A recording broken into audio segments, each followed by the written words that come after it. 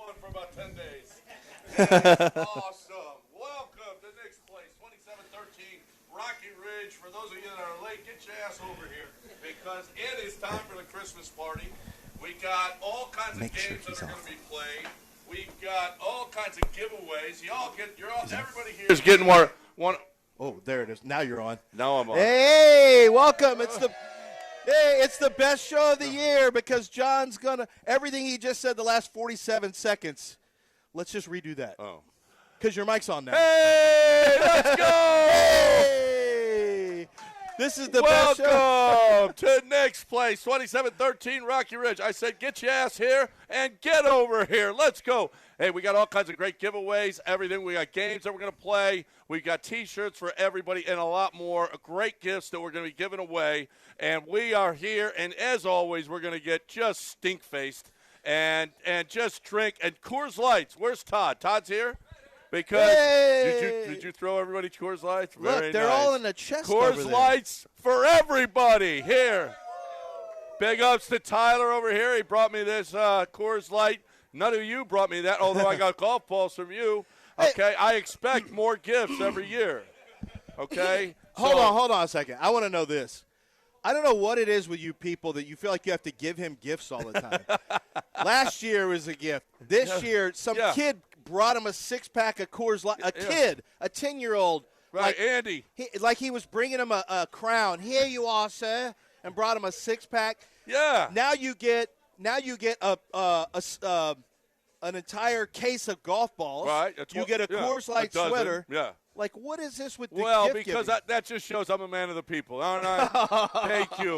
Thank you. That's what I am. He's just going to take it back to his jet and fly back to L.A. and get to Nobu tonight. That's all he's going to do. That's not so nice. He's going to hit golf balls outside of Nobu. Not only that, I'm flying Southwest, and I got a connection in Vegas. That's how poor I am. Okay, I got an actual connection, not a direct flight. But that is going to happen. It is great to see everybody here. Once again, we appreciate you. If you're in the neighborhood, even if you're not, get over here to Nick's Place, 2713 Rocky Ridge. We're going to eat and drink all morning. And then you're not doing your show, right? It's going to be Joe and Jeremy. They're going to be doing their show right after us right here at Nick's Place. So we'll be here all day, every day. So Dell just gets a drink. He doesn't have to be on the air, so he can just sit. I know you can drink now all day, Dell. Look at you. I mean, and maybe if you were drunk, you'd get my mic on. That'd be great. Less likely. Yeah, less likely. No, I don't know. I'd like to see Dell drunk. You know what? See how he functions. That would be great. Have you ever been drunk, Dell? He's never had a beer. Yes, he has. Well, No. you had wine coolers then, probably. You never had a wine. You had Boone's What am I, a 15-year-old girl? Yeah, no, I didn't that have was any the wine intimation. coolers. No. Hey, that's That was all the- Yanni used to drink. I in said wine college. coolers on purpose. What about Boone's It's Farm? disrespectful. Nothing. Nothing Strawberry ever. Hill? Nothing. You've never even tried it. Mad Nothing. Dog. Mad Dog. That's racist. Mad Dog No, it's 25. not. Nothing. It's I know. not. Oh, I no, know. it's not. I know. No. Nothing at all. Nothing. Ever. Ever. I don't know. What? How many times do I have to say it? Sex on the I beach said shot. it. Nothing. Buttery nipple shots. Name a thing. It's not going to be a thing. All right. Nothing. You've never tried it. Nothing. Fentanyl. Yeah. okay. Fentanyl, yeah. Yeah, I've done that, What? Lance. What do you say we hold Dell down and pour liquor down his throat? Who, you Michael Parsons? You're going to hold people down and make them do stuff? Yeah, not Michael. Yeah, he's the Michael Parsons Hey! of radio. How about them Texans? Oh, man. Man, was that garbage.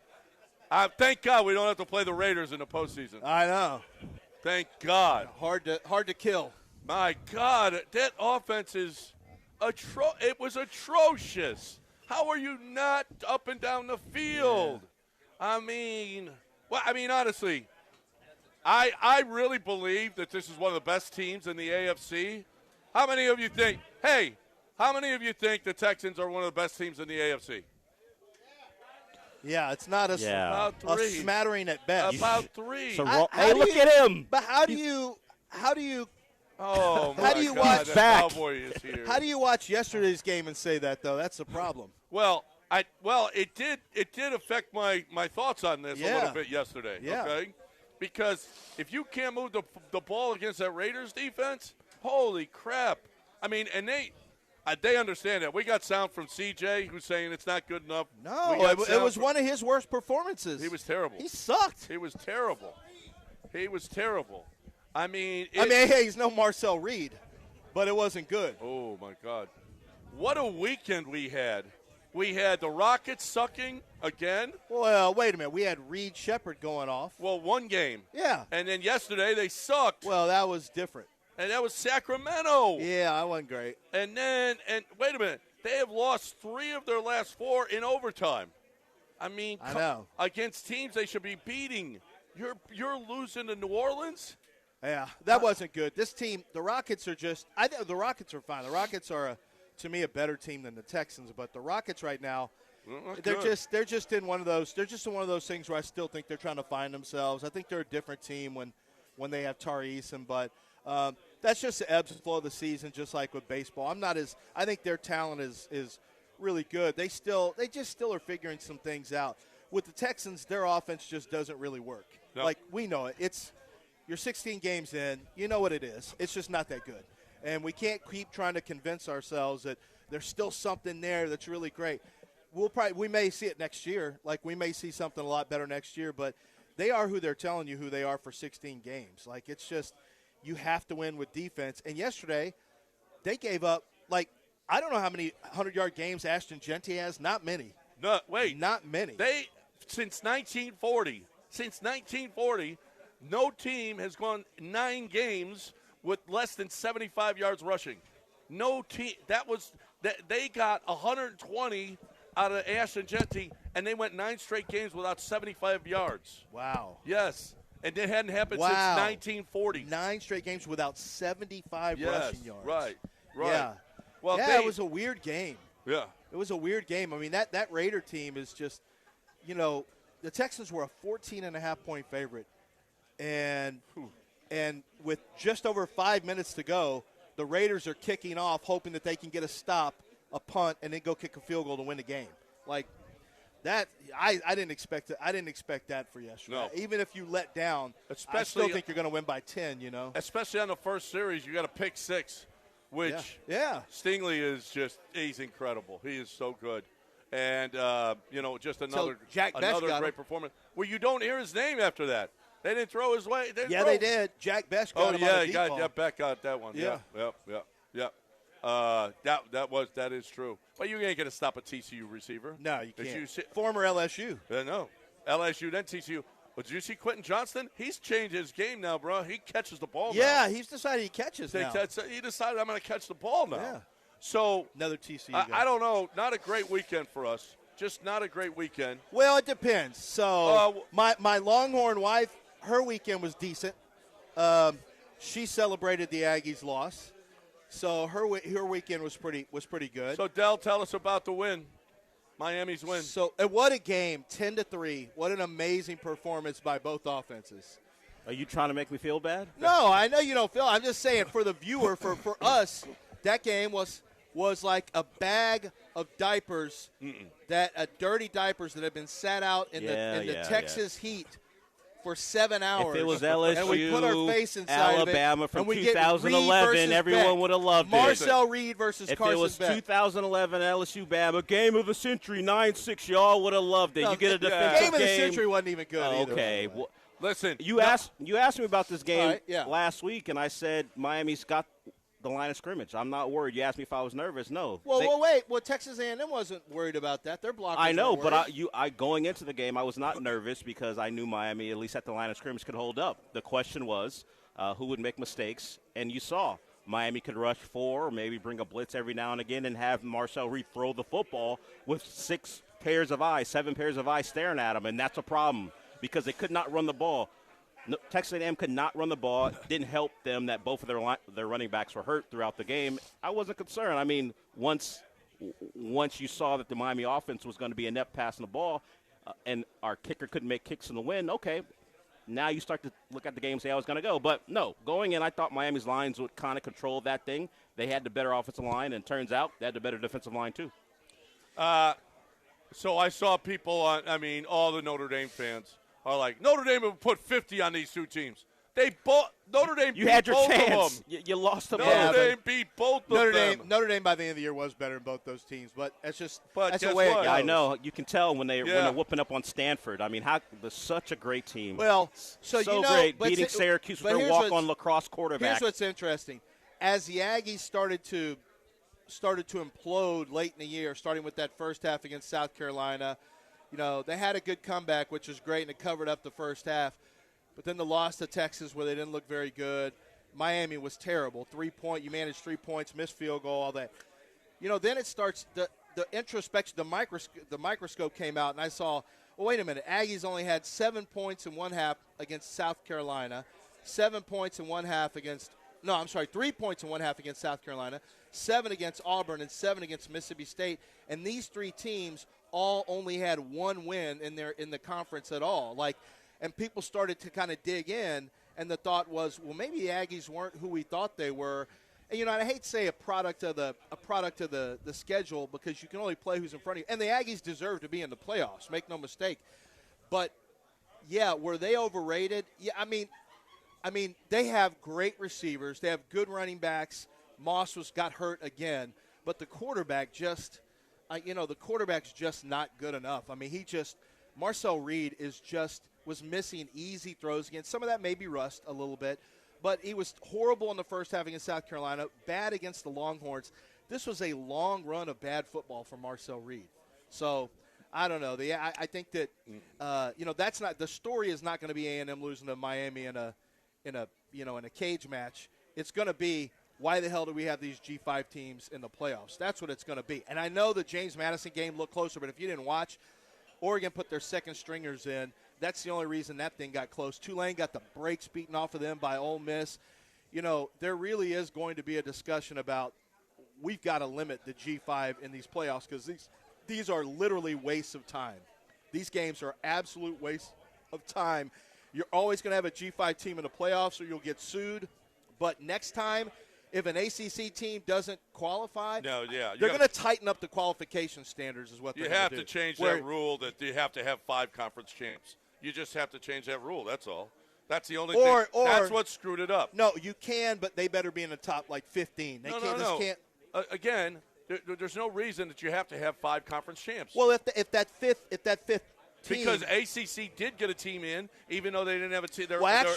Actually, the G5 getting one is actually going to take care of, if there's a top 15 G5 team, that's going to account for that. A second one, it's highly unlikely 2 G5 teams are in the top 15. So if you tighten up the standards where we're not just talking the top 25 or whatever, you got to be top 15. That at least tightens it up to the team has, because it would have eliminated both those teams. Yeah. Now, neither one of those teams would have been in. Yep. We are live at Nick's Place, 2713 Rocky Ridge and Westheimer, and it is on. It is on this morning. I hope Todd's giving out Coors Lights. Nick's got a more chilled this year because we ran out last year. That's how good it was. Are you drinking a Coors Light? Well, that makes up for that cowboy jacket. Wait, he won our fantasy league. He did? Yes. You get a Coors Light for it. Congratulations. Congratulations, you won our fantasy. You get 2. I forgot to look at it this year. Yeah. Did you? How many guys I didn't play that weren't even that were on buys that played on my team? You weren't going to beat him anyway. Yes, I was. You trash talked him the whole time, and now you lose, and you're making excuses. No. Honestly, I was out most of the season, so that was the problem I had. That's this on year. you. Way to go. We appreciate y'all showing up at 7 in the morning at Nick's Place once again. It is awesome. Thanks for coming. We appreciate it. We got a lot to do this morning, including, what are we doing? Is this Flippin' Cup thing? Flip Cup. Fifth to where? Oh, Cajun food. To the the best stop. $50 to the best stop. Who wants to play Flippin' Cups? Who's the defending champ? You are. All right, defending champ. Oh, yeah. Now let's see. He looks like a defending champ. Didn't you play last year, Tyler? He looks like a defending champ. Who played last year? And the other guys suck. Oh, no. Oh, he's playing now. You're playing now. Here we go. Here we go. All right. we will take a break. Yeah. While we're getting ready to play Flip Cup because it's really not great to listen to on the radio if you want to know the truth. So we are going to take a break and talk a little Republic Boot Company. How about we were there the other day? Yeah. And how good was that? It was great. I mean, it is unbelievable how good it is. If you're looking for the best way, listen, you still got a few days left to go get a gift card or boots or hat or something for that special someone. You can get the hat now, or you can wait and let them pick their own hat, whatever the case may be. But if you're looking for something that they're going to love this holiday season, it's Republic Boot Company. Bigger and better than ever. Yep. Everything that you want. They've got a hat. They got a hat section on the other side. They've got a women's specific section. They've got everything from boots to jackets to hats to belts to carrying cases made of leather. They can stitch anything that you have. They've got a stitching machine. They can put stitching in it. I mean, just tremendous gift and accessories. But also a great place to go and just shop and just check out if you're in the Heights. If you're in the Heights and you're going to do a day in the Heights, make sure you stop by our friends over at Republic Boot Company because I think you're going to absolutely love what you find there. Bigger and better than ever. It's republicbootcompany.com.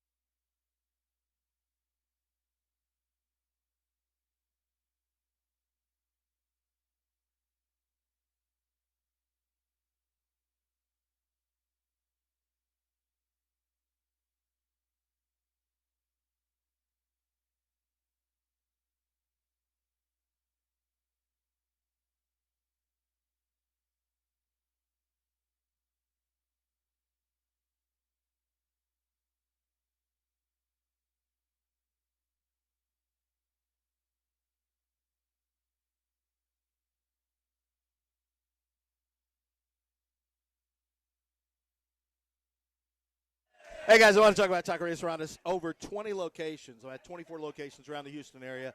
Breakfast, lunch, dinner, it really doesn't matter. Let me tell you, tamales is what we're talking about. Christmas, you have Christmas parties coming up. A great thing to have there are the Christmas tamales from Taquerias around us.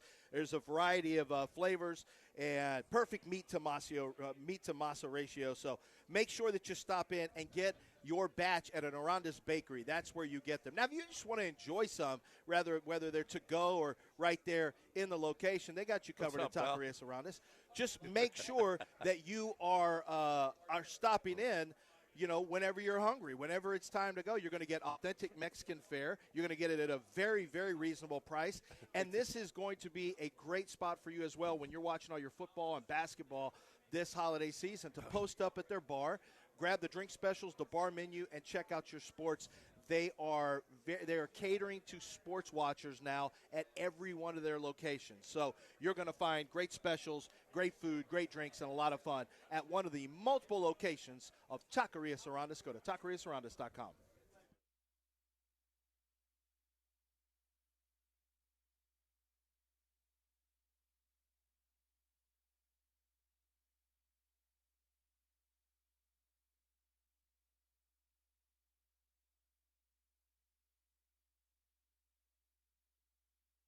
This is John and Lance on ESPN 97.5 and 97.9 HD2. Broadcasting live from the mobile Huntington Bank Studios located at Nick's Place. Here's John Granado and Lance Zierlein. All right, welcome back to Nick's Place, 2713 Rocky Ridge. Rocky Ridge and Westheimer. We want you all come on out. We had, talk about the intensity of the cup flip. Whoa. It was incredible. It was so boring. It was it wasn't. It was a good match. It was a great match. It was well matched. It was a good match. And the champ retains the belt. Yeah. How about close. that? He did a double check. That's right. And now you're going to get boudin for best of. That's the best boudin here. They got great Cajun food.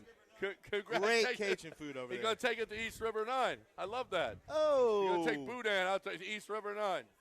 Now we got a donut eating contest. Holy crap. Wait a minute. You're going to eat chocolate and wait. Oh, yeah. No, you don't just get plain. Holy crap. You don't just get plain. Wow. You get the diabetes. Wait, you got to eat all dozen? You get diabetes size. Oh, my God. As many as you can eat. Oh, you get 90 seconds. All right, 90 seconds. As many donuts as you can eat. Let's go, champ. Who's going to go? Let's go. Come on. Cowboy, champ, let's go. Let's get up there. We got one. Boo! Who wants to have a donut eating contest? Who's hungry? Just wants to eat some donuts. Let's go. Well, that's all. Right here. We need one more. Skylar, are you in? Donut eating Oh, okay. No, you did last year. You won, didn't you? Yeah, he's the champ. He's the You won? It. Yeah. Remember? Oh, Agricole, I'm taking that. $50. I went to an Agricole restaurant just this weekend, as a matter of fact. What is it to? Oh, I went to 8 Row Flint this weekend. $50 to where? Agricole. It's Agricole.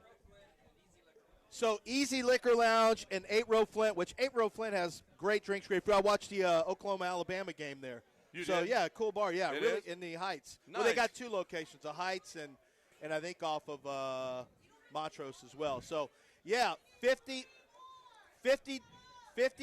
gift card on the line for the winner. $50 gift card on the line from Agricole restaurants and bars. We need one more. Garrett, come on. You're the champ. You gotta eat. Let's go. We got a Cowboy fan. Garrett, let's go. Yeah, there we go. Let's go. You're the champ. I know it gets harder to get people to be gluttonous now. Jason, you want in? No? Who wants in? 90 seconds. As many donuts as you could possibly eat. All right, we got it. This is a great radio show for people in their car. This really isn't for you in your car. For anyone who listens to this show consistently, remember when I told you in the last couple weeks that this was going to become this? Right. We're already here. Hey, Cowboy, whatever your face is. What's your name again? Cowboy Andy. Oh, Cowboy Andy. And Garrett, what's your name? Cody? All right, Cody, you ready? So wait a minute. They were asking each other if they were Aggies. I feel like they're going to collude against this guy. Are you an Aggie too? Nope. All right. Uh-oh. Oh, maybe you could eat more than 3 donuts. Maybe more points than the Aggies could score. Let's go. Eat more donuts and points. Than points. If you eat more donuts and points, an Aggie gets a free gift certificate or a haircut. All right. Cowboy Andy, he's dubbed himself. Okay? It's just awful.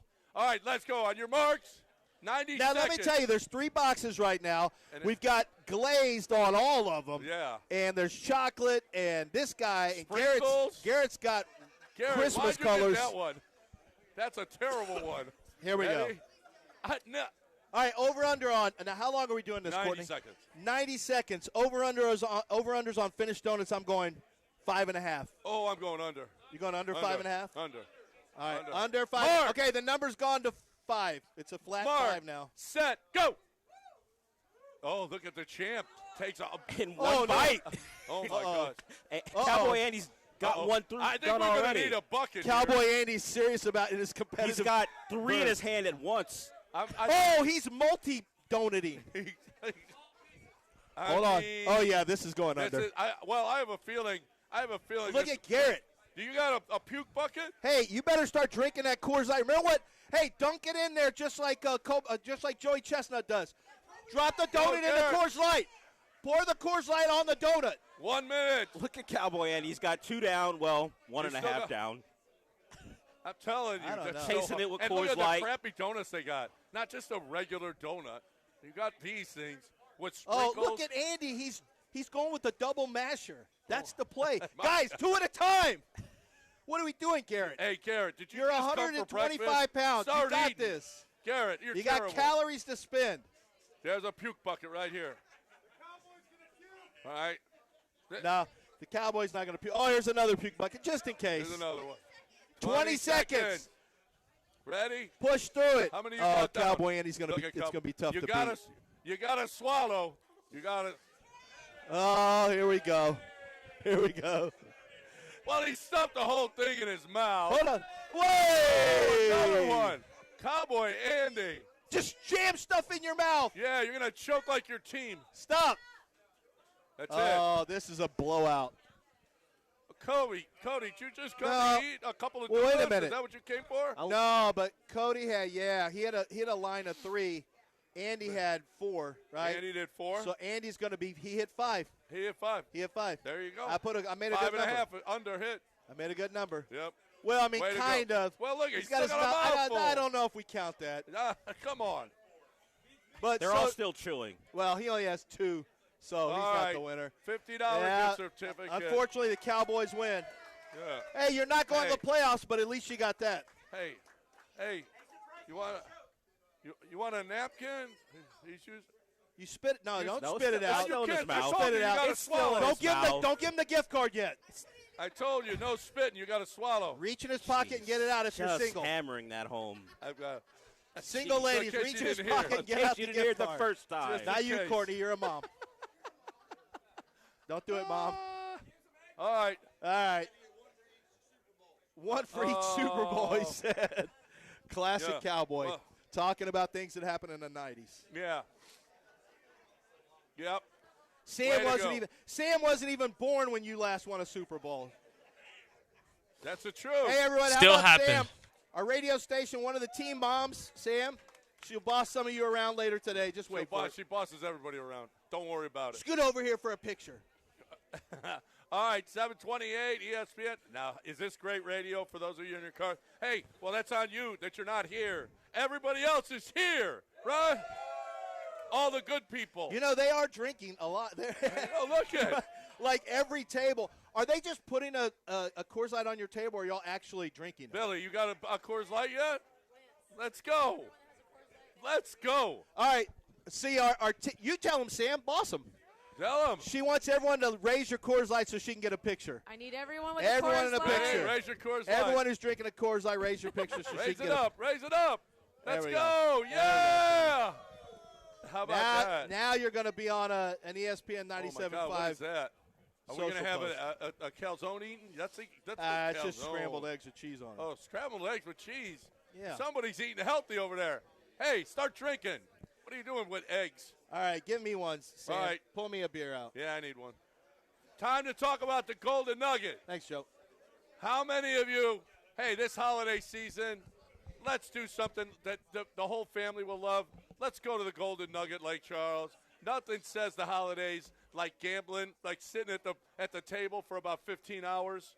There's nothing like the holiday. I mean, nothing. It's holy. It's the holiest of holy holidays. when you're at the crap stable for about 15 hours. Let's go. Let's get to the Golden Nugget. Listen, you're going to have family in town. Either you want to get away from them or you want to take them all down there, and you could do it in one day. You don't even have to stay overnight. But if you want to get there for New Year's Eve, make your reservation now. Go to goldennuggetlc.com, goldennuggetlc.com. It is awesome. To me, one of the best places. I mean, it's so easy to get to as opposed to going all the way to Vegas. That's a 7-hour trip. By the time you leave your house to get to your hotel room, it's at least 7 hours. 2 hours and 15 minutes down the road, you're at Golden Nugget Lake Charles, and you're having a big time. Beautiful hotel, restaurants, everything you could possibly want, and the DraftKings Sportsbook. GoldenNuggetLC.com, GoldenNuggetLC.com.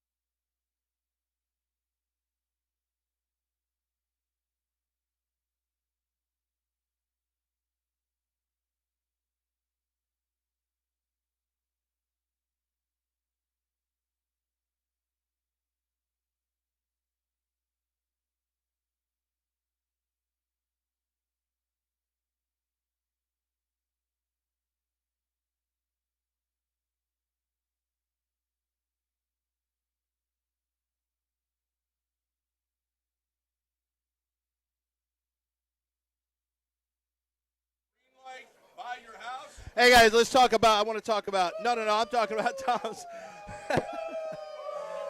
No, I'm not talking about them right now. Woo! Tom's Watch Bar. I'm talking about another bar. I want to tell you about when the home team basketball is playing this year, what they're doing right now is there's a big watch party going on. It's called Tom Watch Bar's Red Nation Rallies at Green Street. So on Friday and Saturday home games, there's one place that rally is going to start, and it's Tom's Watch Bar Red Nation Rally. You go, an hour or two before tip-off. You go party. It comes alive with live DJs, team swag giveaways, team cocktails, and surprise guest appearances throughout the year. But this is what you do. You head to the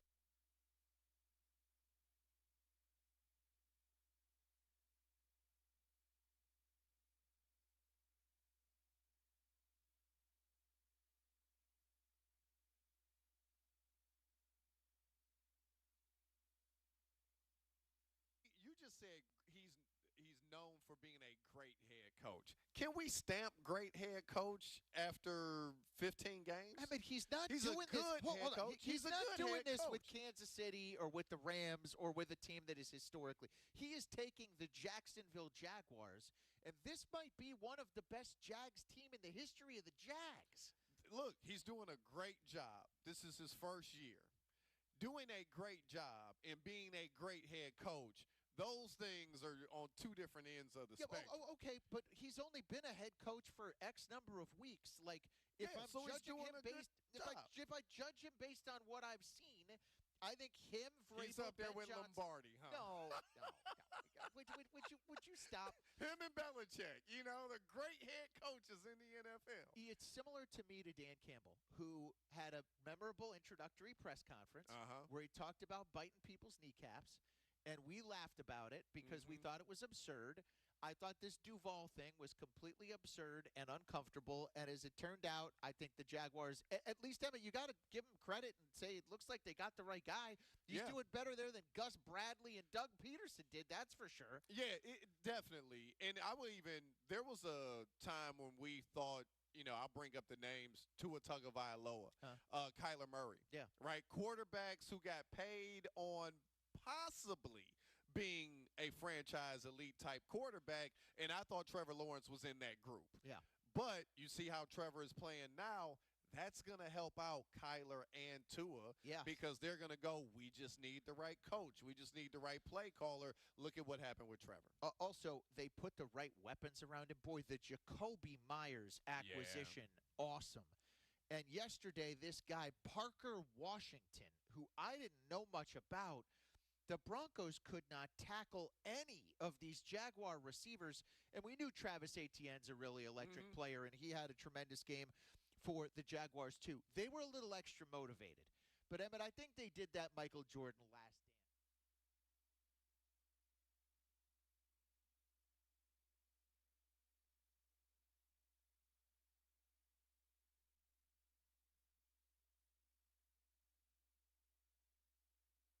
This is John and Lance. On ESPN 97.5 and 97.9 HD2. Broadcasting live from the mobile Huntington Bank Studios located at Nick's Place. Here's John Granado and Lance Zierlein. Sorry about that. Our first ever technical difficulty at ESPN 97.5. They wouldn't even know, though. They wouldn't. No, they wouldn't. They had no Only idea. They just thought it was listeners, a long break. Did you go out during Green Street? Yeah, Green Street is, like I said, Red Nation rallies are going to be at Green Street every Friday and Saturday. Go, if you're going to the game, stop in a couple hours before. Go party there. They've got themed cocktails. They've got team swag giveaway. They got live DJ. They're going to validate your parking. And, that's half the battle is getting parking down there without being just completely gouged downtown. Well, they're going to you can park free at Green Street with Tom's Validation and walk over with the rest of the crowd and celebrate after the game over at Green Street on 65 screens. So if you can't go to the game, you're not going to the game, go before, watch the game, stay after, you make it a whole night. High energy, all H-Town fans are invited. It's Red Nation rallies at Tom's Watch Bar, presented by Green Street. For the full schedule of all those Friday and Saturday games, go to tomswatchbar.com/Red Nation rallies. And it's it. All right. So here we are. That was exciting, that donut eating contest. But here we go. Maybe if somebody choked, it would have been a little That would have been better. If the Cowboy fan choked, oh my and God. you got to do the Heimlich, right. you got to get from behind them and do some of this action. You got to give mouth to mouth. Hey, not a Cowboy fan. Yep. Not a Cowboy Hey, you know fan. what the doc said? You're going to die. yeah. I called the doc. He said you're going to die. No, but you could put him on his back and jump on his stomach. That would be great. That would be good. I'd do that. We are give him a Ric Flair. Yeah. He's like his team. He's choking on it. Oh, ba-bing.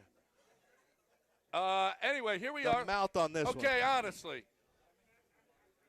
Do the Texans win a playoff game? I want to hear it. Yay or nay? Yeah. They win a playoff game. Do they win 2 playoff games? Oh, wow. The honesty in this room is appalling. Right now, they go to New England. They beat New England? Week 1? Huh? I mean, New England did just go in and beat Baltimore. Of course, we ragdolled Baltimore. Yeah, Baltimore. I mean, it was Cooper Rush, but still. Baltimore's terrible. It's not like Lamar Jackson's any good right now. No, Lamar Jackson keeps getting hurt too, by the way. So you think you will beat Baltimore? We can't beat. Who can't we beat? Denver?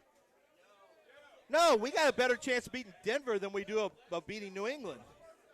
You think? Yeah, I mean Denver needed a miracle against us anyway. Who was it? Who was it? Who was it asked about the Jaguars. Was it you, Tyler? Oh, yeah. Tyler, come up and ask Lance his question.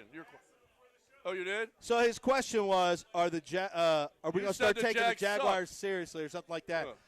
I said yesterday on Twitter, I'm going to put some respect, just like Birdman in 2016. I'm putting respect on their name from now on because they went in there and beat Denver by 14 in Denver, and they weren't really being stopped. Trevor Lawrence had 3 touchdowns. They were leading that thing. I guess there was I guess they were down at one point, and then they came back, took the lead, and then they never relinquished it. I think the Jags are good. I've been the last one to acknowledge that they're pretty good. Yeah. Trevor's having a good year. Yeah, I mean, maybe Liam Cohen fixed them. You know what? The Jags are going to be a tough out. The Broncos are going to be a tough out. The Patriots, but nobody is insurmountable. What about our offense? You guys have no faith in our offense? No. What are you talking about? Put Davis Mills in, he said. Put Mills in. Listen. I'm telling you, C.J. Stroud is having another year like last year. He's had a couple flare-ups, which has been good, but for the most part, it's been pretty tame stuff. My and Davis Mills isn't the answer, but I mean, C.J. doesn't look like the answer this year.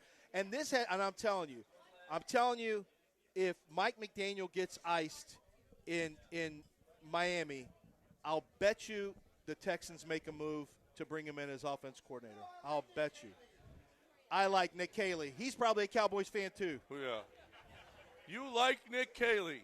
No, you don't. I've never heard anyone say that. He's lying. No. If McDaniel's available, you got to go get him. Yeah. You got to go get him. I mean, I'm not a guy for making a bunch of changes. Like C.J. Stroud has had so many voices in his head dating back to college, but at some point you just got to get the guy that's the most talented. I thought the question was going to be whether or not, just like Deshaun, whether or not C.J. was going to want to be here.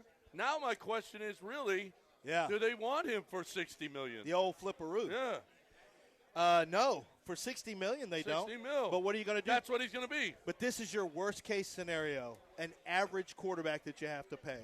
It's one thing to have a good quarterback that you have to pay. It's going to hurt you. It's going to hurt you cap-wise, but it is what it is.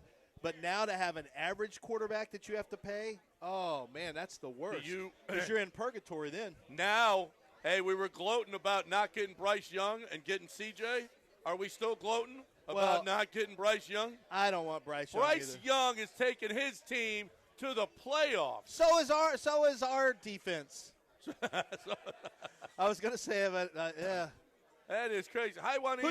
Who's got better stats, Bryce Young or C.J. Stroud? I don't know. That's going to be C.J. Bryce might. I don't know. I think I haven't really checked up on Bryce's stats lately. Yeah, he's got 21 touchdowns and 9 interceptions, a quarterback rating of 89.5, and 60 in completion percentage, if that matters, of 65.6. Okay, you pull up C.J. Stroud. C.J. Stroud. Pull him up on ESPN. All right. Just click the little ESPN link. He has got. Right here. Okay. He has got. So what are we looking at? Just go to stats. Okay, that's fine. Stats. It's like he's talking to his grandpa. Right now. No. Stats for CJ. That's right. Right now, CJ is 23 sacks. He's got a rating of 93.6. He's got 16 and 6. 16 touchdowns, 6 interceptions. Okay, 21 touchdowns, 9 interceptions. About the same. Completion percentage of 60. Bryce Young's yards per attempt, a sweet 6.4. Yards per attempt for CJ. It's going to be in the 7s probably. It's not.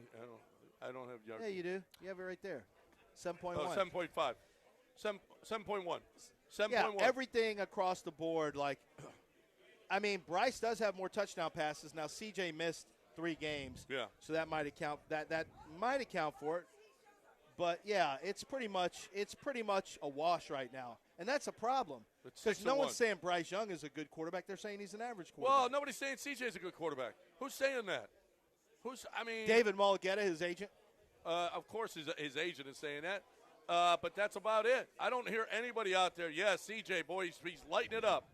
He did improve for a while, and then what was yesterday? Do we have CJ sound about how the Yes. offense has to play better. AJ, you got CJ sound. Play some CJ sound. Here's C.J. Stroud talking about the offense. I'll try not to think like that, and I think if you ask our guys that we're kind of tired of people downplaying us, but rightfully so. Like we haven't put it on tape every game, and I think we're getting better offensively, and I'm confident as ever in my guys. And it's not always going to be clean, not always going to be easy, but we're going to continue to fight for each other, continue push the envelope. But yeah, I mean our defense is amazing. They're great. Our special teams is great. And I want one day for us, to say our offense is great as well. So I think, it's all about the team, all about winning. So it's all about team, all about winning. The offense has to be better. At least, blah, blah, blah, you know what blah. I do like about CJ? He acknowledges when they're not good. Yeah. He acknowledges when he's not playing good. It's not a bunch of excuses. CJ acknowledges. I give him credit for that. It doesn't change the way he's playing. Yeah, right now, but when he plays well, I'm one of the best quarterbacks in the league. And we're going to silence all the haters. They're going to hate again and hate. That's all we get is hate. He's contrite right now. But when they play well, then it's like, oh, see, I'm one of the best. I mean, and he's not. He's simply not this year. And it hasn't been the last couple of years. Yeah, he's got to stop saying that. Yeah. Well, and his teammates have to stop saying that. Yeah. They used to say CJ is one of the good quarterbacks in the league when he's playing well. CJ is one of the quarterbacks in the league. CJ is one of the quarterbacks who can win games in the league. Yeah. When CJ he's is playing one of well. the quarterbacks who won this week. Yeah, because it ain't – I mean, he has had some games, but it's not been sustained at all, and this is not what we expected after his rookie season. Like, it could be way worse. I'm not saying, CJ's okay, but to win a Super Bowl, you got to be better than okay typically. Now, obviously that's not the case in 2000. That's not the case in – what year did Brad Johnson win it? 2002. Although Brad played okay. 2002. Brad Johnson played okay. Yeah. But that's been 23 years since. Was now Eli Manning was a really average quarterback, but he played well in the postseason. Yeah. And he was, he had big plays in a Super Bowl. Yep. Like he was one of the reasons they won. The first Super Bowl, he was going to get benched right before the playoffs, and Yeah. they just kept him. They stayed with him. All right, we got a bunch of boxing gloves in here. Are we fighting? People are about to fight. Yeah. Huh? The winner of this gets this? Gets to pick one. Gets to pick one. Oh, we got boxing gloves. I think we should have a boxing match, don't you?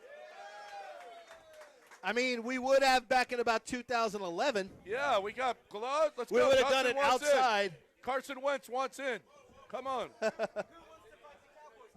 Let's go. All right, so what are we doing? Ripping up newspapers? Trash can basketball. $25 gift card to Nico Nikos and an autographed item in the basket. Whoever wins. We don't know what is. We don't You'll know. have to try to read the autograph. That's the fun part. It says Raheel. It's not Raheel. Yes, you get a Raheel autograph glove. Okay. Doesn't say Raheel. You can't read them though, can There's you? an Owen Daniels one in there. So who wants to play trash can basketball? Come on up. Here we go. Here. Oh.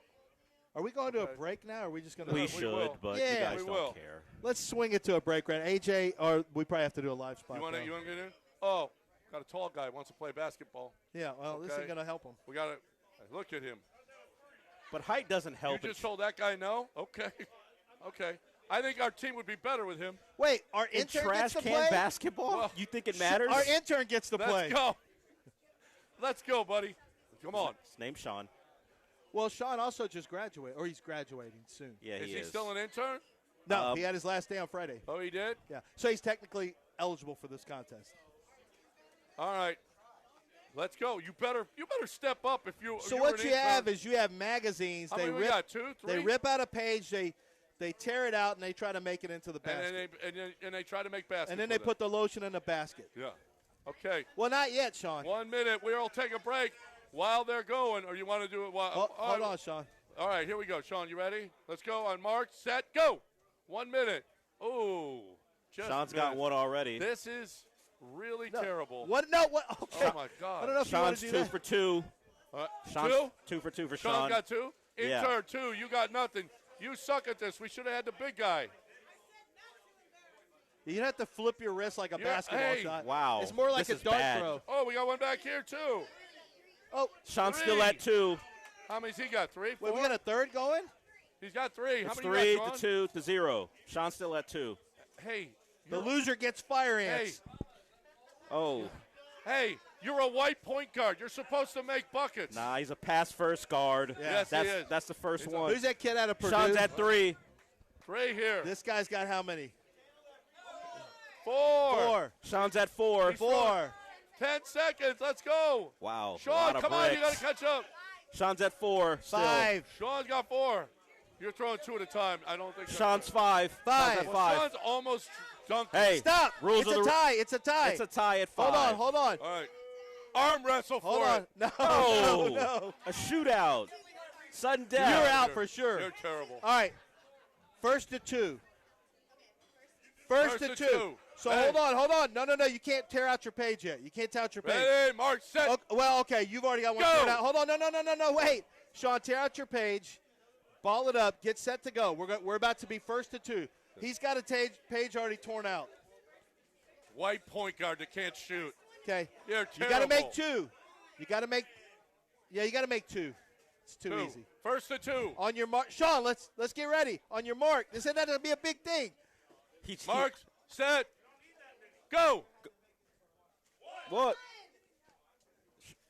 Let's go. He's overshooting now. Maybe back up. Hey, Oh, Hey, it's stay over. back. Stay back. He got too close. He got over. too close and missed. Sean was basically Trying to hand he it was in. basically reaching and dropping it in. He got too close. His first instinct was dunk. This was his. I know. Oh, you got to work on your 3. His first shot was like this. Congratulations. He's competitive.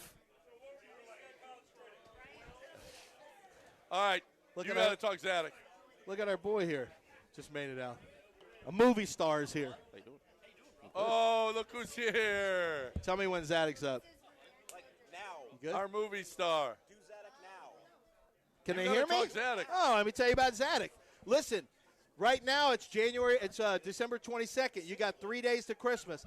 Today would be a really good day to stop in at 1801 Post Oak Boulevard and get that perfect gift because they have experts there ready to take care of you with luxury watches, diamond bracelets, diamond earrings, pendants, hoops, whatever you're looking for, which if you want a perfect gift for her, something that she's going to absolutely love, then Zadok Jewelers is can't miss. It's been can't miss for over almost 5 decades. 7th generation family, the Zadok family, working for you. And it's a family event. When you go in, you're probably going to speak to somebody who is a Zadok or married to a Zadok because that's how they keep it. And that's how you know they're taking care of making sure the name means something by having the quality of product and the quality of service that you deserve whenever you are getting that perfect gift. It's 1801 Post Oak Boulevard at Zadok Jewelers.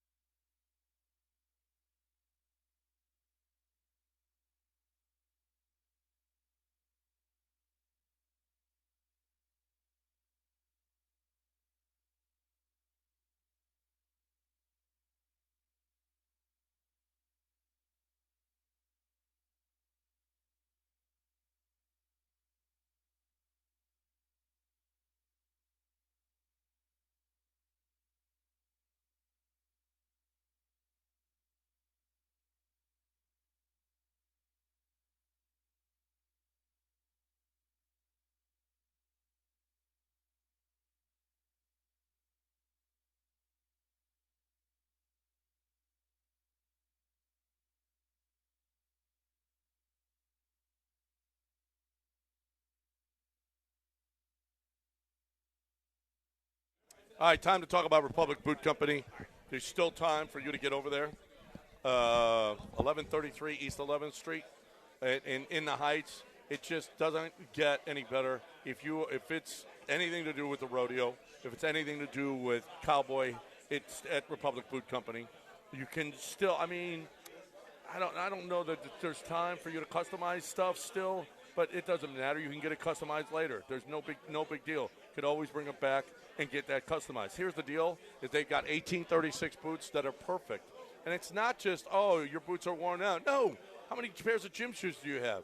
You want boots. You want different boots. Get that for somebody. If they're a boot fan, what a great Christmas gift. It doesn't get any better than that. So you're looking for the best way to get into the cowboy deal this holiday season. There's only one place to go, and that's Republic Boot Company. 1133 East 11th Street, republicbootcompany.com. The best. We love them, Republic Boot Company.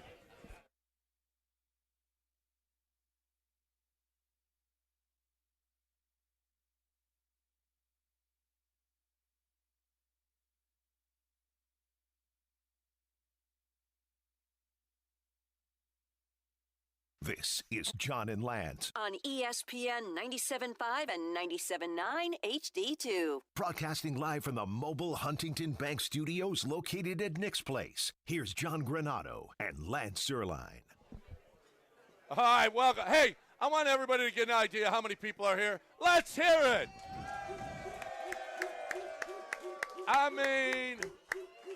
Wayne and Chase showed up. What up, boys? Yep, a little golf with them last week. That was a great time had by all. Anybody else wants to bring me to golf, you're more than welcome. All right, anybody else? What about Eric Layden? He wanted to take me to his course, only I never got down there, down in San Diego. Invitation's open. That's right. Come on. Well, don't worry, okay, because you're talking to America's guest here. So go. I will be there for free golf. There's no question about that. No. You're paying guest fee. What? Now I just said I'll host you. What now? No. I've got the beers and the hot dogs. You got to come up and play Valencia. I would love to. Yeah, I would love to. You went up there. I played it once. You did? Yeah. It's fantastic. It is great. It's great. So welcome to Eric Layden, famous actor here. Famous. All right. Very. Now we've had Jeremy Piven. Yeah. And Eric Layden. And Eric Layden. Right. And who else we had? That's it. Kevin Sumlin. Kevin Sumlin. Famous was actor, here. The Kevin coach? Sumlin. Yeah. The A&M coach? Yeah, somebody showed up one year. Yeah. When he was U of H coach. He showed up. Okay. I think Art Briles may have showed up one year. Who did? I think Art Briles may have. Did also. he? Yeah, I think. Yeah, but we can't talk about that anymore. That's right. Once Eric. No. So canceled. Yes, you went to the game. Canceled. You took your kids to the game. I did. Last night. I did. Were Child Protective Services called in at any point for you bringing all of your family to that game against the Raiders? No, I've been to several Raider games. Yeah. Usually up in L.A. Yeah. Oh. Okay, that's a different deal. Yes. I was blown away with how chill it was down here. Does it feel It was dangerous? a family environment in Houston. It was unbelievable. Was it really? My wife said I never thought it would be like this. Well, it was she's used unbelievable. to Raiders Now games. we were in a suite, so we were a little protected. But we were walking down amongst the people, and it was chill. It was great. Look at the star actor. No. I was up in the suite. No, but I will tell you, we went to the Charger game against the Raiders, and my son looked at me and he was like, "Is that man drunk?" And I was like, "That man is what we call wasted." And Is that man drunk at a Raiders game? At one point, he put his arm around my son. No. Yeah, no. I mean, it's Yeah, but you just don't. But you don't move. But you didn't have the quickly around Raiders. Raiders You know, at Chargers game, it's 50-50. Yeah. Well, Away and home. Right. Hey, you're away. Not here. Well, I'm going on Not here. Saturday. Oh, are you going to go up to Texans, Chargers? yeah. It'll be. I mean, I don't know how Texans travel, nor do I know how many Texans fans there are in L.A. But you'll be blown away. It'll be 60-40. Yeah. No. Usually, well, even SoFi is very Wait a minute. The Rams game against the 49ers, it was almost all red. So I've been to a 49ers-Rams game. It was 60% 49ers. Yeah. Yeah, absolutely. It's crazy. L.A. doesn't care about No, football, they not don't. professional football. No, they don't. It's about USC. Yeah. And UCLA. USC. No. Yeah. USC. Yeah.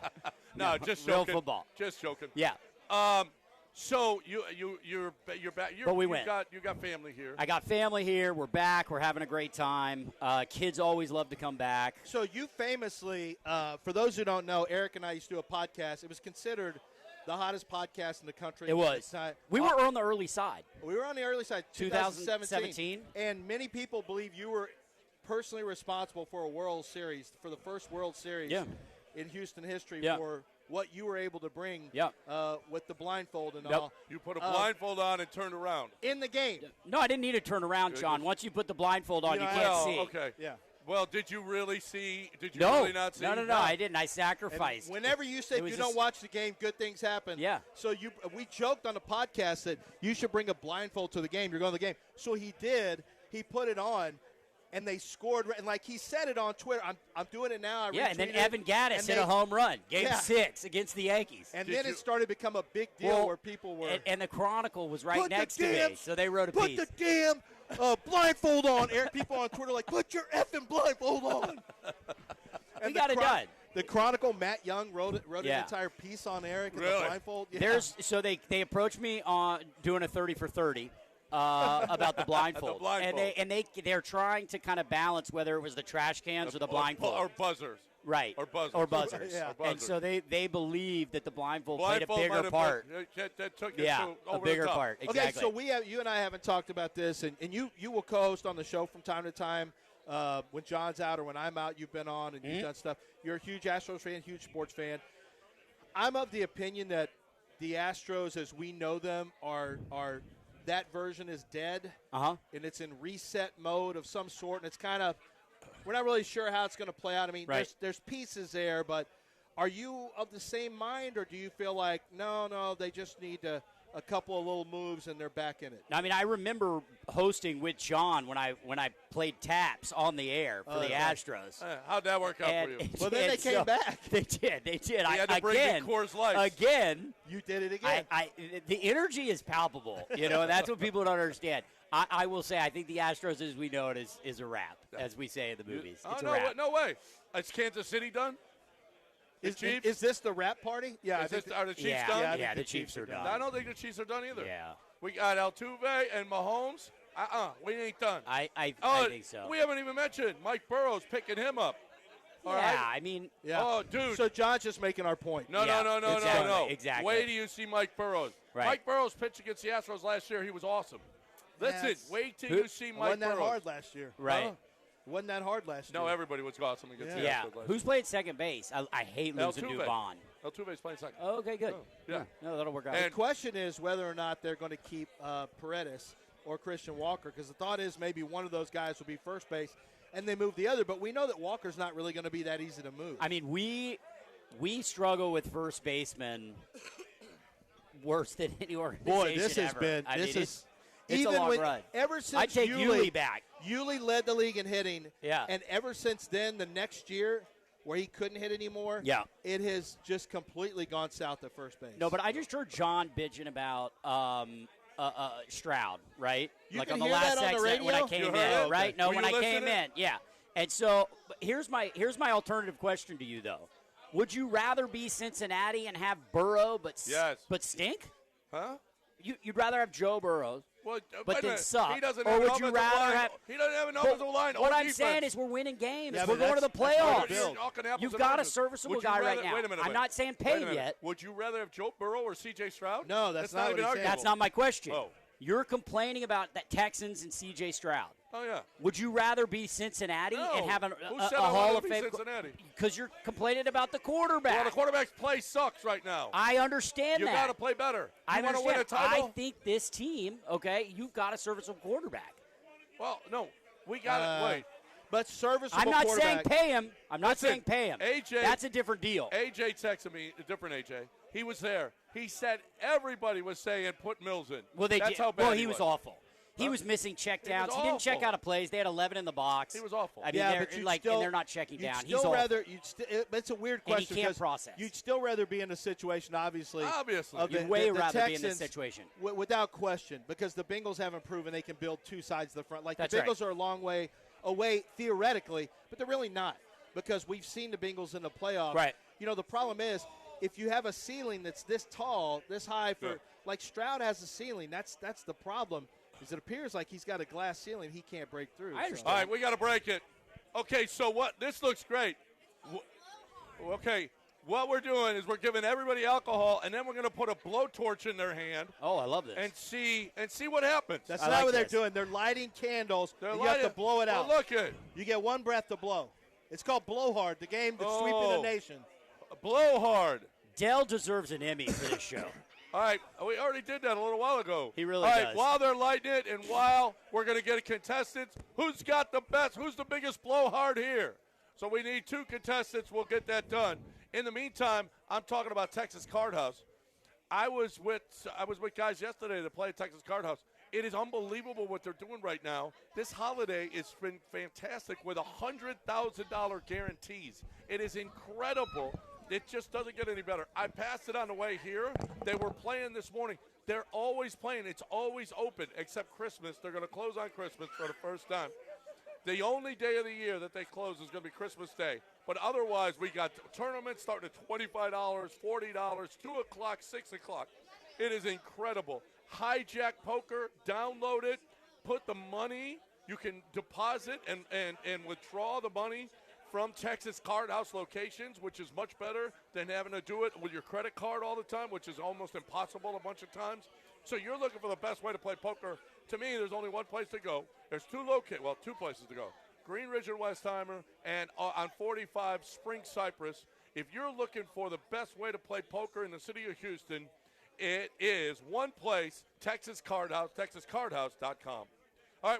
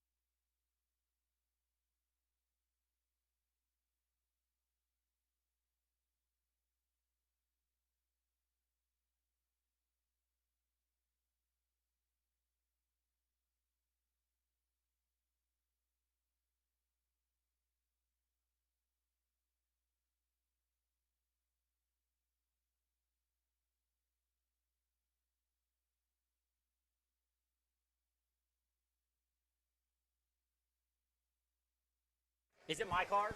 It's yours. Over here? Black Porsche. Yeah. That's yours? Is it really? They want me to You move? gotta move All right, it. tell them I'll move in a second. You can't. Oh, I'm in the suite. No, I I bring just my want to watch Black this. I Porsche. just want to. I want to watch this. The actor. Hurry up before he gets Ready. Before I get towed. All right, before you get towed. Blow Hard, part Ready? two. Are You guys you have ready? too many people here. These guys, Cam Hayward, okay, against Gilbert Brown. Gilbert Brown. Oh, my God, Gilbert Brown. I don't know. I'm trying to think of a Gilbert. two-gap. He knows. Gilbert Brown. This guy, that guy could stop the run. On your mark. Get set. Gravedigger. Go. Oh, man. I mean, that is just not fair. Cam Hayward wins. So, and the Steelers won yesterday. The Steelers won. Way to go. How about the Steelers are winning the division now? Yeah, by 2 games now. The Ravens, yeah, they're done. The Ravens are done. So I like the Ravens. The Ravens are coming back. They're the hot team. So how about this? He got a Roberto Gil picked. We had a real Roberto Duran glove in there. It was the autograph looked like the autograph of a second grader. I told him you probably did it. He said I did it. I Googled his autograph. It's real. It's a real Roberto Duran. It's a real Roberto Duran. We had a real Roberto Duran in It's there. odd that you had that up already. And it's it just happened to be there. And it's just a picture from my phone. And the guy who picked first passed it up. That thing's worth $12,000. So we talked a lot of sports. You're in the acting business. You went to school here in high school. I did. You went to USC Film School, and you've been acting for a while now. How's the business for acting? It was a little tough. It's slow right now, but it's starting to pick up. I think 26 is a big turn. I really do. But Hollywood's crazy. You live there now. You got to hear about it. It's nuts now. The industry. I mean, you must hear about it. You ever hear about the industry being crazy? I mean, you're in L.A. Yeah, it's nuts right now. I'm not close to the industry. You're just not close to it. Just the TV stuff. But they don't even take, like, one of the big deals is they don't give tax breaks to the studios, and so they move studios out of there. That's right. There's nothing in L.A., and that's been the huge thing, right? And so a lot of actors move away, right? That's right. So, I mean, it's too expensive to live there, and when they're not shooting things there, they're hiring people, locals to do other parts that live all over the country, all over the world, and they're moving production. And that kind of, as you know, Hollywood is such Austin a big is industry. picking most of it up. Austin, New Orleans, New Mexico. I was just there doing a movie. It's like it's everywhere. How come we don't have any here in But Houston? that also affects LA's entire ecosystem, as you can imagine. So everybody benefits from when Hollywood is shooting. After Republic Boot Company, I was driving down the street headed back to the station, and they were doing some shoot. I saw it shooting. Did you see it? I saw it. It looked like kind of a big shoot, too. They had police there, and there was some girl in a window. That happens all the time in my neighborhood. Yeah, of course. We're in Sherman Oaks, and you drive down the street, and there's huge production trucks outside of houses that they're shooting. Yeah, they're shooting stuff. Yeah. No, that happens all the time in L.A. Yeah, I mean, and that's what it was. That was what was great about it, you know. But it is a ghost town. Really? I mean, I was on the Fox lot doing something a few months ago. You said no one was there. No one. Nobody. So when I did Colin Coward's show, I did Colin Coward's show. He's on the Fox lot. Yeah, he's on the Fox lot. I went there, and Dave, his producer, came and got me. He said, he goes, this place used to be popping. He said, there is literally nothing filmed here. Why did Netflix buy Warner Brothers for $88 billion? Because they're taking over the business. But I don't know that'll end up going through. Because their library is so vast, and they scrapped all the BS cable companies, right? They don't have to buy TNT, CNN, TBS, all those, MTV, and they just get the IP and then their streaming properties. So think about what you buy with that. They can go remake any of those properties now. Yeah. Right. Anything Warner Brothers owns, they now own it, and they can go remake any of those. And as you know, that's all you're seeing now. What's that? They'll keep the studio? I think that's the better chance. Like, if Paramount buys them, I think you're in bigger trouble, right? Because there's so many duplicitous jobs that a lot of people get fired. Whereas if Netflix does, I think they let it run as itself to an extent, and then we'll see. But all in all, it's just bad for business when you have less buyers. So did you guys? So when the big actor strike, the SAG-AFTRA strike was going on. It was SAG-AFTRA, or was it just a writers? SAG-AFTRAs. No, it was SAG-AFTRA, okay. yeah. So I thought there was protections against AI. Is there protections against AI? There is, but they're limited, and AI grows faster than every 3 years, and that's so when our contracts now. come up. So it's, that will have to be an ever-evolving thing, every year. Is there a chance that you don't have to go back for a reshoot now and they just use AI? No, not like that. There are a ton of things right now, both voice and likeness, where they can use AI. And you're seeing it more and more in, like, animated stuff, too, Yeah. Huge. And in commercials. Like, ads are almost non-existent now. Really? Because they're getting built on AI. AI's just building So you're taking out actors' jobs. Yeah. You're taking a lot in that regard. Because there are some people that's what keeps them going. Oh, many.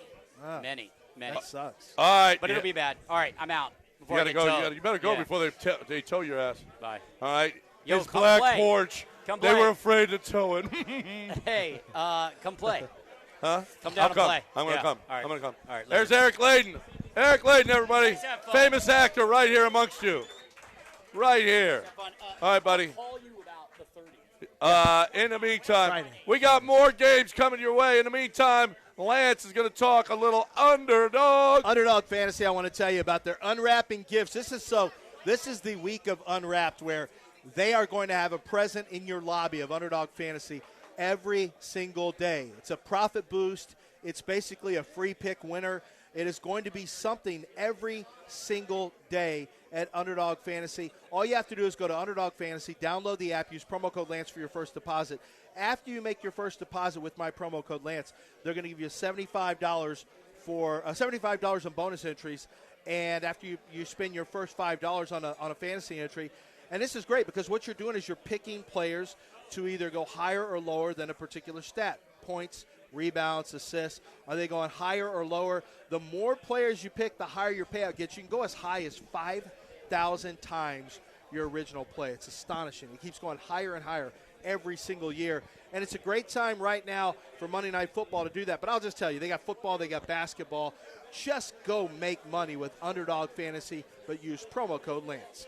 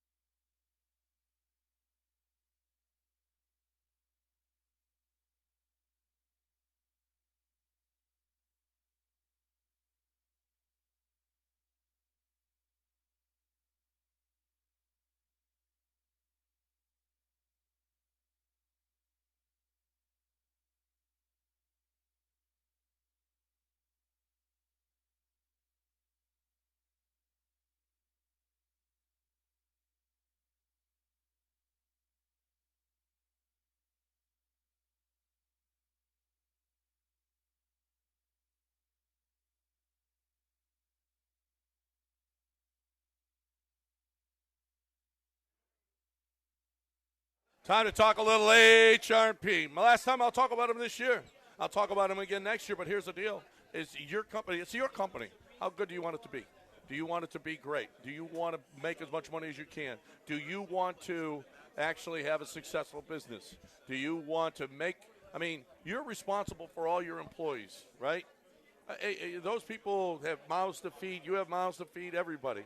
You're not in business to give somebody else your money.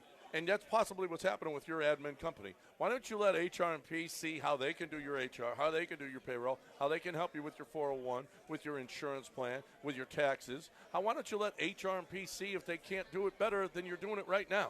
And especially if you're doing it yourself, especially if your company's grown from 10, 15, 20, 30 employees. You need help. You're not as good as they are. You're not going to do it as well as they do. You're not going to do it as economically as they do. So that's it. You're at the end of the year. Check out your books, see where you're at, and let HRP make your business better. HRP.net, 281-880-6525 or HRP.net.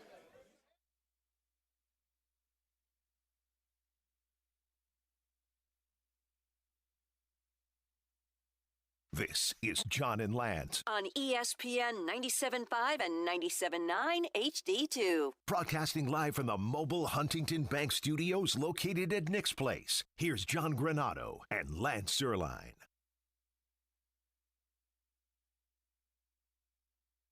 Here on ESPN 97.5 and 92.5.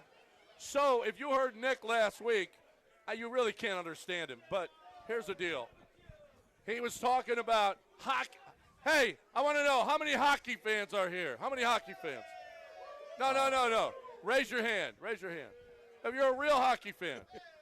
1, 2, 3, 4, 5, 6, 7. Oh, okay. I would say about 35%, 30%. Well, you count. This is Michel Petit. He played in the NHL for about 18 years for a bunch of different teams, and he wants to bring hockey to the city of Houston. Who wants to see hockey in Houston? And Lance also, right here. Lance, what's your title? Bring hockey to Houston? No, it's about the community right now, trying to build a game for the youth. And then it just obviously comes together, and it's like, hey, you know what? We want pro hockey here. We got Michelle, who I've known 25-plus years. So it's a perfect partnership to try to grow this sport with or without professional hockey representation. Yeah, and the big day is going to be March 21st. March 21st is Hockey Day here. Why don't you tell what goes on that day, Michelle? Well, Lance is more the one to speak about that, but we're excited about the Hockey Day. We're gonna last 2 years, it's been a lot of people. My first year I was there, I had no idea how big it was going to be, and it was close to. We had 4,000 the first year, 5,000 last year. Yeah. Really? Yeah. And everybody had hockey jerseys, and so everybody was chanting, NHL, NHL, bring NHL in town. So yeah. We had the Arrows for years, but it was minor league hockey, and it didn't. If we're a major league town, Yeah. We want major league, and we want the NHL. If we're going to have hockey and it's going to be successful, the thing is this city going to be able to support NHL hockey? Absolutely. You think so? Absolutely. There's so many imports here in Houston, and they're from north of the United States and Canada. There's over 30,000 Canadians that works in oil and gas here in Houston. So you think about that, 30,000 that work in oil and gas, plus their family. It's over 45,000 people that from Canada. There's not one person in Canada that doesn't like hockey. No, everybody. Everybody. The national sport. And you barely beat us last year in the World Games, right, in the All-Star break. Just so you know. Well, it's going to be tough again this year. year. I know it is. That was fun.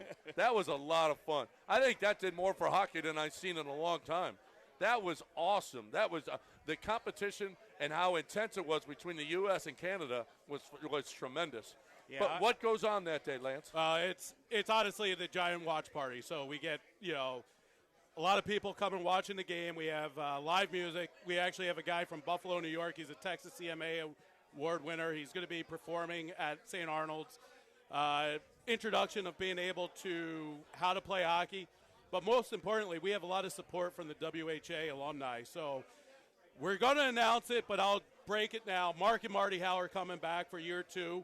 They partnered with us a $25,000 matching donation to help grow the sport in Houston. We've given it to all the different organizations. In addition, we have the Hall of Fame, Houston Hockey Hall of Fame banquet the night before. Again, just trying to bring this all together. 2024 November, the Houston Aeros WHA had their 50th anniversary of the WHA team. Jack Stanfield put it on. And after that, it just created a lot of momentum for us hockey fans in Houston. So for us, Hockey Day in Houston is run by people. Myself, I work for the Flyers organization for 15-plus years. We have others who have USA Hockey experience. One's a VP in USA Hockey. The one thing people don't realize is Houston has a lot of hockey history. I mentioned it earlier. We're inducting Chi Yard. She's the first and only Olympic hockey player from Houston. Grew up here, played youth hockey here, played in the 98 Olympics. Well, it's an Olympic year. You just talked about it. We're going to try to use that as momentum to grow the sport. Bill Dineen's being inducted. Peter Dineen's going to represent him. Peter was worked with the IHL Arrows in the front office. We announced Terry Ruskowski today. Obviously. Great guy. Great guy. I worked with him for years here, and we did a lot of aero stuff back in the day. And his claim to fame is he's the only professional athlete to ever captain 4 teams. So Terry's coming back to town, plus a bunch of other alumni. The support's there for it. So, we try to make it's a giant watch party, but it's no different than what you see at an NHL, city as a block party. Are you guys inducting Bronco Billy into the one day minor league Hall of Fame? He's got to buy He's still playing. He still plays. Yeah. All right. You call that playing? Sorry, Billy. Well, listen, I'm all for it. I love hockey. I just went up to a couple Devils games a couple weeks ago to go and to bring my daughter. She loves hockey. It's so much better in person. It's just so good, and I hope we can get it. We got to get Tillman on board. That's probably the main thing. And you guys got other guys that are interested. And other guys. Yeah, and other guys. And other guys. So if it happens, it'll be awesome. March 21st, you're a big guy now. Did you fight a lot? No, not really. No? No, you only fought Bob Probert. You brought He Probert? fought Probert Who twice. won? The first one I did. No, you won? I won hands down. But second one, no, I didn't see a thing. You're a big guy, and your name is Michelle. So did they? And my last name is Petit. Little Michelle. Yeah. I mean, did they make fun of you in the league? No. No. You sure about that? That's a big guy right here, and he'll go. You want to go? You want to go? Yeah, let's go. We'll go. Yeah, let's go. And you chainsaw Probert? Did you really? Boom, boom, boom, boom. That's probably because I was so scared. What happened to the second one? Second one, in one punch, I was down. Were you? He didn't even hit me in the face. He hit me right on the chest. And that was it. down. All right. Thanks, Michelle. We appreciate it, Lance. Pleasure. Thank you. Thank you. Appreciate you. Let's bring hockey back to Houston. March 21st. March 21st at St. Arnold's Brewery. We love St. Arnold's Brewery. Let's go. Let's go. A little picture here. Bronco Billy, we appreciate it. There you have it. Thank you. All right, guys, we appreciate it. Thanks. Well, let's bring hockey back to the city of Houston. All right. All right. Right now, Lance, you need to come over and talk a little Green Street. A little Green Street.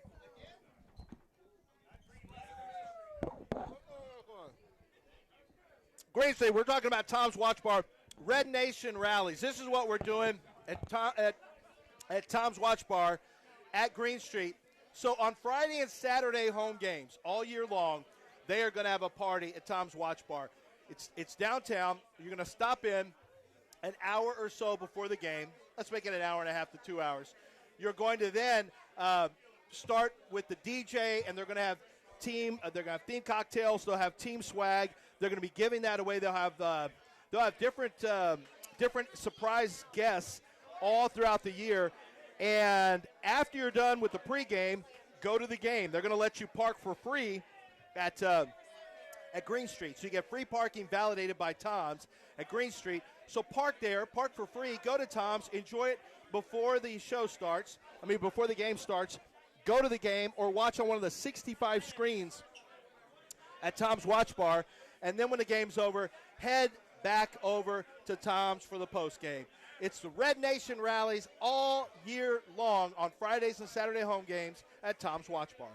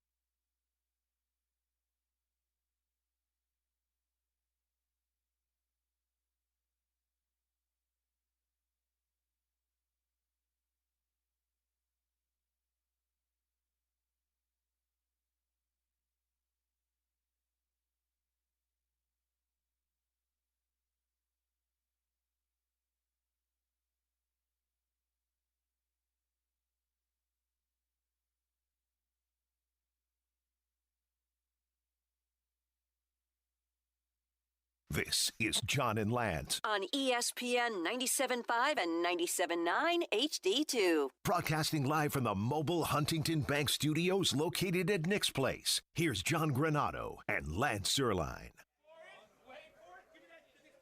What? This? All right, welcome back. Live at Nick's Place.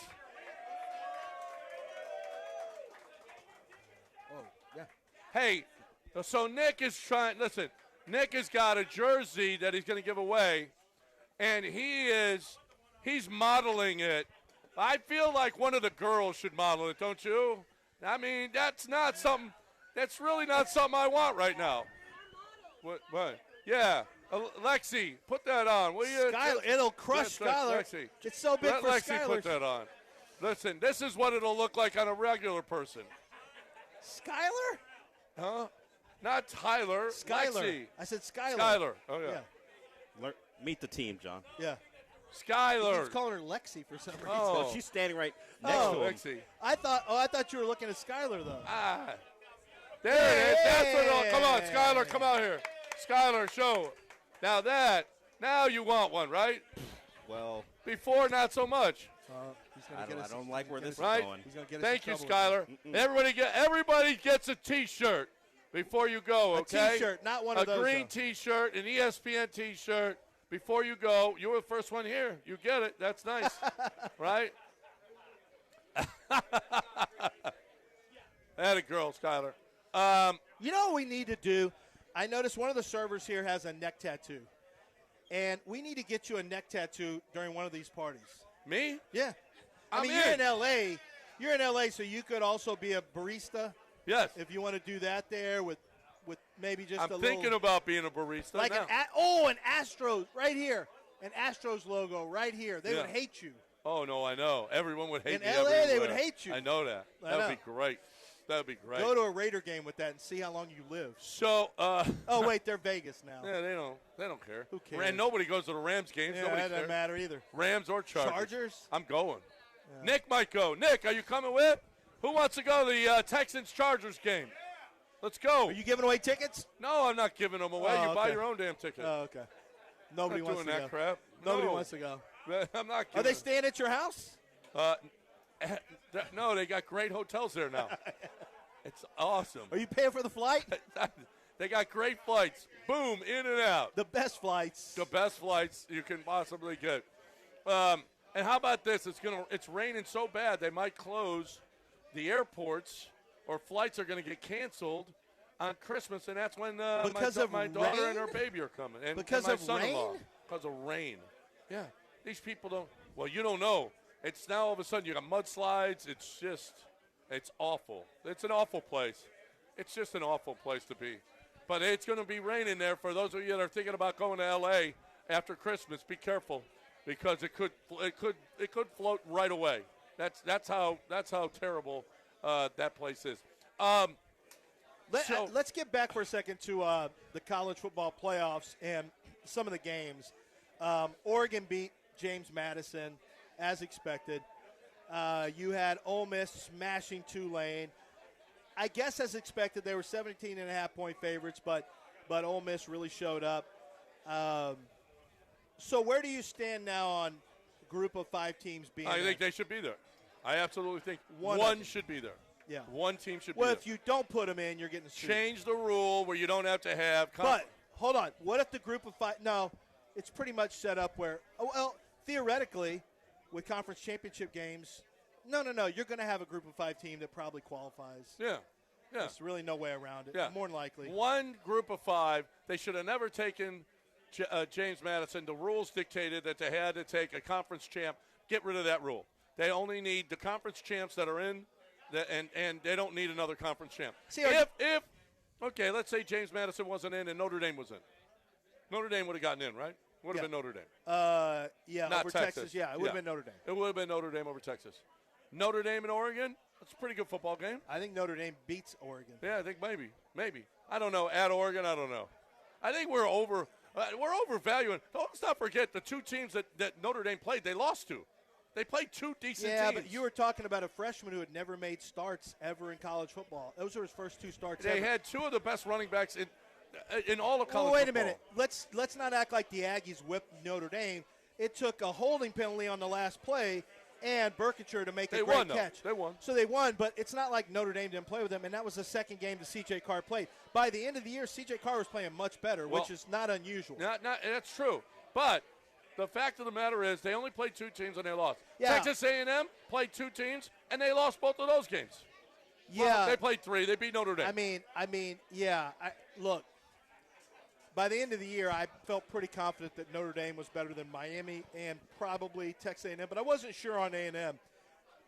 I'm sure now after watching the game against Miami. Now, I always knew that was going to be a dogfight because Miami's got a really good front. I figured it'd be a low-scoring game. Couldn't believe the over-under was 52.5. How about in the third quarter, the live over-under was 16.5 in the third quarter. And it went under. Yeah, Bain and Mesidor are really, really tough. The entire Miami defensive front is really tough. Marcel Reed just played poorly. The interception he had was a bad interception. Now, I'll just get this out of the way. 2 bad interceptions. Yeah, I'll get this out of the way. Was it a helmet-to-helmet? It was crazy because on the play before the third down, but see, it was third down. I would have handed the ball off because Miami had like 5 on the line with splits, with wider splits. If they call the targeting, they're up to the 2-yard line, right? Yeah. They go half the distance of the goal. Now, people ask, why are they not talking to us about this on the broadcast? Because there's a Miami player in the fencing post doing that, and it's probably an uncomfortable topic to and it bring was up. probably uncomfortable for the refs, too. Yeah. But, while it's going on, Elko got to ask the refs, hey, are we going to look at targeting here? The kid is laying on the ground. The kid that would be, not only is he going to be, we don't know how he's going to be, but we're going to penalize him on top of it. But the fact of the matter is, he brought that on himself with that hit. Well, but he didn't duck his head. He hit. It was helmet to helmet. He hit through the shoulder with the. To me, they got to stop calling anything on the face mask where you're keeping your head up and you're hitting the shoulder. Like, to me, it's not a popular sentiment with doctors probably and brain doctors. But I mean, look, if you're not targeting is supposed to be the definition of targeting is dropping the crown of your helmet and targeting with your helmet. That's not what was done on that play. Well, helmet to helmet is targeting too. There's a difference between helmet to helmet and targeting. Right. I don't think incidental helmet to helmet should be called. Now, that was a hit. That was a big hit, bro. But that's the difference is if you get a big hit, it's a flag. But if it's not a big hit, it's not a flag. They flag big hits sometimes that aren't even Did you think Jalen Petries was targeting? Did I think against the Chiefs? Well, no, he didn't hit him with the helmet. Well, Mitchell Schwartz will show you something where he came through the shoulder, and eventually the helmet touched the other guy's helmet. See, that's incidental contact. That's not a targeting. You can't just do helmet and helmet. No. But Tours was direct helmet to helmet. There was no shoulder. But it was helmet he to was helmet. not targeting with his helmet. That's the difference. Well, it's not a true targeting. It's still a penalty when you hit helmet to helmet and if you're on a defenseless receiver. If you're begging for calls, I don't want to hear that that's the difference in the game if you score 3 points. No, but it should have been called. It wasn't a difference. I've been listening to this. It should have been called. Obviously, I've looked at it several times. It's one of the biggest hits in the last 20 years of Miami football. Miami people are lauding him for putting his life on the line, all that tough football talk. What do you think? I didn't think it was targeted. I think, as you said, he connected with the shoulder first, chest, and then he went through him because of the velocity, and he hit him in the head. That's not, by definition, targeting. You have to have indicators, even with the defensive receiver. They didn't even review it. They didn't even review it. They didn't review it, I think, because he was laying on the ground like that. Well, maybe, but I don't think the indicator suggested targeting. It's a hard hit, and unfortunately, Toure was the guy who suffered the brunt of it. When the other guy's head snaps back, usually it's they just Automatic. throw it automatically, and then they'll they review figure it out. Yeah, and they didn't do that. And then once he was on the ground in the fencer's pose, did you see at the end when Bryce Fitzgerald, the freshman, made the play to end the game? Toure, they're trying to walk him to the locker room to get him checked out, and he would not leave.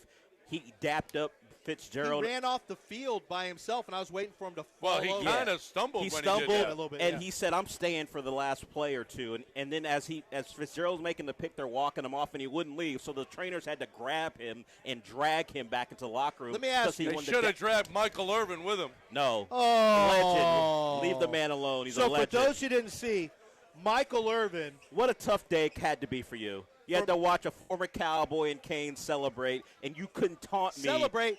So throughout. Mario what a Cristobal. tough day. What a tough morning and afternoon for you. Mario Cristobal, the head coach of Miami, is being interviewed, and he's got to run over and make it about him, Michael Irvin, in the middle of the interview. Then he's got the video of him putting a number 12 jersey over a trash can, taking a belt to and ass. whipping it, going BTA, belt to ass.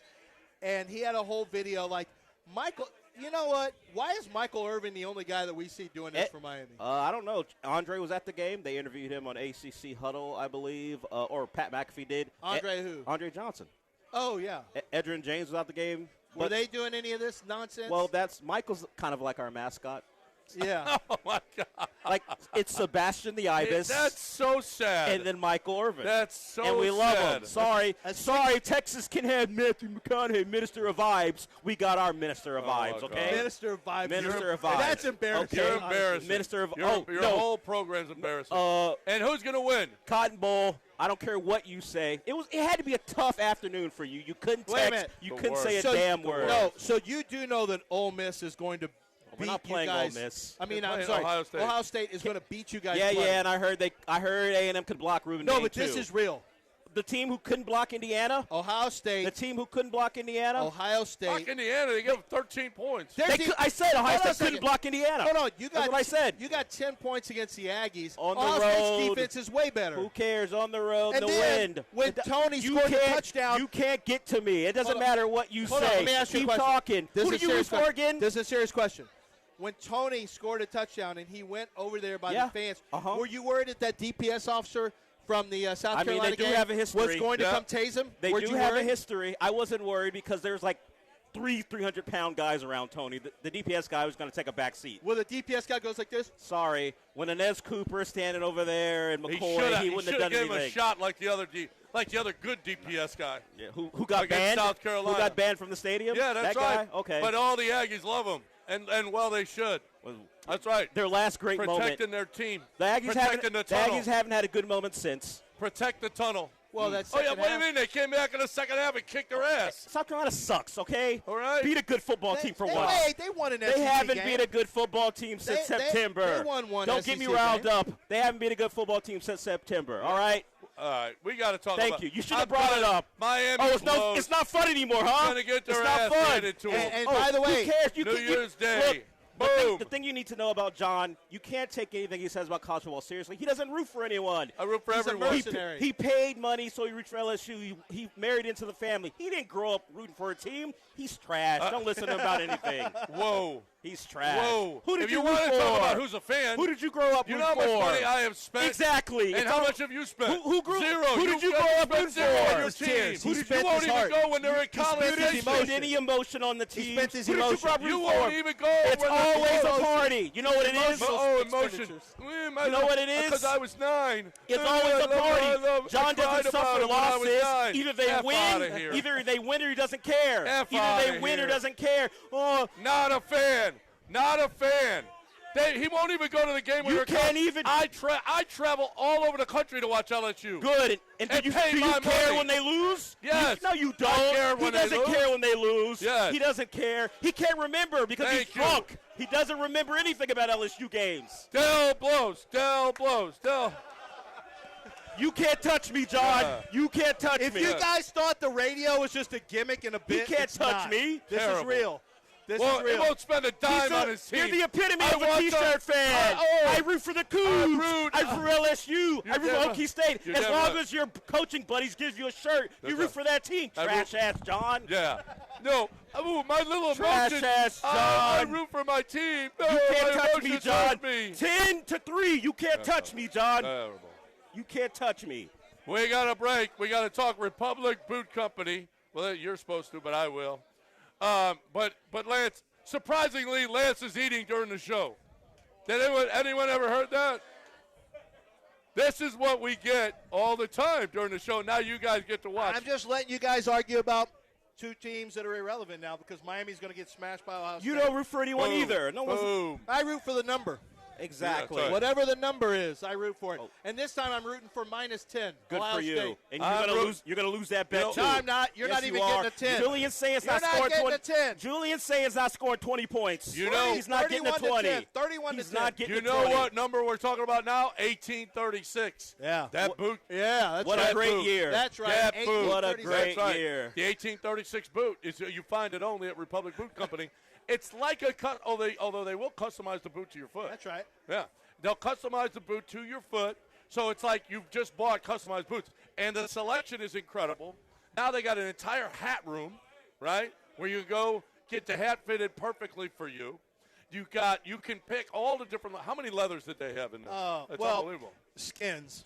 Like they have over 200. I think Yeah. it's insane how many they have, and including gator. You know, they got to shoot your boot. Well, they have their own gator farm that they use for their alligator stuff, but it's a different the gator hunt that they have, which is going on I think next October. You can sign up for it right now, and you're guaranteed to get a gator on the gator hunt, and you're going to have custom boots as part of the package. You can go find that at republicbootcompany.com. They're there in the Heights. So if you're there in the Heights doing some shopping, grabbing something to eat at one of the cool little restaurants, hey, stop in at Republic Boot Company because it is a really, really cool spot. A lot of great gift ideas, a lot of great boots, hats. They have a hat bar. They can stitch anything you want into any of the gifts you're going to buy. It's a place that you really need to go see if you haven't been there. It's located in the Heights. It's easy to get to. And the website has all the different things that they're going to offer for you and the events coming up at republicbootcompany.com.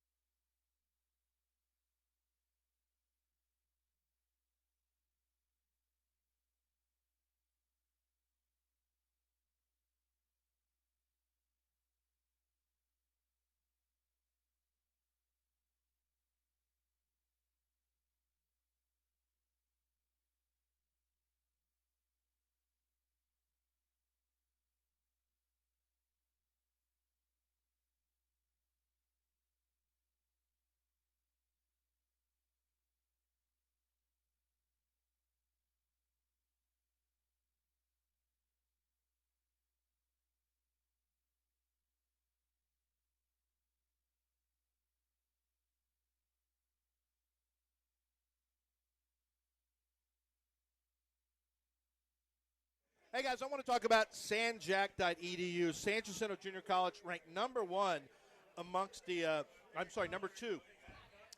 JUCOs that are out there. It's really cool because for a lot of you who want to change careers, they've got over 200 different degree plans for you to choose from. So if you're in the middle of saying, I'm tired of what I'm doing right now, I want to change career, I want to be fearless, that's the place to be fearless is at San Jack. You can go in and start your new career by getting a certificate or a degree in a new field and start all over. Or if you're a young person and you don't want to take on the outrageous debt of college, why don't you get your first couple of years done at San Jack, and you can transfer into a different school, and you're going to get your credit hours that you need to transfer in. San Jack is a great spot for you to be fearless and take advantage of everything they have to offer. There's 6 college campuses around the Houston area, and they have online classes as well. For more information, go to sanjack.edu.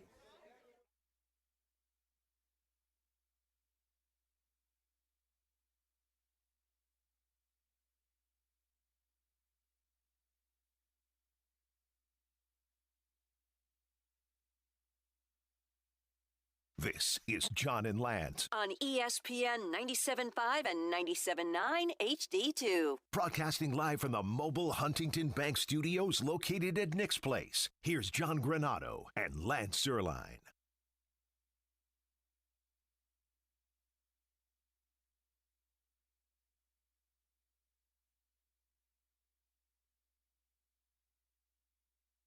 Welcome back, live at Nick's Place. All right. So we got all kinds. Listen, this is not. We apologize on people that are listening in their car because it sucks. This show sucks for you.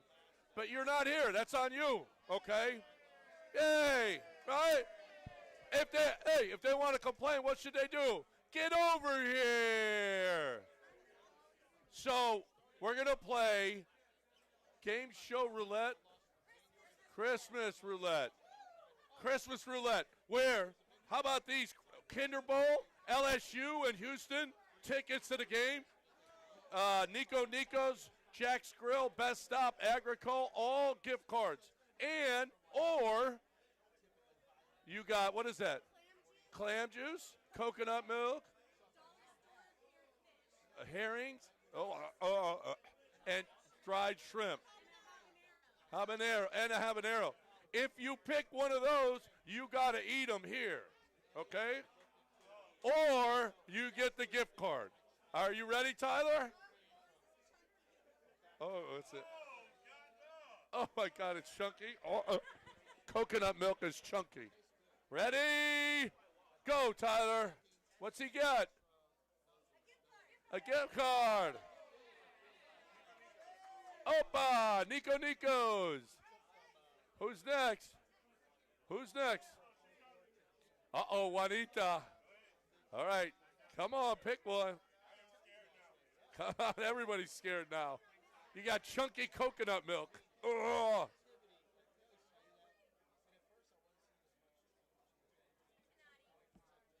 Oh, wait. Red. Oh, a gift card. Yay. Nicely done.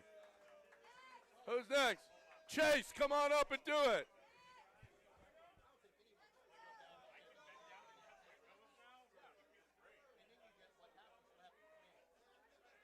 Let's go. Oh, gold. Let's see what you get.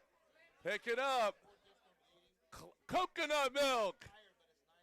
Oh, what is it? Herring. Oh, God. All right, you just got to smell it. No, you got to, oh, no. Oh, God, he's got to eat it. Eat it. Eat it. Eat it. Eat it. Oh, God. Oh, God. I don't want to. I don't want to. Oh, God. Coors Light. Get him a Coors Light. Herring. He wants some? Dollar store herring. Was it good? Horrible. All right, let's go. Eat it. Eat it. Eat it. Eat it. Oh, no. Oh, God. It's not horrible? All right, finish him. No. Who's next? Cam Hayward, come on. Cam Hayward is next. Let's see. It's not bad. Smoked? Here it is. Uh-oh. It's a card. What do you got? Dried shrimp. Dried. Eat it. Eat it. Dried shrimp. Dried shrimp. Yeah. No. No, God. Oh, God, he's eating it all. Good Lord. We have the best sports of any. I mean, you want to talk about a good sport. Give me some of that dried shrimp. I just want to see somebody drink this coconut milk, though. There's clam juice. Des said she needs it for her linguine clams. Which one? Oh, gift card. Way to go. Oh, I wish the Cowboy fan got the coconut milk. All right. Who's next? We still got Kinder Bowl tickets. Who's going to risk it? Here we go. No, thank you. Yeah. Blue. Wait, there's two blue. Oh, you picked the wrong one. Oh, no. Shit, don't make him drink that. It's chunky. Oh, no. Oh, God. Oh, God. Bro. It's what? It's fleshy. Oh. It's, oh, God. That's it. Oh, my God, he drank it. Oh, no, he's going to puke. That's not bad? Oh, my God. It's chunky coconut milk. You don't have to finish it. He's representing the chat. I know he is. And so is Rhino. Yeah. All right. Somebody else is coming in out of the bullpen to finish it? I just feel like this guy would have been better at basketball than the you guys we had. Okay, White. Pick one. Pick one. Oh, no. Okay, LSU Houston. Oh.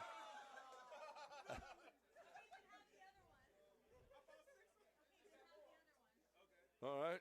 Oh, what's that? Yes. You did? All right. Now they know where the Kinder Bowl tickets are. Oh, there is. Okay. Well, okay. That really didn't help because it's the one with the white. She mixed them up. What's the one with the white? Oh, and he didn't get it. Clam juice. Drink it. Okay, there's a Kinder Bowl and a jalapeno. Clam juice is delicious. Oh, my God. Habanero, which is worse. Habanero worse? clam juice. Here he goes. Let's go!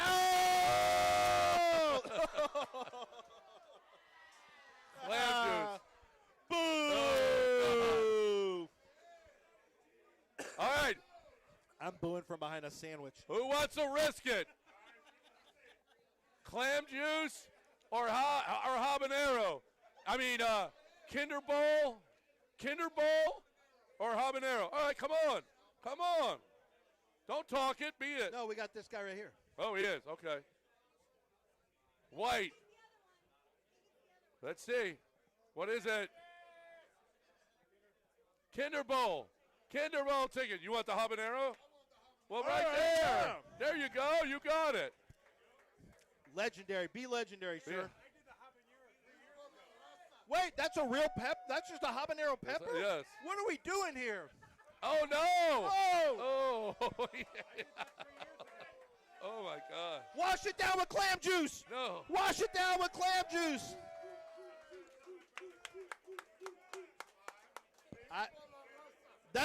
He said that's for la raza. That's for la raza. Hijo de la No mames. ¡Órale, güey! Cabrón. Míralo.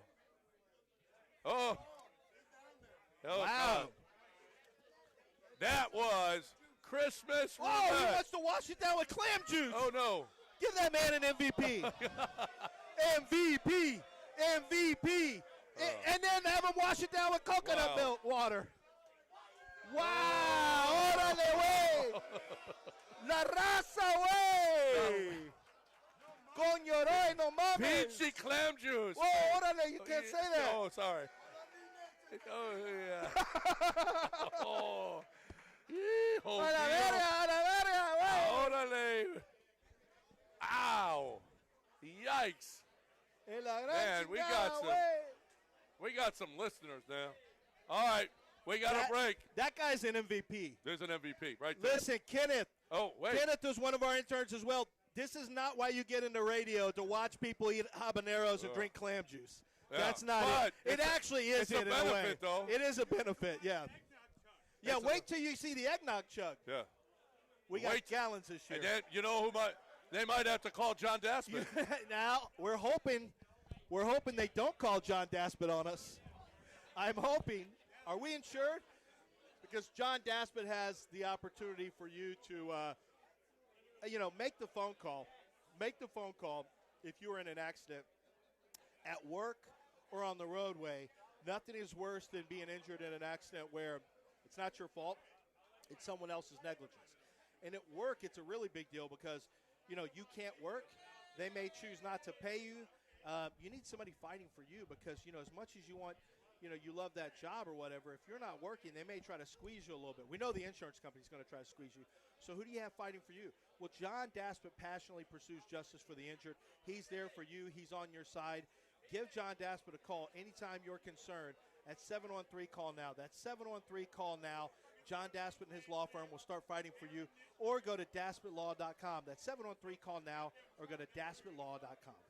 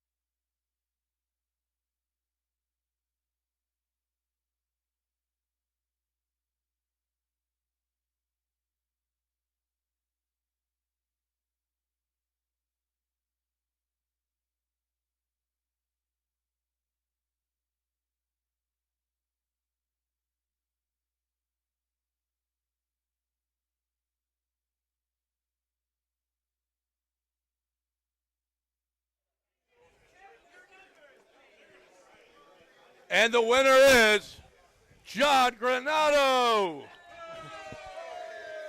505-355. 505-355. Garnado. No way. John Garnado. Oh, this guy The is just cowboy again? He wins everything What right the- now. It's unbelievable. Are we back? Yes. We're on the air. Boo. The cowboy fan won. Again, he won. Yay. He's won like three prizes so far. Oh my God! I'm so And our fantasy league. I'm so sick of it. Hey, the only thing the Cowboys have won all year. The only thing the Cowboys have won all year, right there. Texans still haven't won anything. They suck. All right. AJ chiming in. I hear AJ, our producer. I hear AJ. Touchdown, We're going to the playoffs, What are you, AJ. Sit this out. What are you, 6 And lose, 9 and now? still lose, and still You lose. suck. So it's We're fine. not Y'all losing. still This is do. our year to win one playoff Okay. game again. Yeah, y'all sound deluded Good, too. nice defense you got going over there. And nice Why offense don't y'all have. You should get rid of Micah Y'all Parsons. defense is equally as bad as our Okay. exactly. What? Y'all's All offense right. is equally as bad as our defense. So Yeah, You that's should true. get rid of Micah facts. Parsons That's fair. I mean, because he's you're hurt, so good okay. defensively. Okay. Dumbass. We still would have been bad. Dumbass. Well, that's true. He's a dumbass. They weren't Nah. stopping anybody with Michael All right. Parsons. All right. Man, we got so much going on. When Eggnog's coming up in just a little bit. You don't want to miss that, especially if you're in your car, because that's all you hear. It's, oh! Eggnog chugging contest. We just had a guy eat a habanero and chase it down with clam juice. Something's wrong with him. That is just unbelievable. Dude, he's a boss. Wouldn't be me, but I'm okay. This is our last show of the year. Thank goodness. I'm a little worried about the Rockets. I mean, they're not playing well against lesser teams. You know what?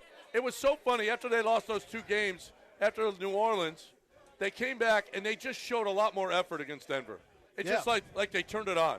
Yeah. And then against Sacramento, even Ime, we got here. AJ, you got an Ime ready?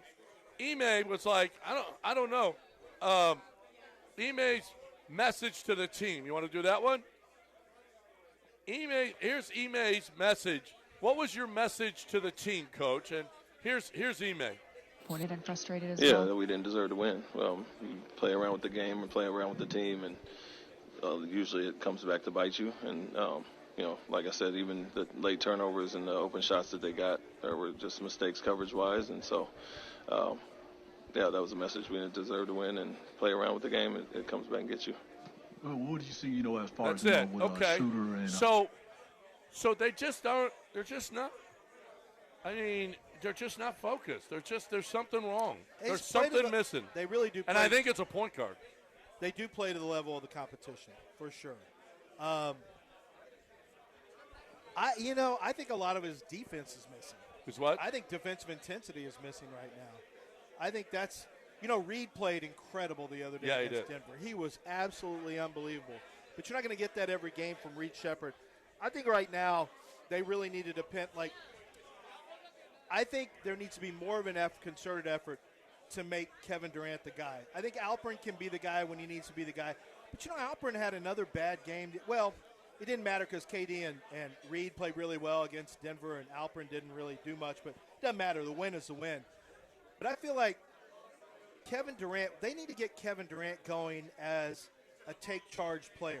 I don't think that necessarily means that he has to just always acquiesce to it doesn't mean that he's never going to give Alpy the ball late in games, but let's get Kevin Durant established on the team as the guy. And not that he gets all the shots, but I just want him to have the confidence to go take over games when the games need to be taken over. Because I think he still has that in him. Did you see his reaction from there was a camera that was showing in the end zone, his reaction when Alpy went up and got that terrible shot against Denver? I mean, his reaction, he was just disgusted. No, I didn't see it. It was disgusting. Who, KD? KD was. Yeah. Alpy forced it. Alperen right now knows he's good, but I think right now he's maybe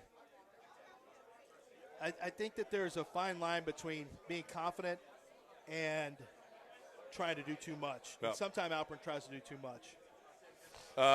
Well, I don't know. I'm a little worried about the team. They're just not – it's just not good. It's not really – I mean, losing to teams like this, losing to New Orleans, losing to Sacramento, I mean, I can understand the overtime loss to the Nuggets. I can understand, playing, good teams. But they're just blowing games against – losing to Sacramento is a sin. Losing to New Orleans is a sin. Yeah. Yeah, they're a 6-win team, and you're losing to these guys. Yeah. I mean, it's just terrible. That's just they gotta be better. If they want to be a championship team, they just got to be better, and they're not. Yeah, not right now. But I'm okay right now. It's still early. I'm not really too worried about it right now. I think who they're going to be after 45 to 50 games is going to be a lot different. But there are some elements that you got to see cleaned up. I mean, I really want to see that defense be able to get stops when they need to, and they can. We've seen them do it, but I want to see it on a more consistent basis. I really want to see Tari get back. I kind of miss Tari Eason right now. I'll be honest. It'd be nice to have. He was back last night with 16. Well, no. I'm talking about full-time rotation. Yeah. And that means Okogie probably out because they're not taking Reed out. You know what I mean? Yeah. Like Reed Shepherd's not going to have his minutes. No, they only played 8 guys on a back-to-back last so night. I want Tari to be the sixth man, back to his six-man role, which is going to take maybe just a little bit. So it'll be Steven Adams. Well, depending on the lineup, it'll be Steven Adams and Tari and Reed will be their 8, Okogie 9, and of course Finney Smith. Right. What? Finney Mixon? When Finney Mixon gets back. Dorian Finney Mixon. No. All right, what do we got? Courtney, what do we got going? Wrap it before you tap it. Oh! Wrap it before. You all should live by that. Sam's mom could be apparently here. Lance didn't. I've had 5 kids. You got 5 kids. I got 3. $50 gift card to Valencia. Thank you, Vienna. Thank you, Chelsea. We appreciate you. Valencia's in the Heights is awesome. 3 people. Wrap it before you tap it. Wait, don't you have to have 6 people? Well. Oh, they're going to wrap. Who's going to wrap? Oh, you're going to wrap them. All pervies coming out. Wait a minute. You're wrapping the girls? Yeah. Wow. We Come on, 3 people. It doesn't have to be guys. Who wants to wrap the girls? There's one. And then you got to tap them. No. What is wrong with No, you that's on Courtney for doing tap that. on the head. It's on you for letting him say wrap it and tap it. You knew what you were She's getting the into. one that called the game. Skylar, get away from everything. Let's be safe. Get away from all of these people. I want to see you safe. Sam, I know, can fight. Sam just said Sam she's going to can punch fight. me. She just said No, I Sam will can punch 100% fight. I have no Is doubt. your Sam mom can fight. listening to this show?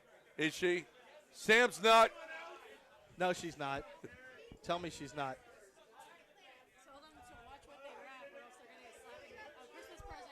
Watch where you wrap. She said, watch where you wrap. You're going to catch an early Christmas present. Yeah, and across a knee the to the face. nuts. Well, I was going to say across the face. All right. Okay, we got our 3 contestants. Okay. AI Who's got who? AI did me Green, dirty. red, AI did me dirty and on that white. picture. You look like Frank Okay, here we Caliendo go. in that picture. I know. Okay, All they right. can't see the video. Is there a reason? So show the video. Put the AJ. video on. Is it? Okay. So here's what. It's not on right now, Del. We don't know what's going on. For some reason, mine is. I can turn mine around. Okay.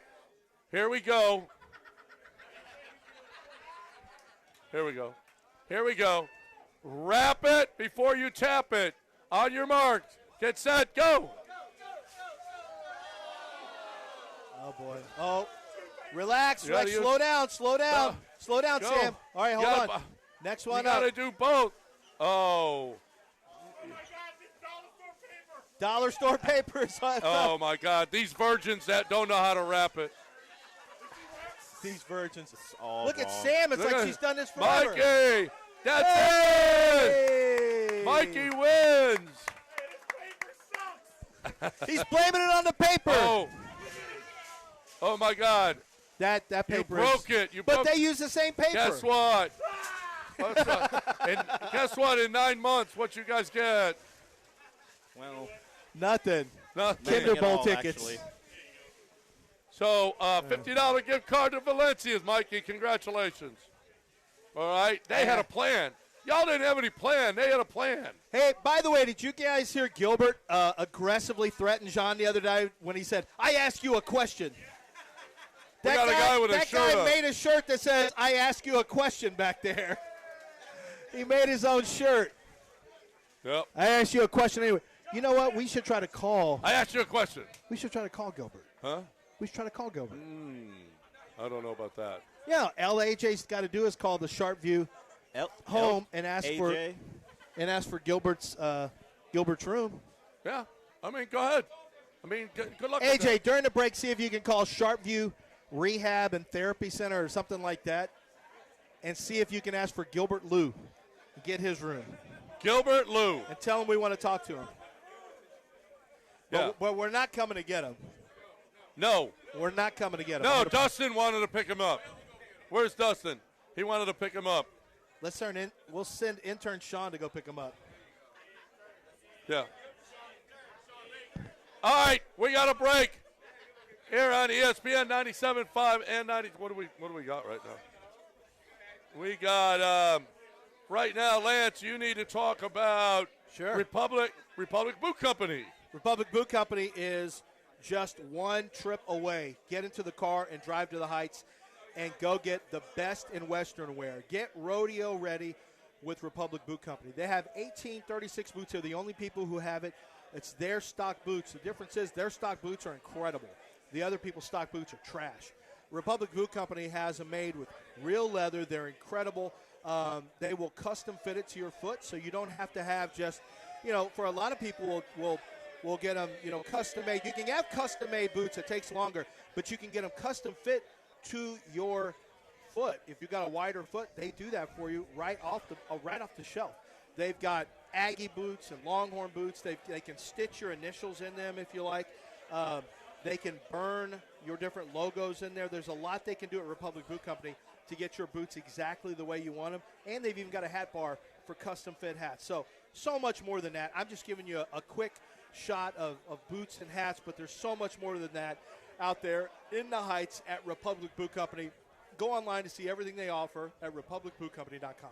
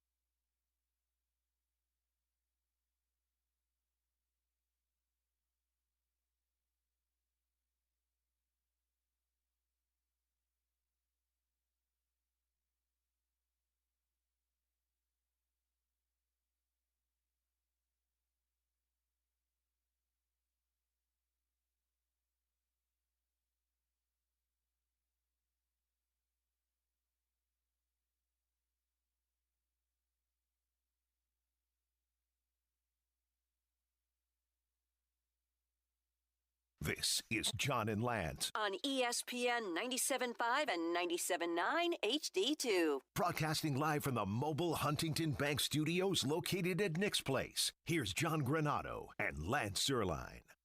Get it. All right, welcome back. Live at Nick's Place, 2713 Rocky Ridge. This is We Don't Give a Rat's Ass About the Listener today. We care about you being at Nick's Place. Okay. So now this is Unwrap It. We just played Wrap It and Tap It. Now we're playing Unwrap It. You have to unroll the whole thing, and then you have to show her the end.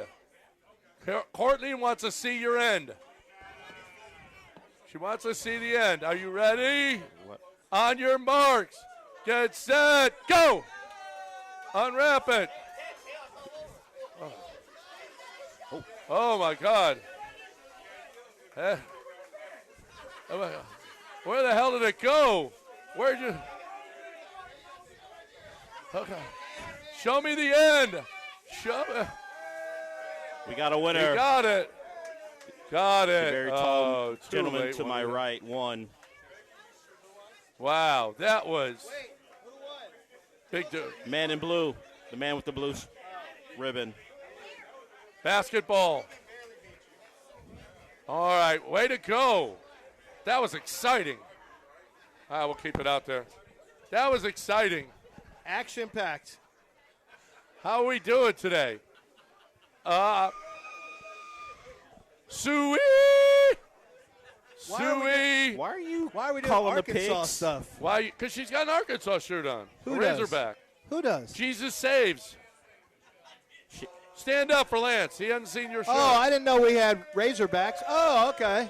Well, we don't hate Razorbacks, do we? No, but I always call them stupid pigs. That's not hateful. No. Whenever they play and lose, stupid pigs win a game. Anyway, we are live at Nick's Place, 2713 Rock. We cannot tell you how much we appreciate y'all coming out on this Monday. Thank you. Are y'all off work or you're getting drunk and then going to work? Going to work? Going to work? I bought him a tequila shot already. I love that. My favorite way to work, drunk. And I'm doing it again today. Having a good time. Let's go. Let's go. Don't you have a flight today? I asked you a question. We got the Gilbert shirt on. Those of you that were listening that day, it was so fun. I don't think Gilbert's ever made me laugh like that. No. That was the best. It's a new John, day. I asked you a question. Oh, sorry, Gilbert. Is Wendy going to be in? That's what he was asking. Yeah, is Wendy going to be there? No, Wendy, no. At the Dave Ward. You tried to answer something else. He goes, John, I asked you a question. Yep. And she wasn't. The answer was no, Gilbert. Sorry about that. Hey, let's go over an NFL scoreboard real quick and talk about playoffs. Yesterday, we'll start at Saturday.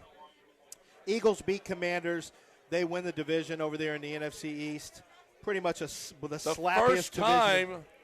The first time I think this century, back-to-back NFC East champions. Well, I mean, it's such a slappy division now with the Giants, the Cowboys, and the Commanders.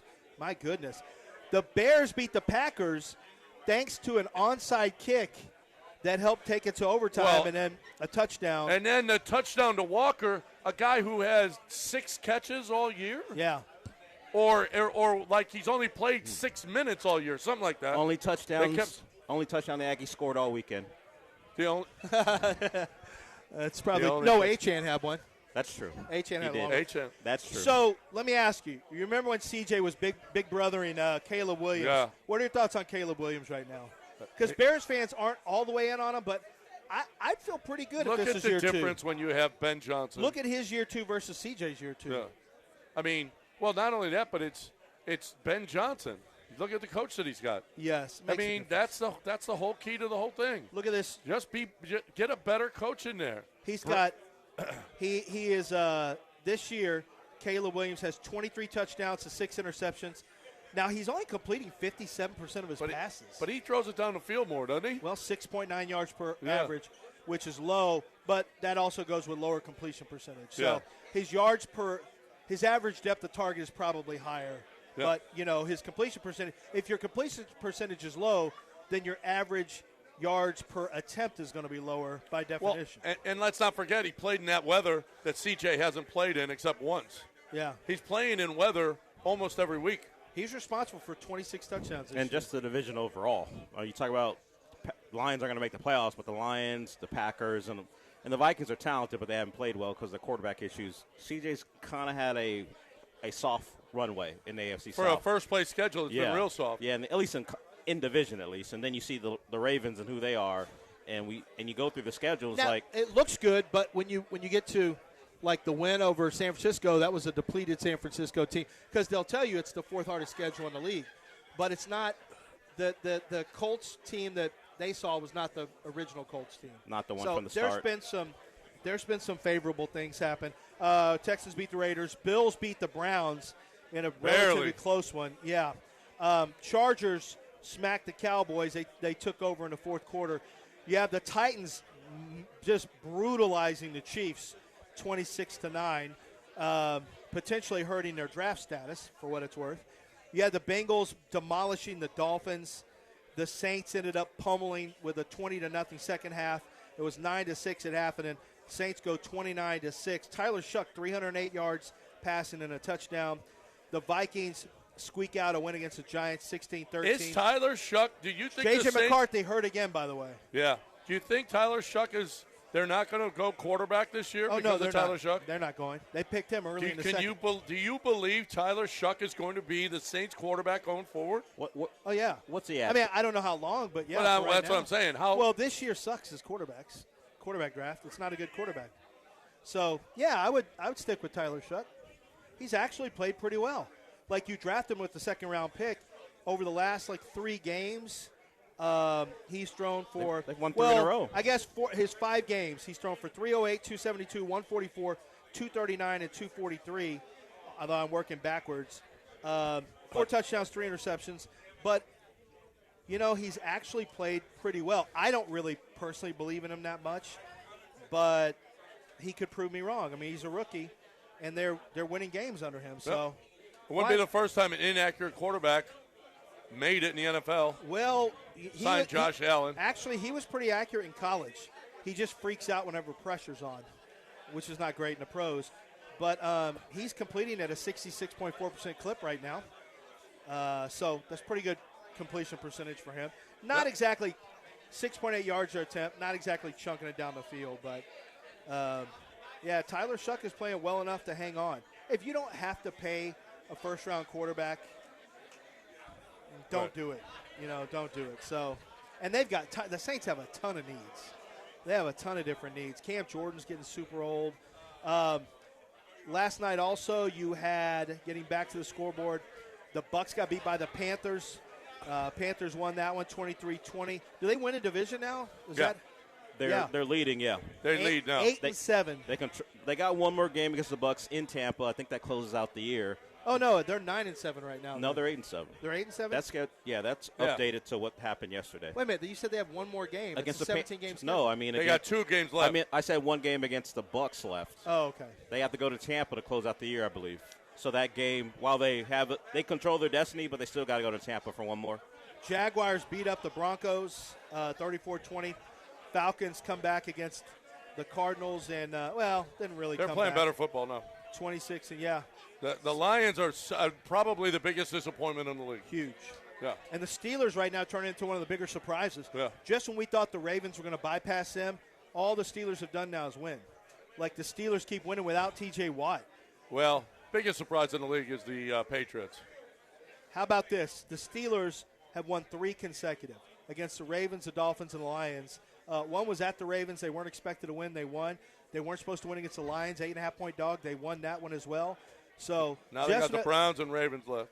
Yeah, and I mean They can clinch the division. They'll beat Shador. They can clinch the division. Make that Ravens game something that's not important. Yep. All right, we got eggnog chugging coming up next, right here on ESPN 97.5 and 92.5. It doesn't get. It is. Sam, you're doing it? Sam, you're doing Sam's it. in the eggnog chug Sam this year. says yes. Sam she said yes. She said yes to the dress. Yes. She said the yes. dress of vomit. Yes to the puke. She said no, yes. No, that's not true. No one's going to puke, John. Oh, yeah. Okay. You're not selling it very well. You're not going to get nobody competing. All right. I got you talking about underdog right now. And then when we come back, eggnog. Eggnog. Eggnog. Eggnog. Let me tell you about underdog fantasy. So I want you to know that you can also pick team to win, You can pick team to win, and you can pick your players higher or lower on stats. You can do both this year. That's so sweet. Go to team pick and go to player pick. What are you doing with player pick? Well, you're looking at the different statistics, and then once you have those different statistics, you go higher or lower in those statistics. Today we're doing football, receiving yards, rushing yards, passing yards, touchdowns, touchdown catches, catches in general. They've got all these different stats. A lot of times it's done first half in game. All you have to do is pick the right side, higher or lower. You pick 2 players or more, but sometimes you pick 3 or more, and I'll tell you when you do that. Unwrap. You unwrap the gifts. So in your lobby at Underdog Fantasy, they're going to have profit boosters. They're going to have free winners that they throw you. There's all these different ways that they help you make money in the holiday season. So make sure you download the app. Use promo code LANCE. And on your first deposit, they're going to give you $75 of bonus entries when you make your first $5 play. It's Underdog Fantasy, promo code LANCE.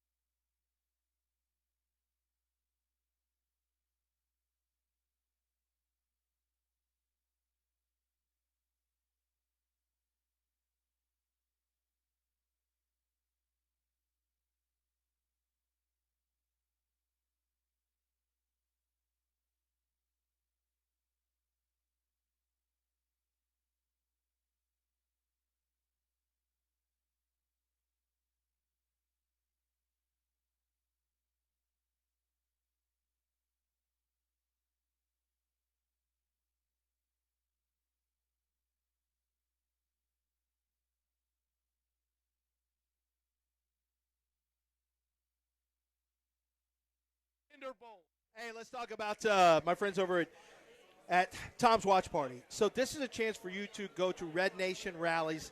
Every Friday and Saturday home game, our hometown basketball team plays. They want you to come out for a Red Nation rally at Tom's Watch Party, and this is what they're doing. They're giving you free parking at Green Street with validation from Tom's. So your parking's taken care of, which you know that's $20 or more that you're usually going to pay just to park down there. Before you go to the game, stop by Tom's and party with the DJ, themed cocktails. You've got team swag giveaways that is going on, and special guests throughout the year. But it doesn't stop there. If you're not going to the game, stay there and watch on 65 screens. If you are, head over to the game, and when you're done, come back for the post game. Come back to go to pregame and go to post game. Get your drink on, get your party on with a Red Nation rally. Compliments of powered by Green Street. It's Red Nation rallies every Friday and Saturday home game at Tom's Watch Bar.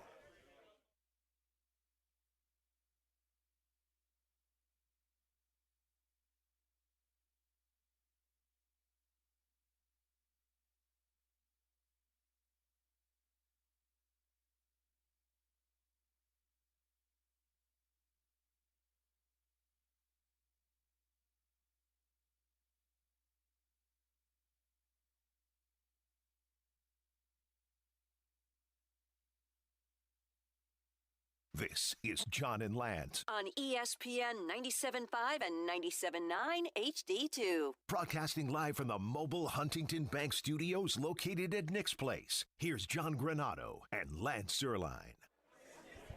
All right. We've got Sean, and that's it. This would be the first year we never had an eggnog chugging con. There we go. We need one more. Really messing with my theory that this is a white person thing. Really messing with my statement. You said this was a white guy I did thing. say it's a white person. We have two African-American contestants, and all Whitey Nation is scared. Whitey Nation? Whitey Nation. Oh, okay. Let's go. Why are you chanting my name? You're sitting right there. Oh, okay. Sam, you going to do it? Oh, we got one? Who's going to do it? Lance got a 20 for people? We got, is there anyone white that wants to do it? Wow. Wow. Oh, we're in cash. How much? 20. I'll throw another 20 in. Let's go. Here we go. Another 20. That's 140. 140 plus Kinder Bowl tickets. Let's go. Who wants in? All right. Oh, Tyler. Oh, he's more money. Those all right. Here's those are singles, by the way. 10 more. All right. A free photo booth. Throwing in the money.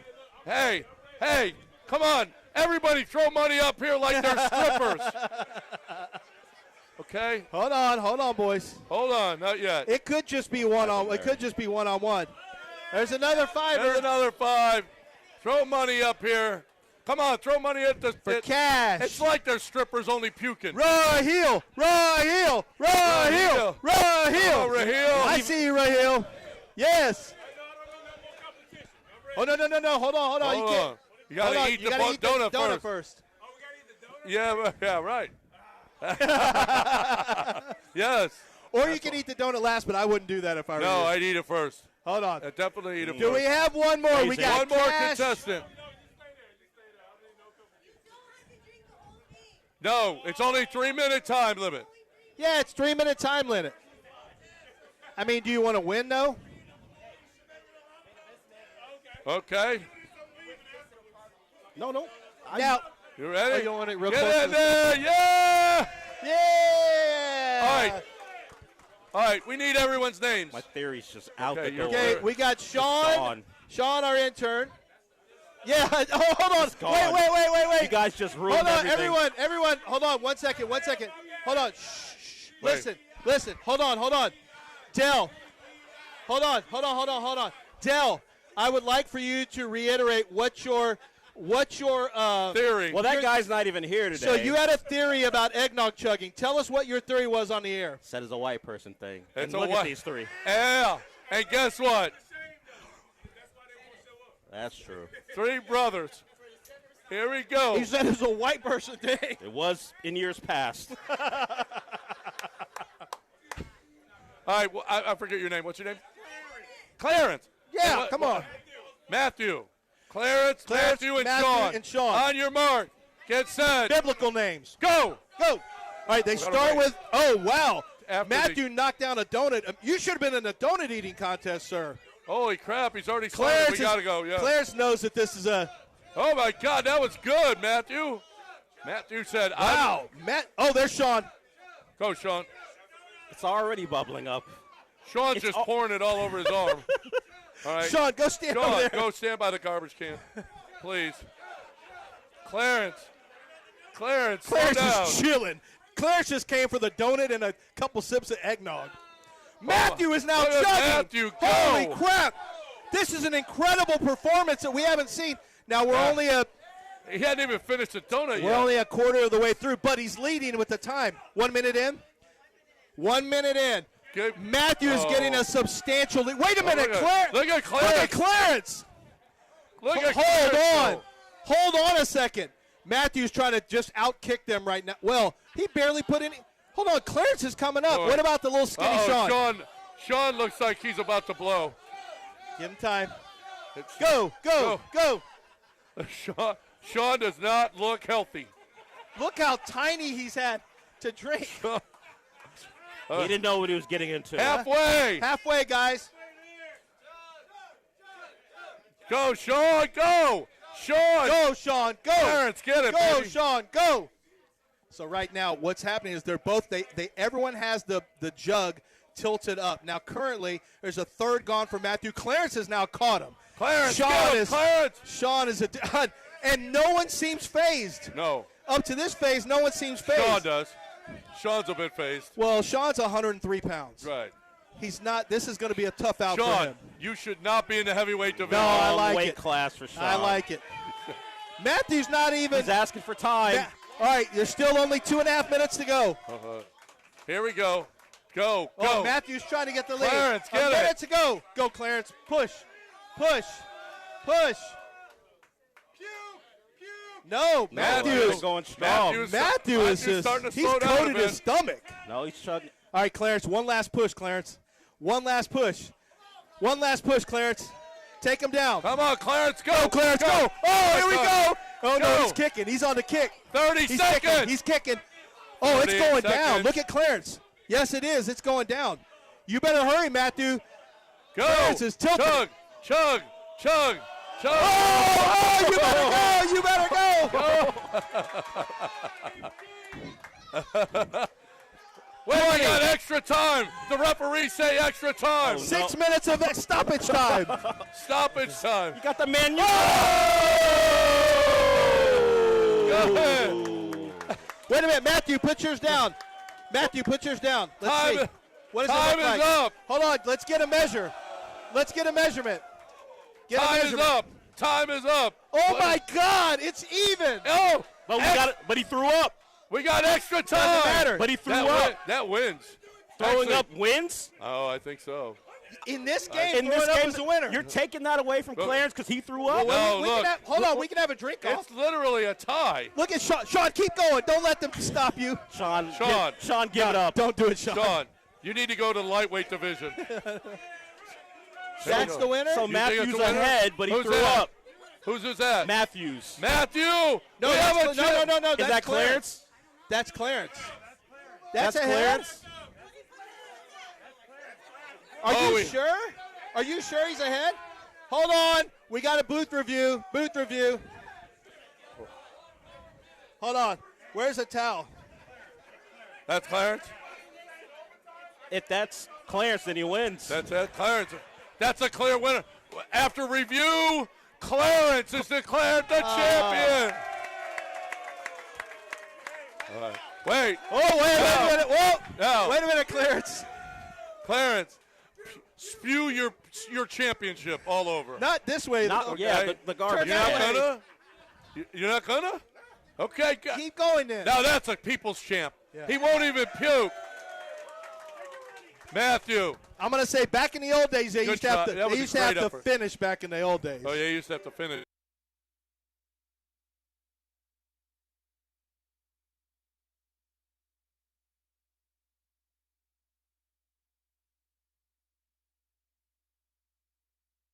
Season 2 is here. Live in prime time. Join Tiger, Rory, and the PGA Tour's biggest names in a season-long head-to-head competition.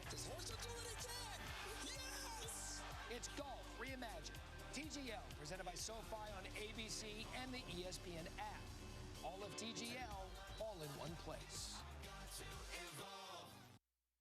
Evan, Canty, and Michelle are unsportsmanlike. What Fernando Mendoza has done, you decide you're going to pass up on him, you better be right about Jackson Dart. You're just concerned about whether or not he'll ever get on the other side of his wild style of play. And conversely, Fernando Mendoza, a much more polished passer at this stage in their football careers. Unsportsmanlike. Weekday mornings starting at 6 Eastern on ESPN Radio and on ESPN2. The Rich Eisen Show. Everybody thought that he was the consolation prize in that first round a couple of years ago that Sean Payton was just left with. He just had to take the kid because if he didn't... All right, we're back on. Somebody just stepped on a cord or something. Somebody stepped on the cord? It actually wasn't me this time. During eggnog? No, Right at after. it was after. It was That was after. after? Yeah. Trust me. All right. Congratulations. I thought Matthew gave us a stellar performance. Clarence did something different. He went slow, and then he had bursts of, like he said, I'm going to hit the gas, and then I'm going to back off. His I'm gonna hit the 40 gas. was tremendous. And Matthew tried to stay at the same pace. Right. He's a marathoner. Yeah. But you know how when you lift, you're supposed to take time between your sets? No, I don't know anything about that. Okay. You go, and then you get a recovery, Oh. and you can do it more.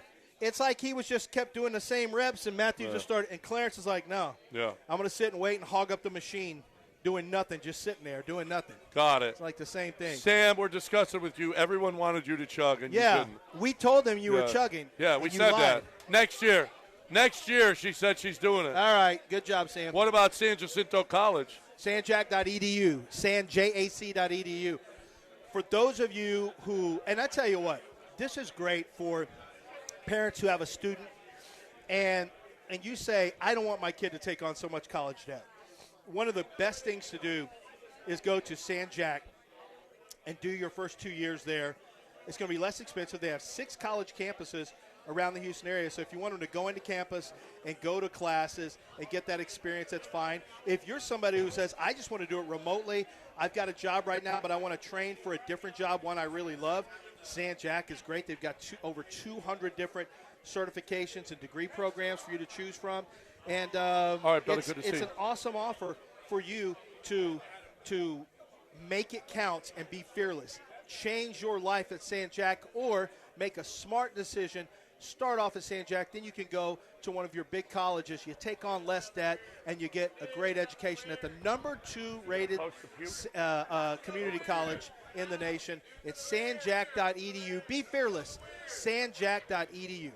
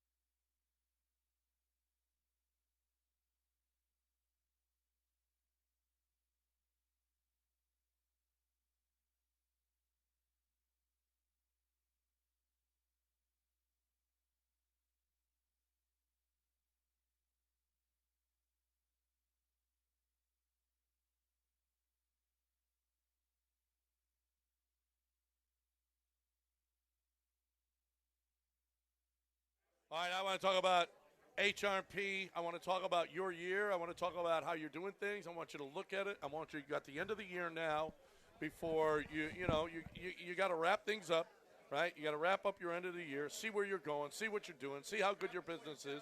Where are you? Are you making as much money as you possibly can? Do you own the business? Are you the CFO? You take a look at what you're doing. You know, teams, they go over film all the time. They look, they break down what's good, what they're good at, what they're not good at. You got to check that out. You got to do that yourself. You got a team over there that's relying on you, that's counting on you to bring home the bacon every time. If you're not doing it as well as you possibly can, you're not doing that payroll, you're not doing that HR, you're not doing your taxes as well as you could, or your 401k or your insurance, all of those things. And let HRP look at it and tell you where you can be better. And you can be better if you're not with HRP. We love them. You'll love them too. HRP.net. 281-880-6525 or HRP.net.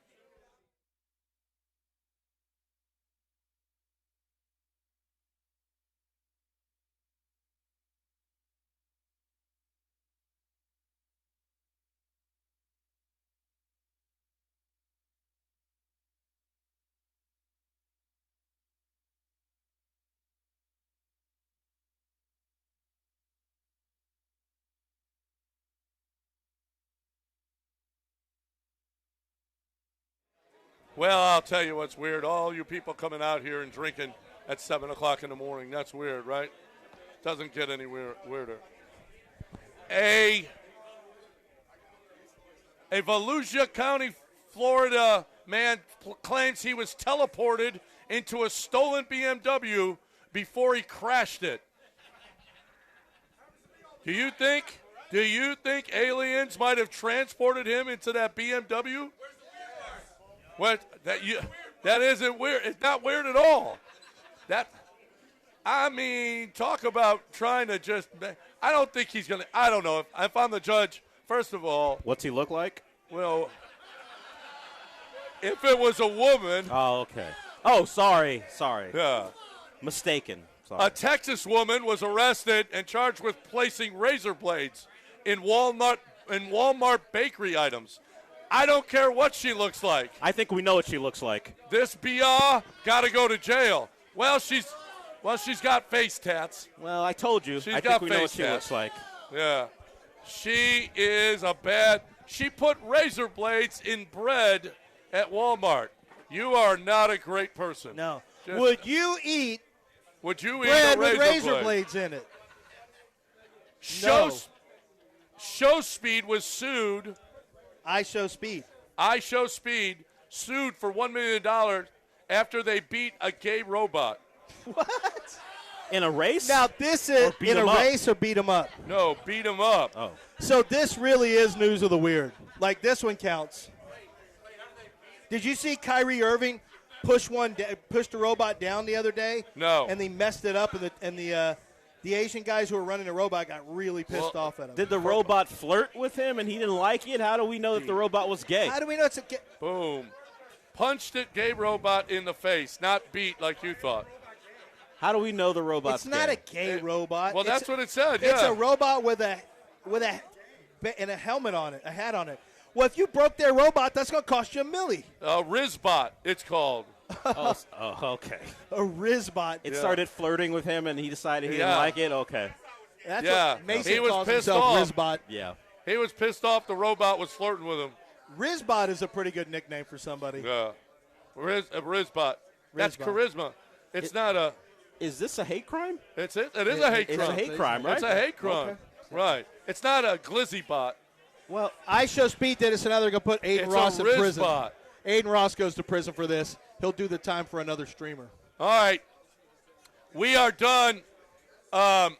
Jeremy and Joe are next.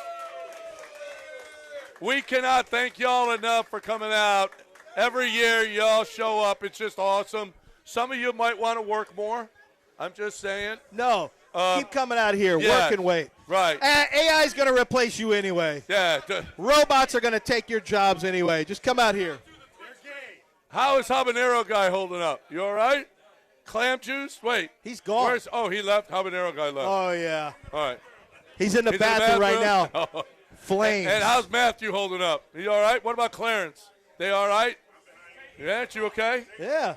Yep. Man, Clarence is just chilling. Clarence just threw it down. Yeah, the habanero guy who drank clam juice disappeared into the night. Yeah, he said, you know what? He didn't want to show it. Yeah. He's No, I gotta be respect hurt. it, though. He's I gotta be respect hurt. that. He's got to be hurt. Like, he did it for the – what he did is he did it for the art. And then – He did it for the art, and then he, and he didn't want to see, he didn't want to break it, it would kind of take something away if he couldn't. Paid the price. Yeah. Paid the price. Well, you were going to pay the price at some point. Yeah. But we all want to thank you so much. This is our last show of the year. We'll be back January 2nd talking Texans and everything else and the bowl games and everything else. So thank you guys so much for being here and being a part of the show for so long. It's been since 1997. I know some of you were around in 97. So we really appreciate that. We appreciate that. Salud. Salud. We applaud you. We're like soccer players coming off the field. We applaud you. You have to do it with your hands up. Yeah. Right? Yeah. You have to do it like this. Yeah. Thank you so much. Are you going to run and slide across like that? We are not trading shirts. Okay? No. That's it. That's all we had? That's all we had? 100? That's it? They drank 100 beers in the first hour and 15 beers minutes. was done. That was easy. Thank you to Coors Light. Go for passing 1,000 next year. Let's go for 1,000. We'll go for 1,000 next year. At least 200. Yeah. So we're finishing up the year strong. I want y'all to get on over to the Golden Nugget Lake Charles. The Golden Nugget Lake Charles, just a couple hours down the road. And listen, if you're looking for a great time this holiday season, it can be any time. Listen, the family's coming in for Christmas, then you're done.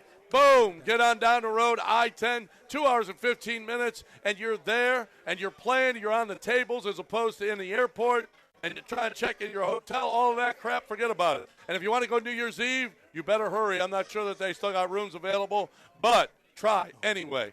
Looking for a great time, and the best place I feel like.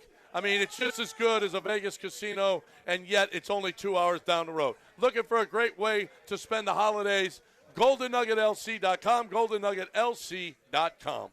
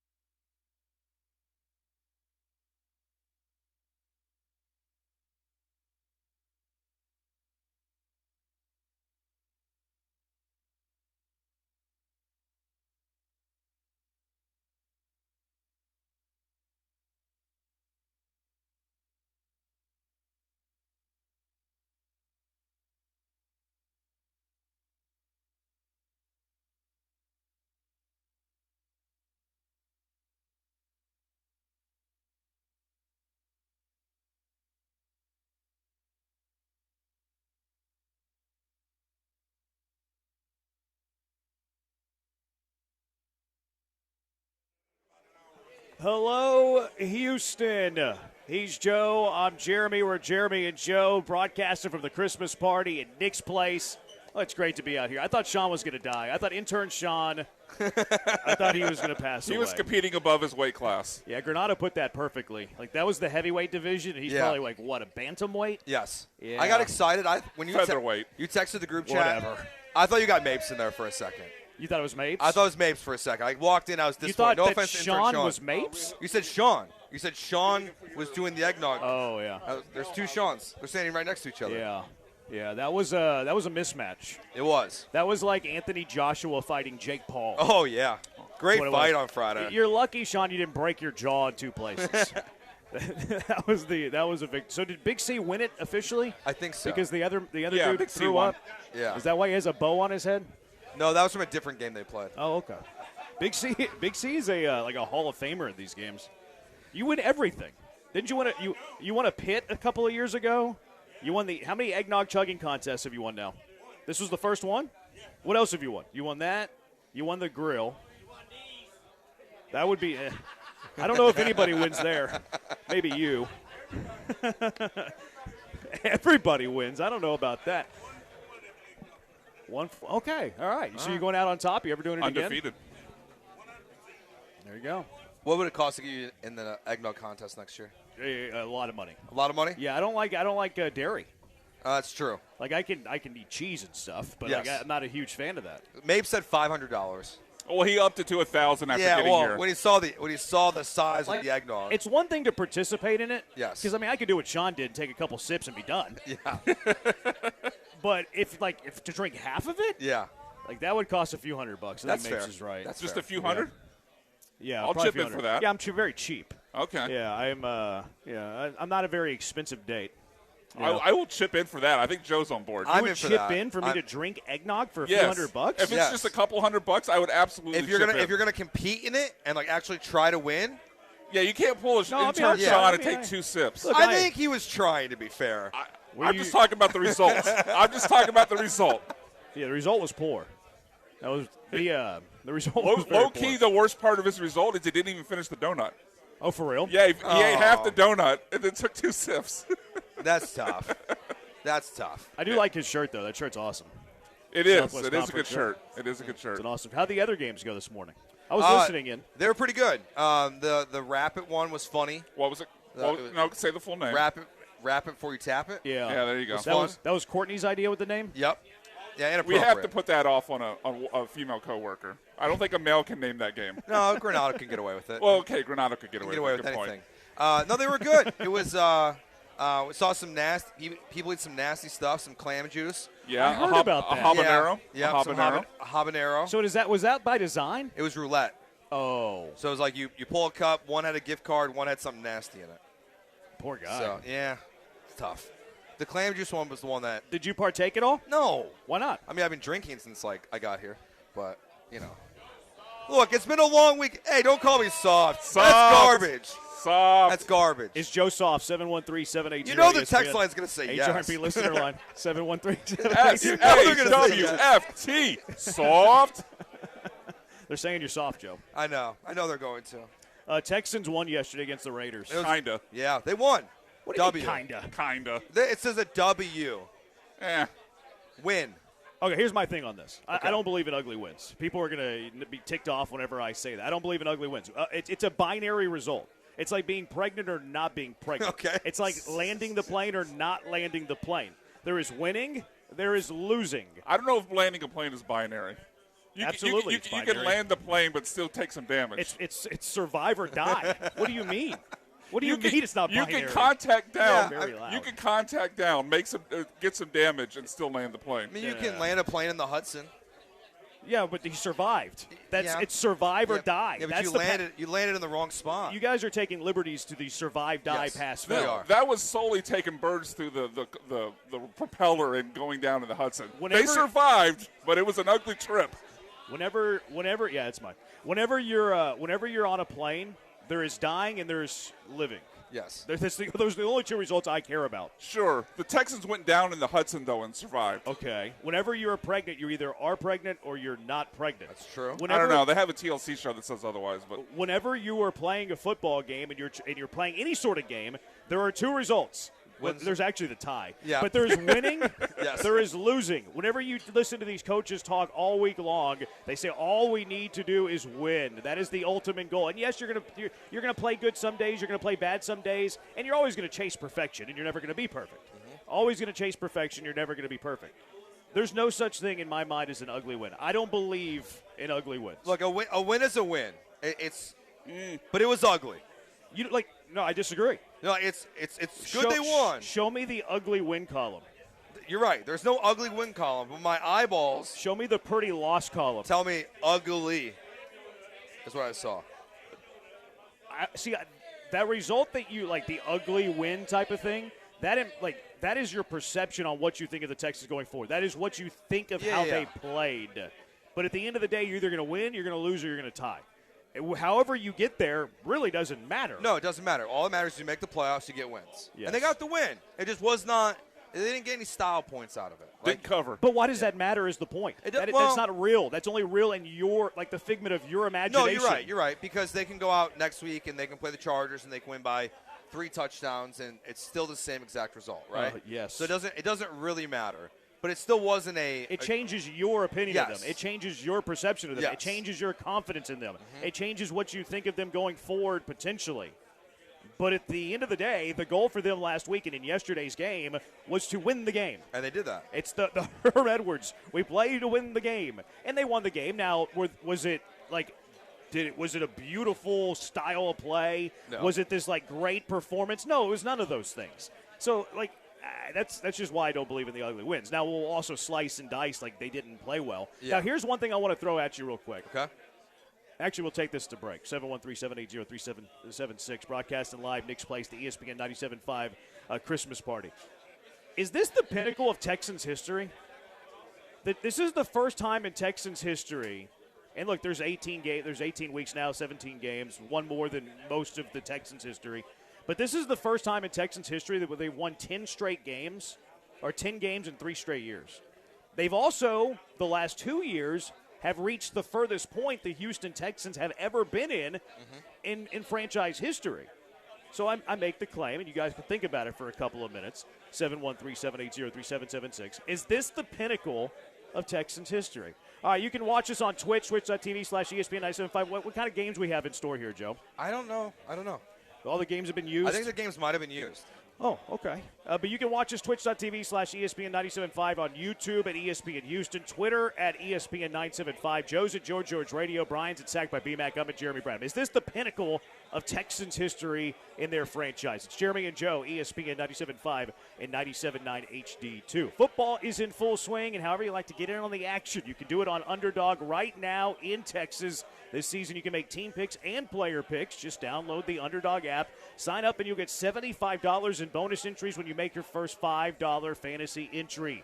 Using Underdog is easy. Just pick whether your favorite team will win or if your favorite players will go higher or lower on stats like touchdowns, receiving yards, interceptions, and more. Plus, with Underdog's ultra-fast payouts, you can get your profits in a snap. So download the Underdog app today. Use promo code KILLERB to score $75 in bonus entries when you make your first $5 fantasy entry. Player picks, team picks, all on Underdog.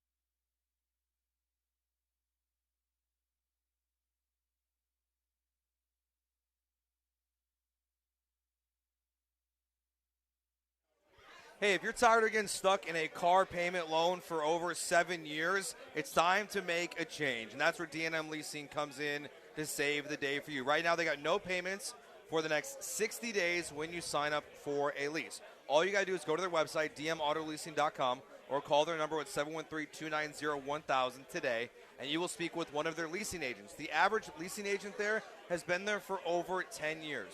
So you're going to be working with someone that knows what they're doing. They've walked many people through the leasing process. So if you've never done this before, they will walk you through step by step what to do. And the best part, you can do all of it from your own home. DocuSign, they'll bring the car to you when it's time. So start your leasing journey today at D&M Leasing. Just go to dmautoleasing.com or call 713-290-1000.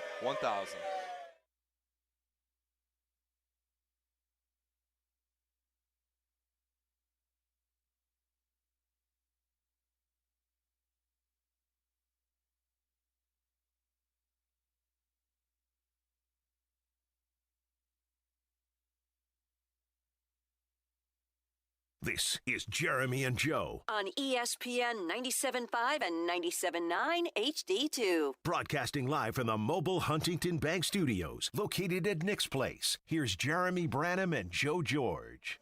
He's Joe. I'm Jeremy. Jeremy and Joe at Nick's Place, the Christmas party. Ghost of YouTube Keith. I heard Granado say you are up next, but I figured it was a drunken mistake. No. Nope. It is real. We're right here. And it is spectacular.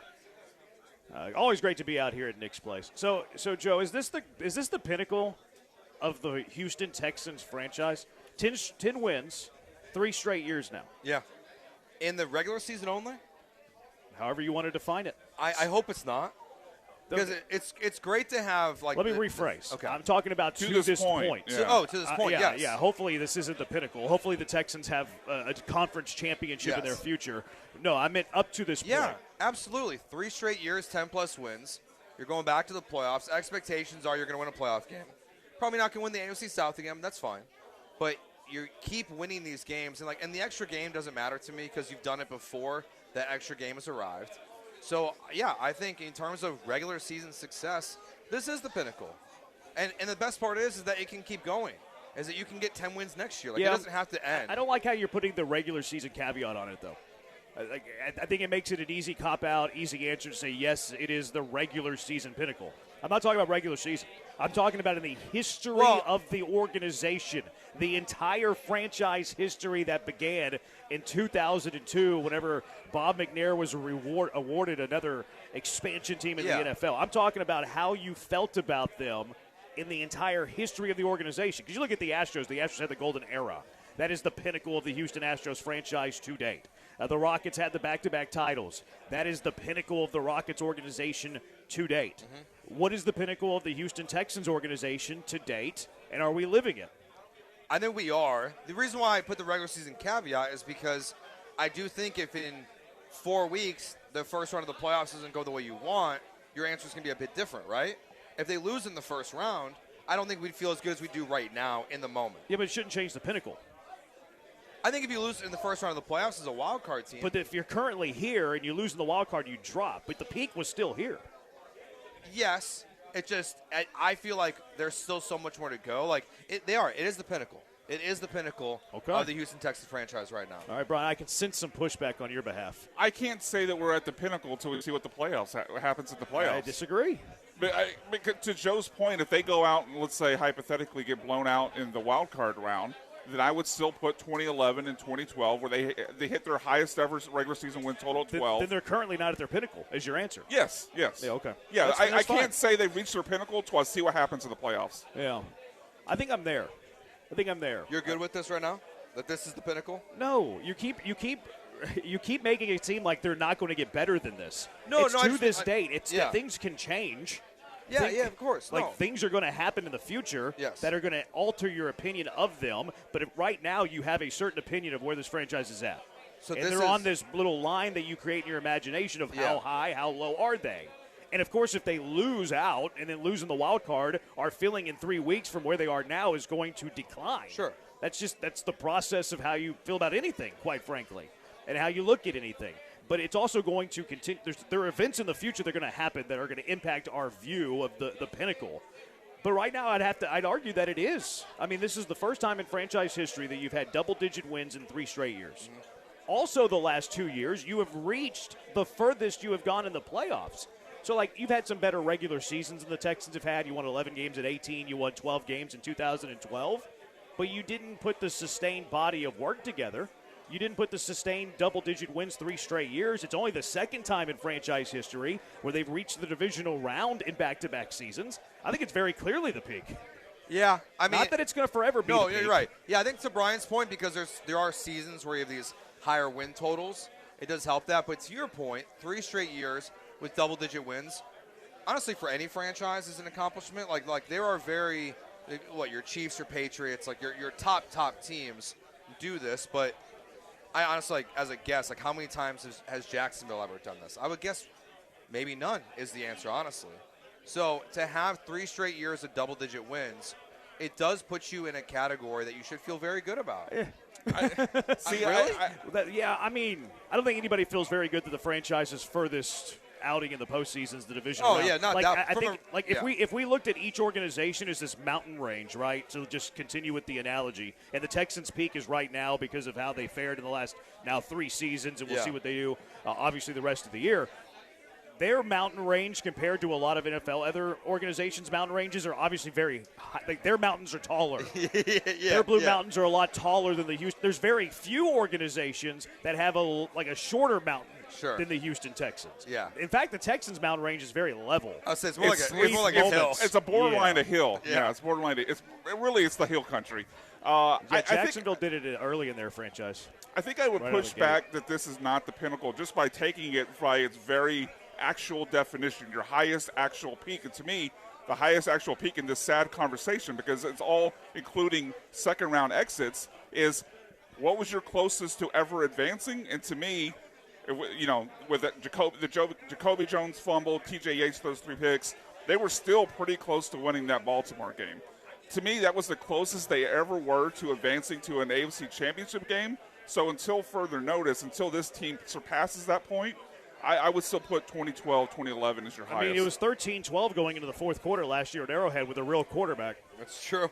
It was. Like TJ Yates, bless his heart, not a real quarterback. And then what, about 5 sacks in the fourth quarter? Yeah, but I would push back and say the closest they ever were was last year.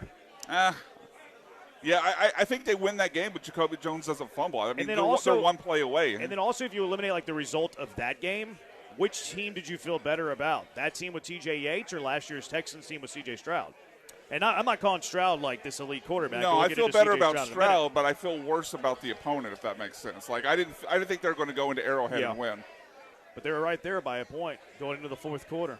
Maybe if they don't get a couple of personal fouls, they were right there at halftime against Baltimore. Special teams wasn't great in that game last year. 2023, and then Baltimore, I mean, including a huge run from Melvin Gordon, crushed him in the fourth quarter. I forgot about that play. Yeah, it's our conversation last week about D'Amico. Yeah, like being the best coach in franchise history already.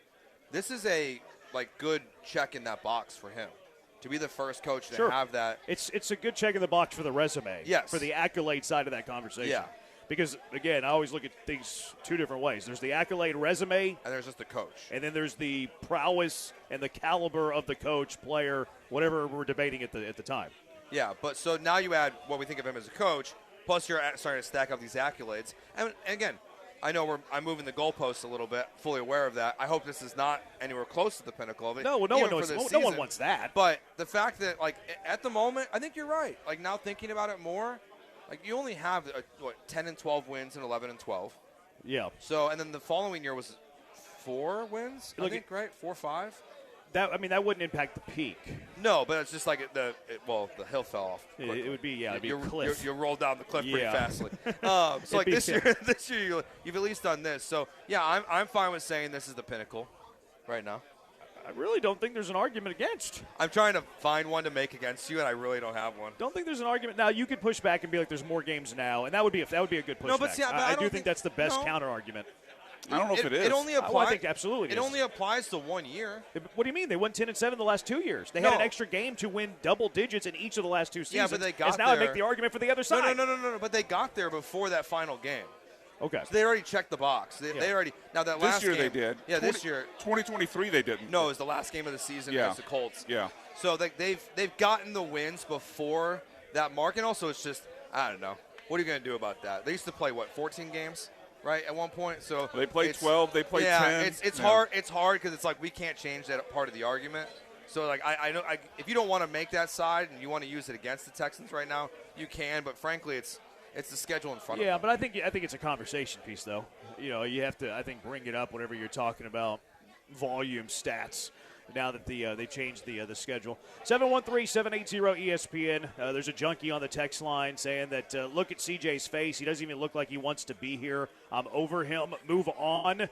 He's not good either. Jeez. Let's have the Stroud conversation. What do we think of Stroud yesterday? 713-780-3776. Jeremy and Joe broadcasting live. Nick's Place on ESPN 97.5 and 97.9 HD2.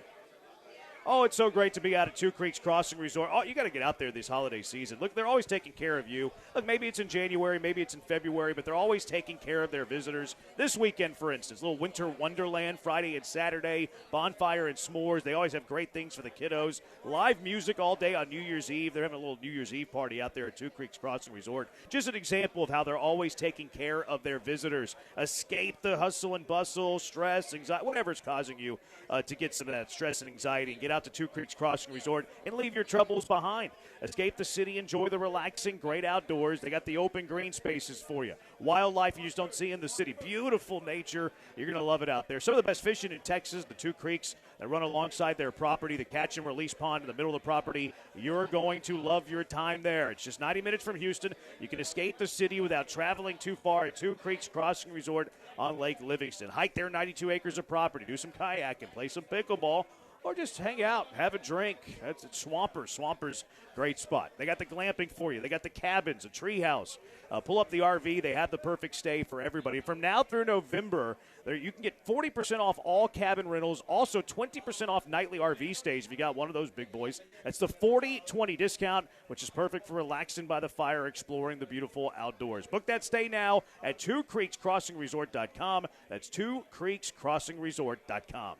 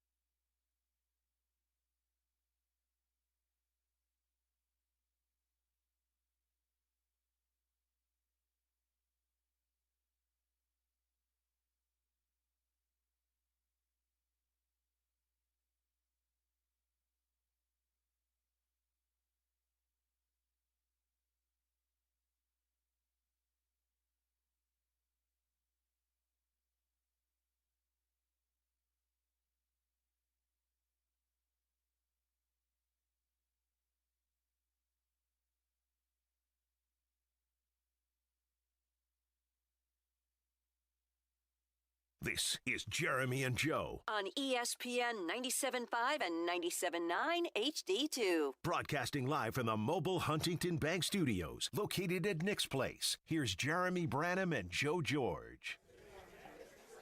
He's Joe, I'm Jeremy. Jeremy and Joe live from Nick's Place, ESPN 97.5 Christmas party. Great to see everybody out here. Giving away those green shirts. Those run a little big, by the way. I noticed, yeah, when I put mine on this morning. Run a little big. I was like, all right.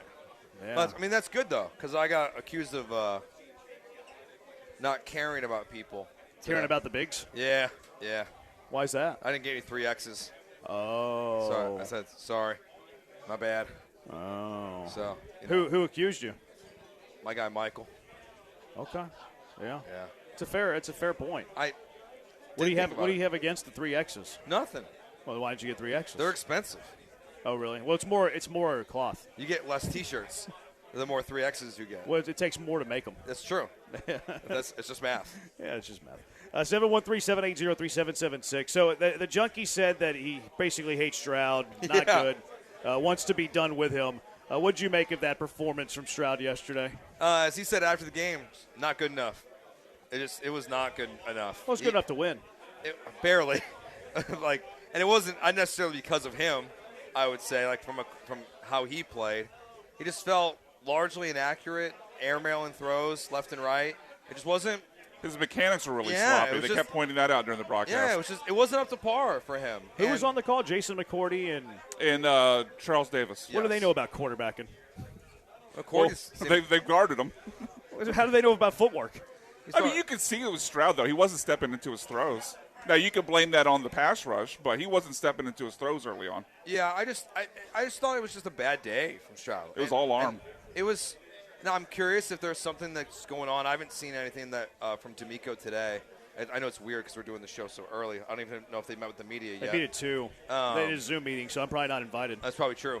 It's a good call. But he got his finger taped at one point in the game, it looked like. That got added. So I don't know if he got hurt at some point, even if it's a minor injury. But he was just bad in yesterday's game, frankly. I thought he got better as the game went on, but overall not good. I didn't think he had a very good performance. This speaks to who Stroud is, though. Stroud has been an inconsistent quarterback. It's the truth. He's been up and down. Yes. Especially in the first year of Nick Caley. And look, I don't think that the Caley offense is quarterback friendly. I think it's difficult to really become one with this offense. Now, at this point of the year, you'd like it to be, a little bit more consistent performances. I thought he played really well against the Cardinals. I thought he played really well in the games leading up to the concussion. But yesterday, he did not play well. He was largely inaccurate. Here's the one thing that I will say about Stroud, though, that I'm pretty pleased with. I like that even though he played really bad. He didn't play good. He played really bad. I think he played bad. He was wildly inaccurate, terrible start to the game, had to move the ball really in spite of him. The one thing that I will give him credit for, that in a bad game, 0 turnovers, 0 sacks. He didn't cost you. No. He didn't they didn't execute, but wasn't the reason why he didn't have the throw that Geno made.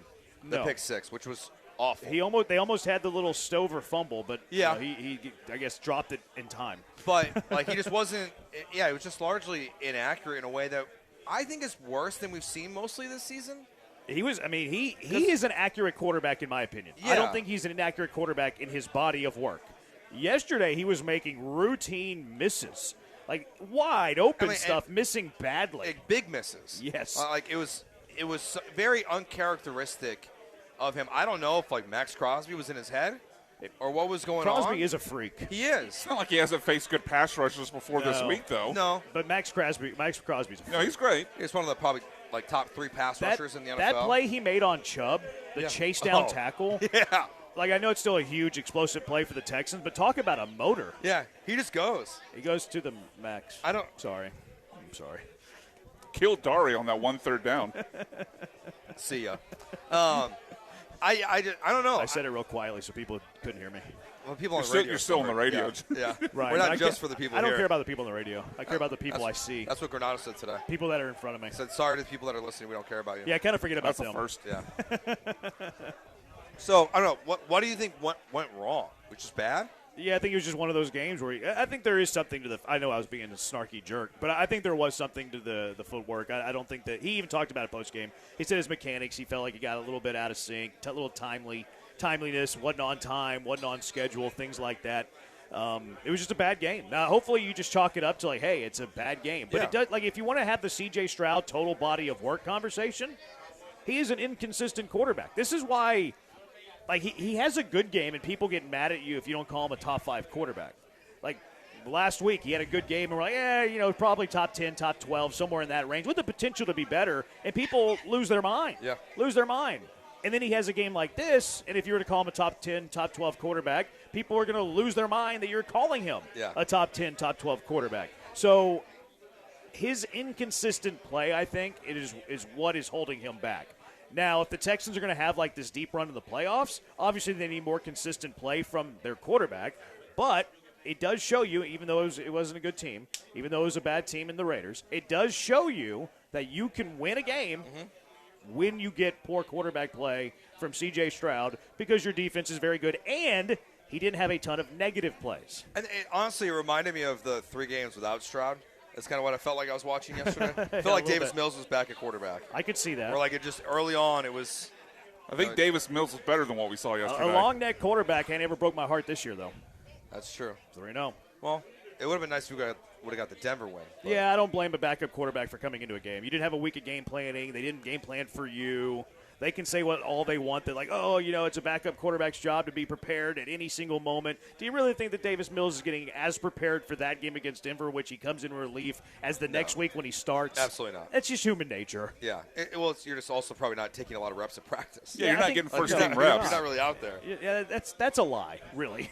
Yeah. Like, yes, they're prepared as well as they can be prepared. I believe that. But you're not as prepared being a backup quarterback in a game as you would be to be a starter in the game. And a lot of it's because of what goes on around you.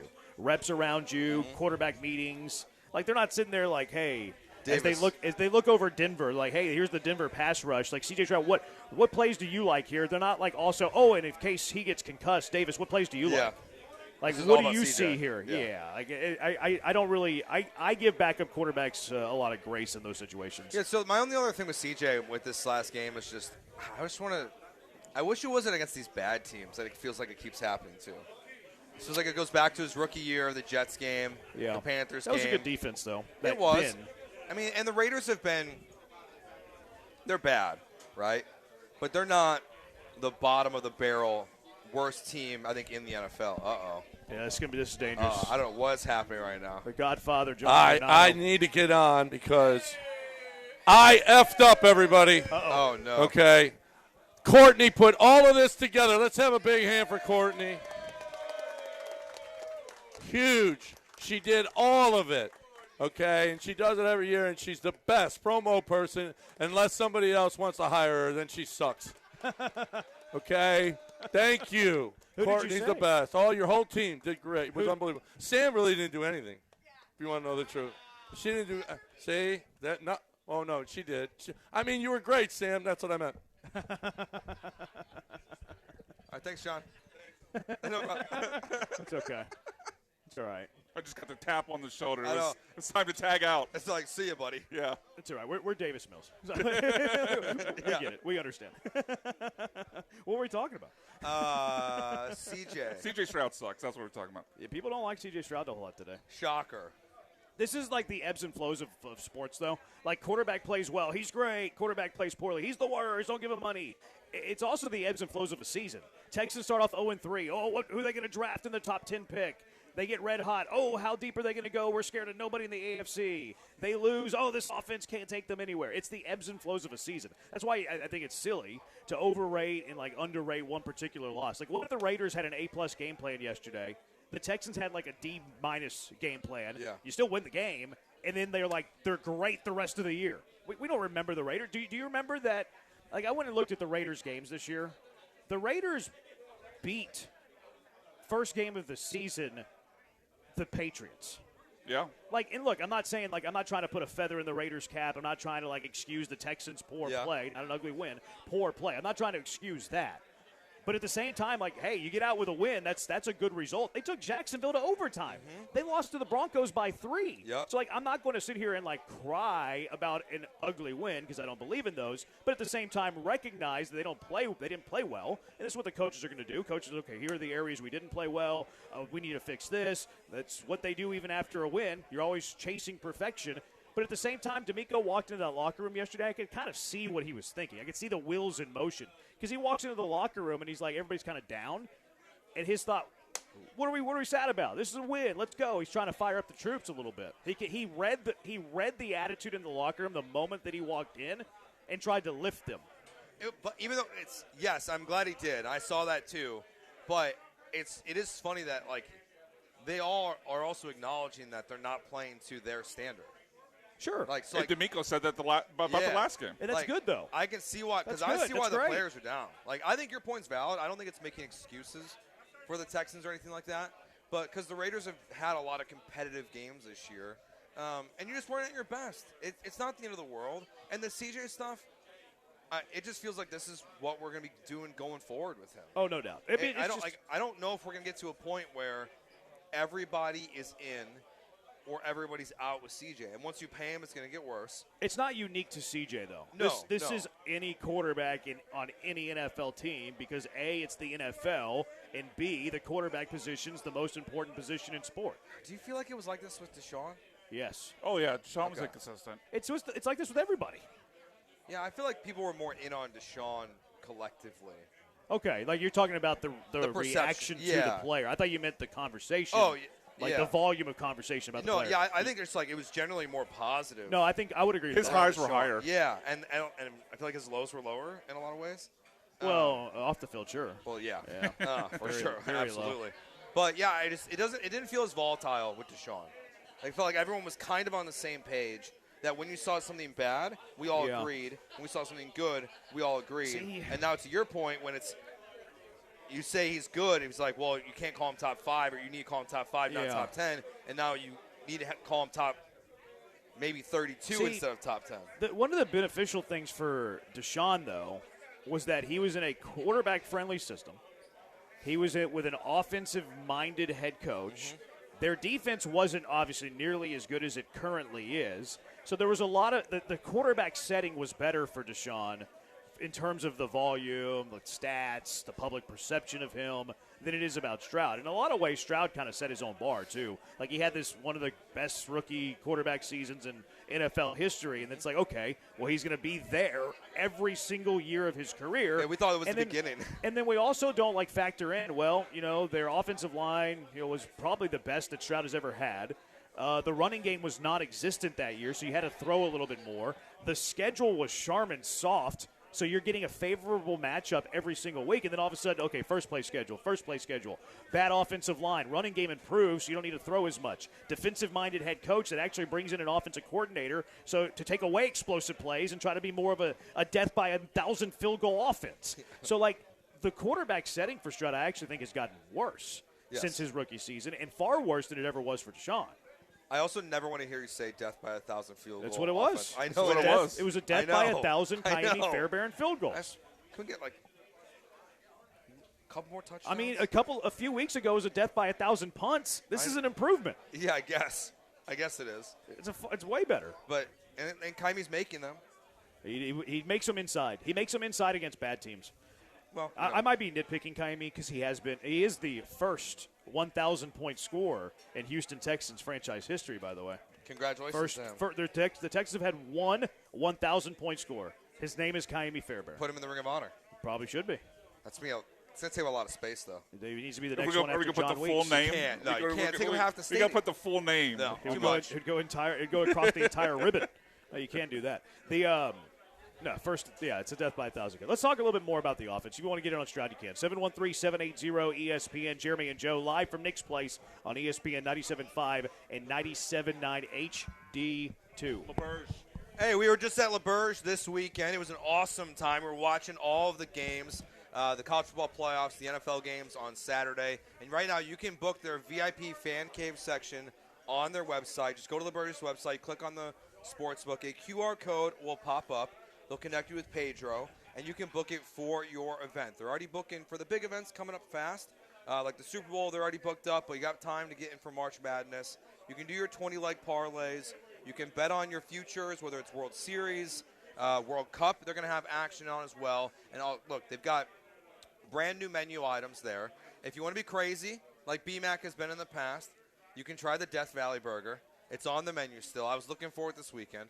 I figured if I couldn't get Mapes to do the eggnog chug contest, maybe I could give him the Death Valley Burger, but he said no to that one as well. It's always a great time. They take really good care of you. It is absolutely the place to go. And don't forget, the best part about going to LaBerge is you can bet on all of your Houston area teams. And make sure you check them out right now, LaBerge's website, and get in there today to hang out with Matt Russ and the entire crew at the Sportsbook at LaBerge in Lake Charles.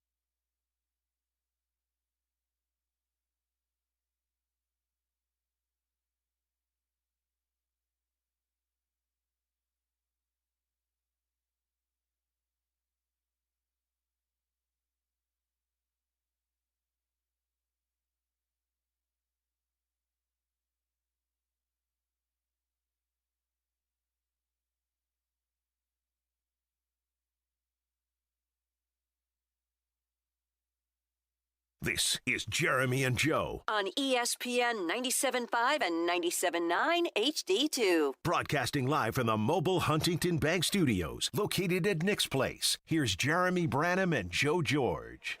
Someone said, it looks like CJ's in for the Dak treatment. Every quarterback gets talked about a lot.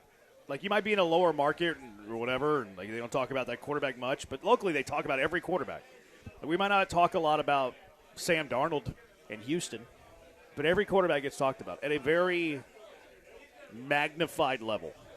Yeah, I just think there are certain quarterbacks that in their market are more generally beloved or bought into by the fan base. Okay, yeah. And I would guess, and obviously we can't really know this, but I would just guess of like the established starting quarterbacks, like who you know are that franchise's guy, CJ has more negative perception than most, I would guess. Yeah. You think Stroud has more negative than most? Yeah. I don't think so. I completely disagree. I mean, we had a caller last week that said C.J. Stroud was the second best quarterback in the NFL. Yeah, well, I got belittled on Twitter because I said he was outside of the top 5. Like, and that is it is the minority opinion, but it is still a pretty popular opinion. For being a minority opinion, I understand that sounds like a contradiction.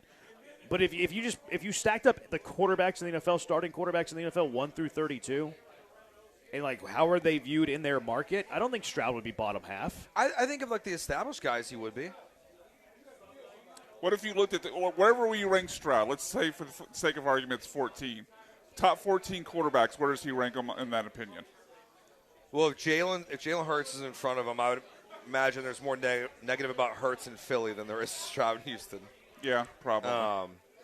Love, probably similarly. Like, I think that's the category he's in. Yeah. And I guess that's where we rank him. Did you say established guys like at the beginning? Yeah. Okay. Yeah. All right. Not rookies, obviously. And like, Yeah, bums. I think we got to cast out a third of the quarterbacks. Then They're again, not really part of the conversation. I don't think there's many people who in Las Vegas are like very pro Geno Smith these days. No, the worst quarterback in the league. I felt pretty validated at times during the game. Not the whole time. You don't watch much football if you think he's the worst quarterback in the NFL. He's not good. He's bottom half for sure. But look who was playing in the NFL yesterday. Quinn Ewers, Max Brosmer, Shedeur Sanders. Well, I think when I said that, most quarterbacks were healthy. Quinn wasn't playing at that time. Yeah, Quinn was the third quarter. Yeah. That's true. Geno hasn't been benched for a rookie, what was he, 7th rounder? 6th, I think. Cool. Yeah. He was not good. See? There you go. I believe, by the way, Geno and Tua tied for the league lead in interceptions thrown. Geno's played more games. I think. Well, he missed last week, so. Yeah, I'm not sure if that's actually accurate or not. Yeah, I don't know if he has played more games. So offense yesterday. Some junkie saying that Woody Marks, they just needed him. That was a loss. Although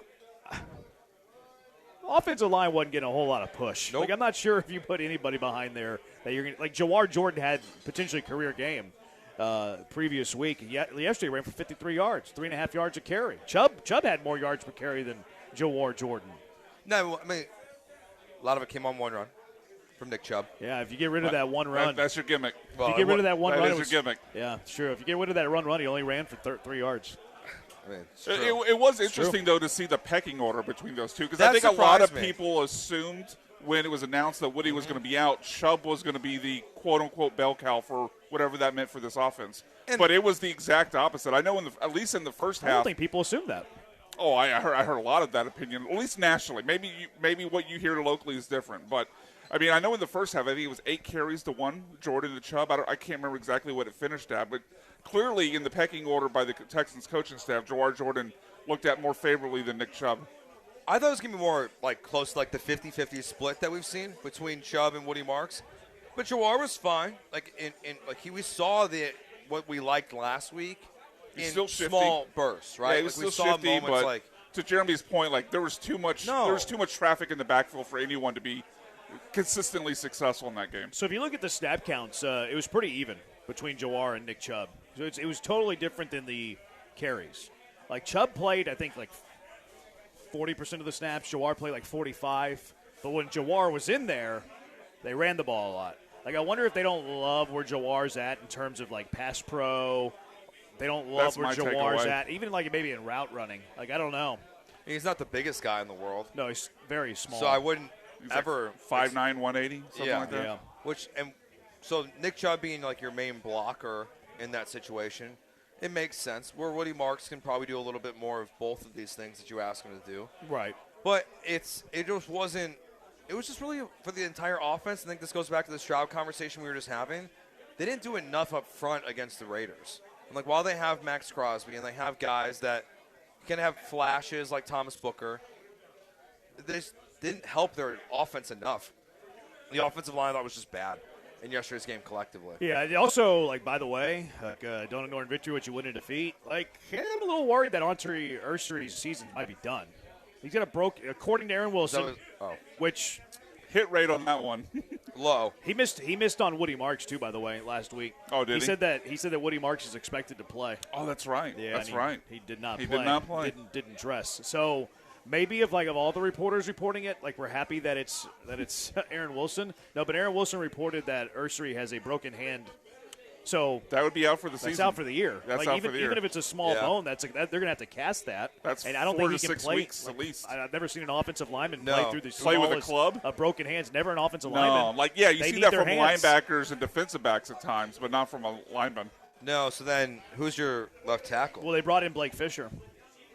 Yeah. And then Trent Brown went out, and then they moved Titus Howard to right tackle, and they brought in Patterson at left guard. So I think I'd rather move Titus to left to put Fisher, or and then mix and match the pieces after that. I don't think there's a whole lot of difference between left tackle and right tackle. Like, I think it's slightly overrated. Just shift around the fat guys? No, I think the tackles are important. And I know that the whole, left tackle is the blind side, right tackle is not the blind side. I think we overrate that. I think both positions are premium positions. I don't know if they pay it like that. I think they do. Left tackle to right tackle? Yeah, they pay right tackles a lot. A few of them, like Lane Johnson, but on average, I would not expect. What that if you have to a be true. left-handed quarterback? Sure, yeah, that changes things, but that's kind of it's just kind of weird. That's shifting the goalpost. Yeah. The right tackle for Kansas City was their highest-paid tackle. He was. I think it's more in vogue than you think. It's part because they started a rookie at left tackle. Is that good or bad? Well, I'm just saying a rookie is not going to be higher paid than a veteran on a second contract. He was their highest-paid offensive lineman. I think Jawan Taylor. Yeah. I think he was. Yeah. It was him or Trey Smith were their top two Who guys. also got paid in the offseason, yeah. And look, the offensive line, whether it's healthy or not, was not good yesterday. But now if these injuries are in play, it makes going forward much more challenging. I think it hurts them a lot. A lot. They're I think we're underrating how impactful that is. Like, the conversation today, like, we're talking about Stroud. We're talking about, was it an ugly win? Do you believe in ugly wins? What needs to be fixed? A hot take, I think the biggest storyline today is that you might have lost 40% of a below-average offensive line, and the two losses there are significant. I think that's the biggest story today.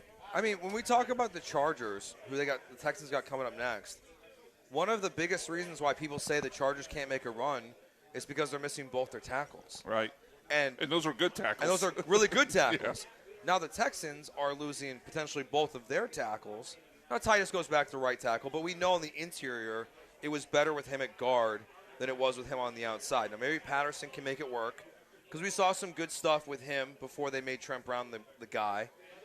But you're still in a bad spot. I mean, I don't think anyone trusts Blake Fisher. It doesn't matter what side of the ball you play him on. That's a big problem. It's massive. You're looking at 40% of your offensive line being Blake Fisher and Jared Patterson, and then look, that's a dangerous place to be.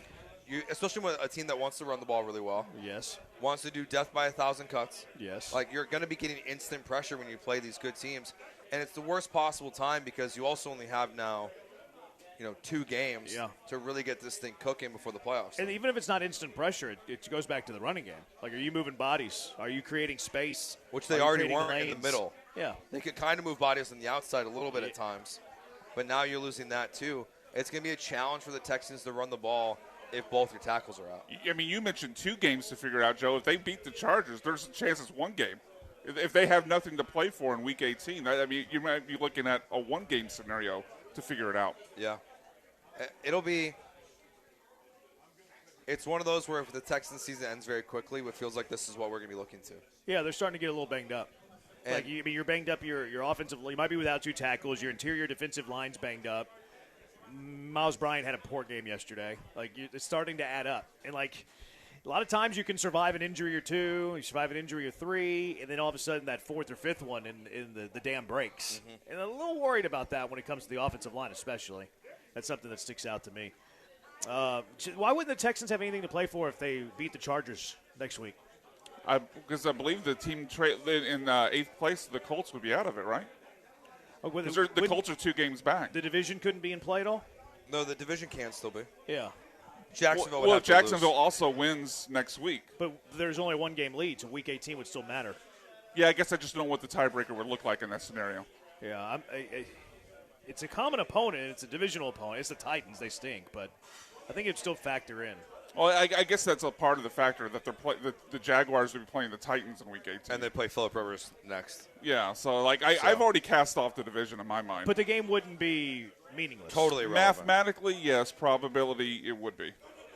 Right, but D'Amico's not going to rest starters. No, you're right. He should. But Well, you're also going to be, your playoff seeding is going to factor in big time here. If you beat the Chargers, you're going to jump up to. You're past the Chargers. You're the 5 seed, potentially. Oh, yeah. If Buffalo were to lose. Yeah, because Buffalo would have to lose the game also. But, you could let the 5 seeds You in could play, move up so. to the 6 by beating the Chargers. Yeah, so, the last week of And this avoid a game, trip to New England? It's not going to be, it's not going to be a win or go home kind of game at the end of the season. Matters. But it's going to matter in some capacity for the Texans. The Texans were one offensive play caller away from having a good game yesterday. Let's have the Kaylee conversation. 713-780-ESPN. Jeremy and Joe live from Nick's Place on ESPN 97.5 and 97.9 HD2. You looking to escape the rat race for the weekend? The hustle and bustle of the job, traffic, whatever's causing you stress? I have the best idea for you. It's Two Creeks Crossing Resort on Lake Livingston. Escape the city, enjoy the relaxing, great outdoors. Book that stay right now. TwoCreeksCrossingResort.com. They have the open green spaces for you. They got the wildlife. Beautiful nature out there. It's gorgeous.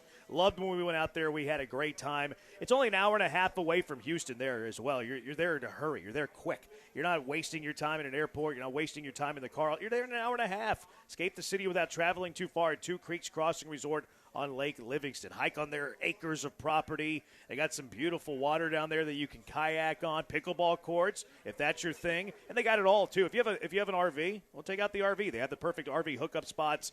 We stayed in the tree house when we went at the beginning of summer. It was fantastic. Kids loved it. They got the glamping for you. They have the cabins for you as well. And from now through through February, you can get 40% off all cabin rentals, 20% off nightly RV stays with their 40/20 discount. Perfect for everybody who loves the beautiful outdoors. Also, find them on social media. Two Creeks Crossing Resort, always doing some giveaways, and you may even get a free stay. So book your stay now, TwoCreeksCrossingResort.com. That's TwoCreeksCrossingResort.com.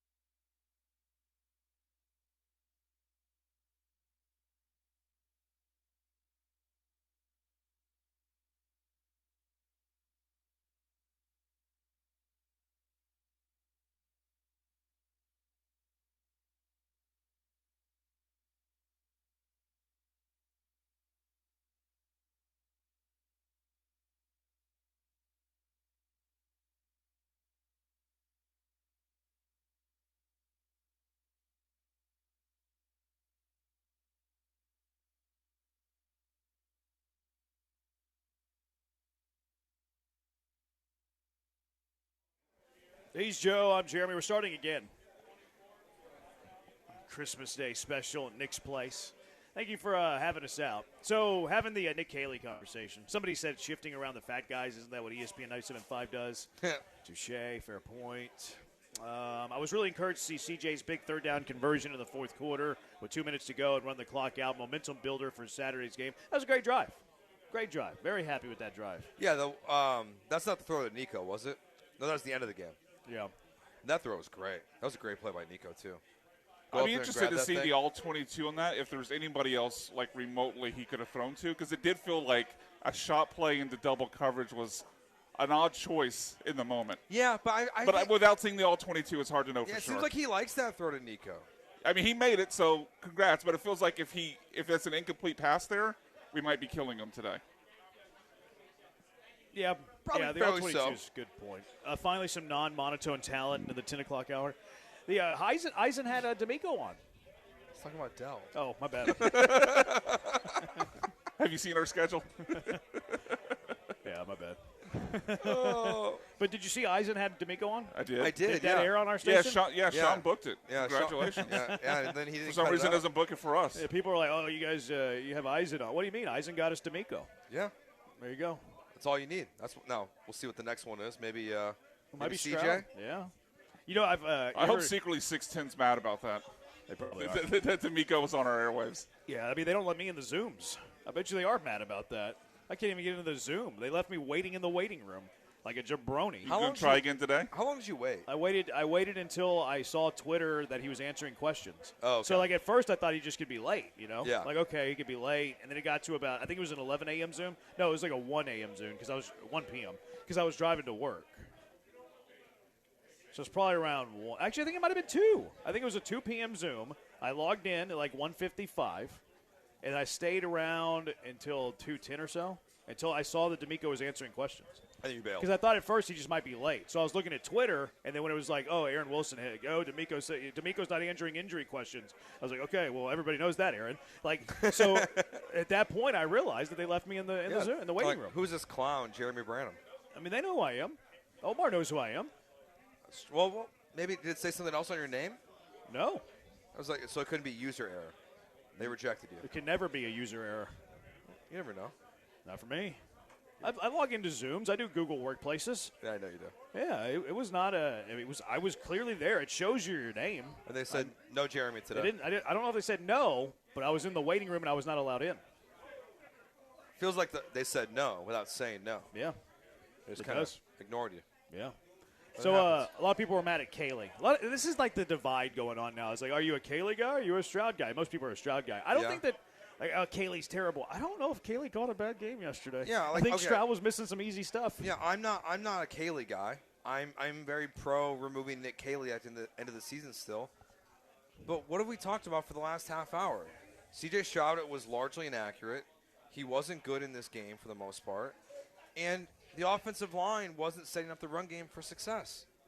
So if all those things are happening from your quarterback and your offensive line not being good, so nothing's going well, then how can you also then blame the offensive coordinator? Yeah. That's your now, he may not have had the best game either from a play calling perspective, but what he did call, the players didn't execute. Like CJ had guys that were open throughout this entire game. Yeah. The offensive line just couldn't block for whichever running back was in there. So today, for me, is not the day to be up in arms about Nick Caley being the OC for the Texans. No, I agree with you. What was kind of weird about yesterday's game, too, was how bad the first quarter was. Like, I think if you were to hide the first quarter, like in the third quarter, and the rest of the game played out, like, early, I think we might have, like, a different talk about this offense, too.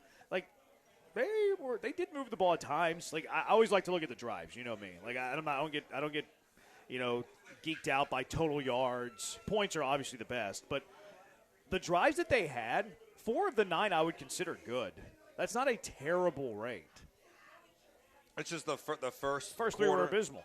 Yeah, they had a total of, 12 plays for 19 yards? Yep. So you're a disaster in the first quarter. They're outgained by the Raiders, I believe, as bad as their own first quarter was. And that's one of my criticisms of Nick Caley is I feel like the Texans, more often than not, start slow. Like, the scripted stuff doesn't seem to work as well for them as it does other teams. But it was just a bad offensive game. Like, I know, like, there's no such thing as ugly wins. I I don't disagree with you on that at all.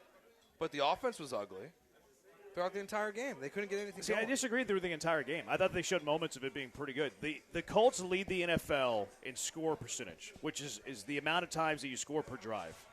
Yesterday, even with the bad first quarter, 4 of their 9 drives were good. That's better than 40%. That would be in the top half of the league. The results are there, but I think that there were moments. I think there were moments. I think it was an inconsistent offense that started really, really bad.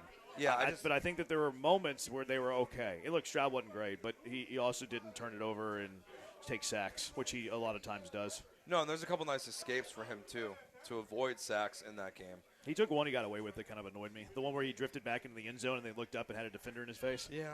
That one was dangerous. I know that's your least favorite thing he does.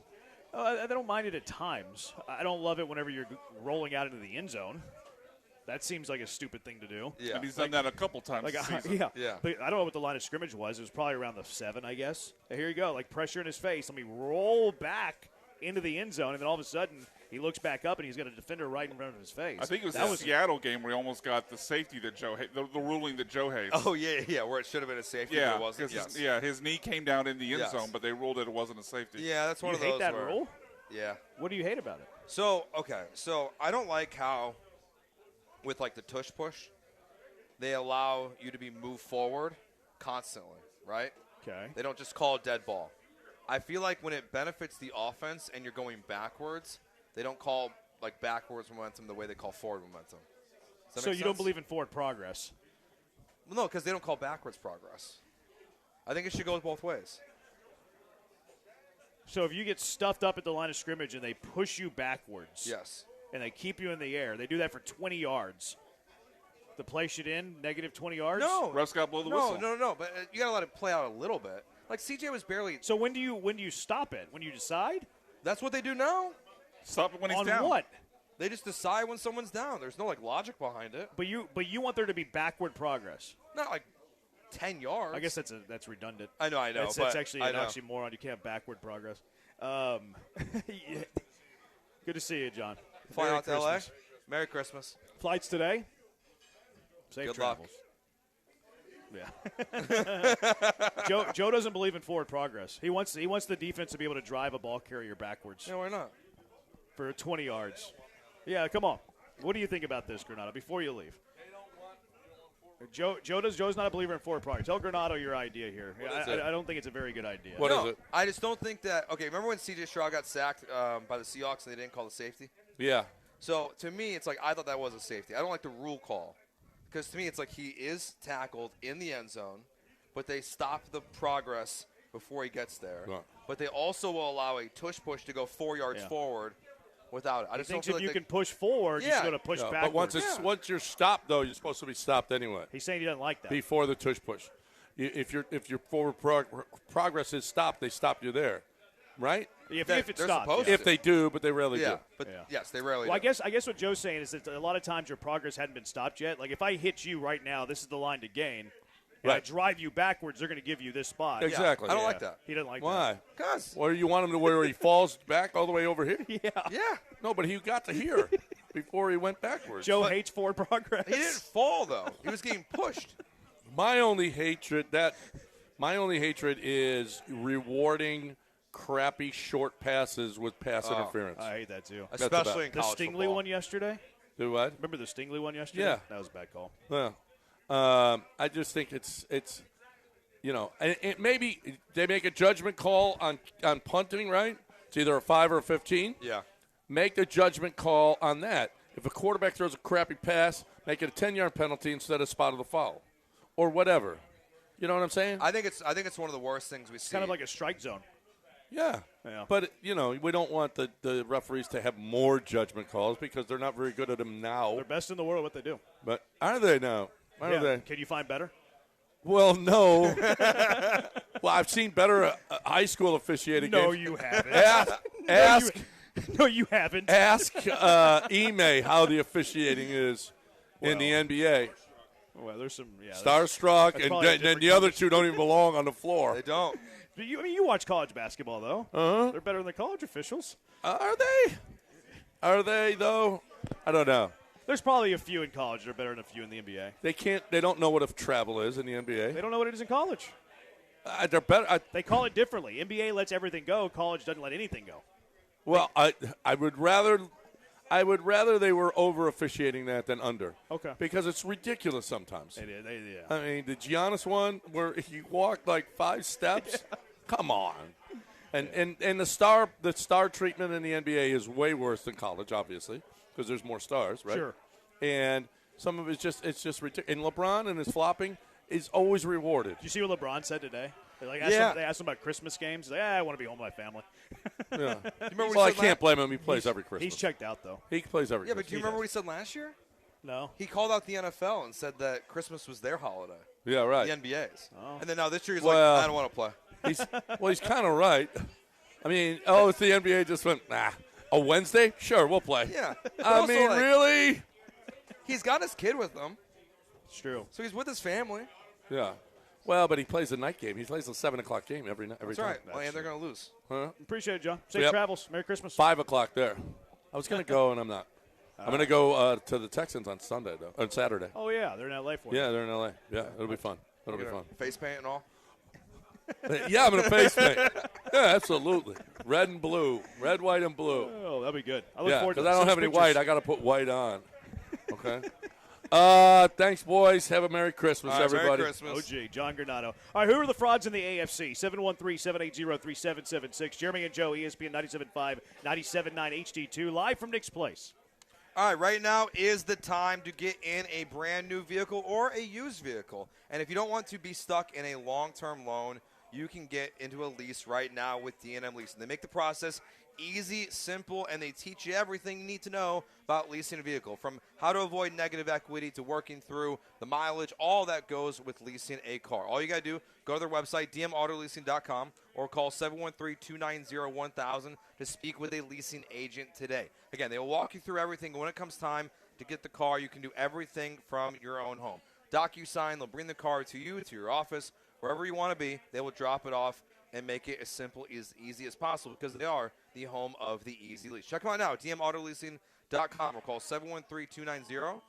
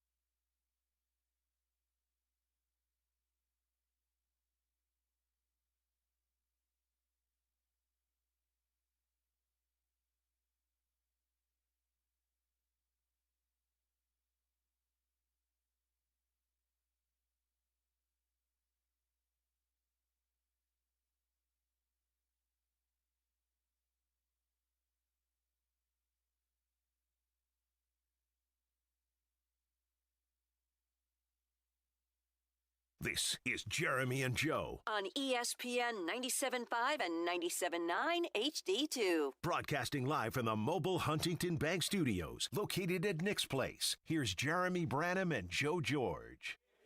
Junkie says it feels like every single team in the AFC playoff picture are potential frauds. I don't know that I disagree. Is there anyone that's for sure not a fraud? No. I think that's the AFC. It makes every team in the AFC has significant weaknesses. Big time. I mean, the Patriots really haven't played anyone. No, they look good. I thought they looked good yesterday, the fourth quarter. So really, like they're probably the. But they did it without. I mean, they did it with Tyler Huntley. Yeah, you know, like it wasn't even the full Ravens effect. Pro Bowler, sir. Pro Bowler Tyler Huntley. Are they the least fraudy of all the frauds? I don't think so. Actually, I think the Bills get let off the hook because they're the Buffalo Bills. I think they played a 3-point game against Cleveland yesterday. Yeah. Like, that game was very much in play. Cleveland had the ball a couple of times with a chance to take the lead in the fourth quarter. Like, how come Buffalo doesn't get dragged for that like the Texans get dragged for the Raiders game? It doesn't make any sense. No. And I think Buffalo's defense is putrid. Yeah, I was really in on Denver going into this week. Yesterday surprised me. Yeah, I was surprised that Jacksonville just whooped them. Yeah, I didn't expect that. I thought going into this week that Denver was going to kind of separate themselves as like that top team in the AFC, and then Jacksonville dominates them. Yes, that's John's. And he left his sweater. And now I don't know what to believe because Trevor Lawrence looks good, but I don't really believe in them either. Your hang-up on Jacksonville's Lawrence, isn't it? Yeah, but the way he's played the last 2 weeks, I'm starting to. He looks like Josh Allen the last 2 weeks. Yeah. I mean, I know it doesn't totally matter, but he's the only player in fantasy football this season, or at least the only quarterback, with 30-plus point games in fantasy in back-to-back weeks. He's been dominant. Like, he's been incredible the last 2 weeks. No, he has. He's putting up Josh Allen numbers the last 2 weeks. I felt like Denver had been a fraud, so, like, I thought they were going to win yesterday, but also think they're fraudulent. So, like, that loss yesterday, I wanted Denver to win, but also at the same time, like, okay, it kind of backs up my thought that they are frauds. Now, Jacksonville is probably better than we think.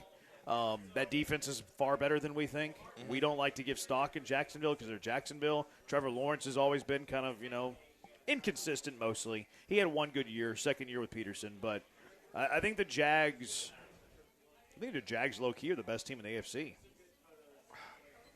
I think they're better than Denver, obviously. They went into Denver and won. I think they're better than New England.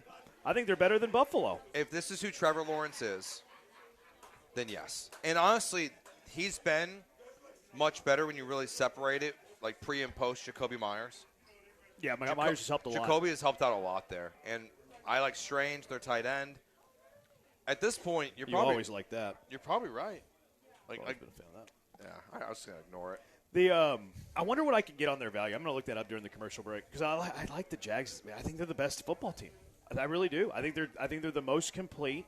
They're playing better offensively. Liam Cohen's an offensive guy. They're getting the most out of Trevor Lawrence, who is a talented quarterback. Mm-hmm. Let's not act like Trevor Lawrence isn't talented. He hasn't lived up to the hype, but he's talented. Like people are calling Trevor Lawrence like the best quarterback prospect since Andrew Luck.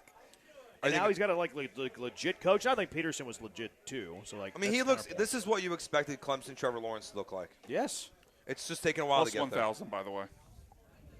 For what, the South? Or no, to win. Jaguars are plus 1,000 to win the Super Bowl. Yeah, I like that odds. What is it to reach it? I don't know if I like him to win it. Yeah, because I've got him at. Let's see. AFC conference winner Jaguars are plus 500. I like those, man. They're the fourth highest odds. I like. They have an outside chance to be the number one too. So they could potentially not have a bye. So it's one fewer game than the rest of the conference potentially. Like I'm starting to believe the hype in Jacksonville. That was a statement win for me. And I don't love Denver, but you did it in Denver and you kind of whooped them. I know Denver got a touchdown kind of late to make it somewhat of a game, but they kind of whooped them. To me right now, it's like if you were going to bet on who's going to come out of the AFC, we were talking about this over the weekend. I feel like you just have to kind of bet on 2 or 3 teams that you like and take a couple shots at it with lower wages. Well, you better get at least plus 300 or better on them. Well, everyone's no one. I don't think anyone's better odds than that. To win it, to reach the to Super win the Bowl, AFC conference, the best odds are plus 350 with the Bills. That's the best. So everyone's north of that. Who are the next 3? Broncos plus 375, Patriots plus 400, and then Jaguars plus 500. I think Texans are plus 600 and fifth. I think those are my three: New England, Jacksonville, Texans. Yeah. I mean, Denver kind of hooked me in last week with the Packers game, but then to get bullied the way they did by Jacksonville, it drops them down again. Yeah, I don't like Green Bay. Like I thought Denver was legit, and then because the way Bo Nix had been playing much better, but there's no one I would feel confident in. And when everyone starts doing their Super Bowl predictions, like I think we're just going to see people all over the board with the AFC. I don't think there's going to be a clear-cut favorite this year. I guess people will probably pick Josh Allen. From just like that'll probably be the most popular pick. Yeah, Josh Allen, just because it's Josh Allen. But I don't think there's a clear team that's going to run away with everyone buys into of coming out of the AFC. Yeah, I would short the Bills. I'm not a believer in the Bills. We know you already that. know, but it's a little bit more this year though. Like it's the defense. Like I think the Bills' defense is not good. I think they're going to get exposed in the playoffs. Yeah. I really do. I think this wide receiver thing for them too is a problem. Like having to 1 week you're relying on Keon Coleman and Gabe Davis. The next week they're inactive. Like they're so back and forth with what they're doing right now with Buffalo. Yeah, if you have a quarterback that has that much volume though, I don't need great receiver play. Like they should be able to elevate their receiver, and Josh Allen has. Like Josh Allen's been good ever since they got rid of the best receiver in the Josh Allen era. Yeah, like they've been just fine without Diggs. Same thing with like Mahomes. Like they traded Tyreek, they're going to be terrible. No, they were just fine. He had Kelsey though. Okay, I think Dalton Kincaid's better than Travis Kelce at currently, the moment. Oh currently. Yeah. Not when he won it with him. Yeah, and Dawson Knox is fine. Yeah, he dropped a critical touchdown yesterday. Yeah, though. That was right in his breadbasket. Fourth and like 2 from like the 10. They went for it, wide open. I mean, he dove, but he was there, right in his hands and out of his hands. So if you had to pick it right now, is Jacksonville the team that you're? I think so. I think I'm about to make that bet a little bit. Wow. To win the AFC, I think that they're the most complete to me. Yeah. Their offense has been playing at a very high level. Their defense is slept on. I think Liam Cohen is a ball coach. Liam Cohen can coach, man. He's a really good coach. He made Will Levis look like a first-round quarterback. He did. Yeah, like the guy can coach. I can't get over Trevor Lawrence. He's looked great the last couple weeks. Yeah, I guess it can hurt me in the long run. But who do you trust? Like, who's your pick in the AFC then? I don't really know. Like, all the quarterbacks are going to be unproven with the exception of Josh Allen. Because I'm with you. I don't want to pick Buffalo because of their defense. It's not really a Josh Allen thing as much this year. That defense isn't good. So like, I guess I lean Buffalo, but I don't want to. I mean, you're talking about a second-year play. I think Drake May's really good. Drake May or C.J. Stroud right now? Drake May. Yeah, I would take May too. So, I mean, but the point is you have unproven quarterbacks in the AFC other than Rodgers. Rodgers, like the elder statesman. Drake May. Josh Allen's the only MVP level quarterback that's going to be in the playoffs.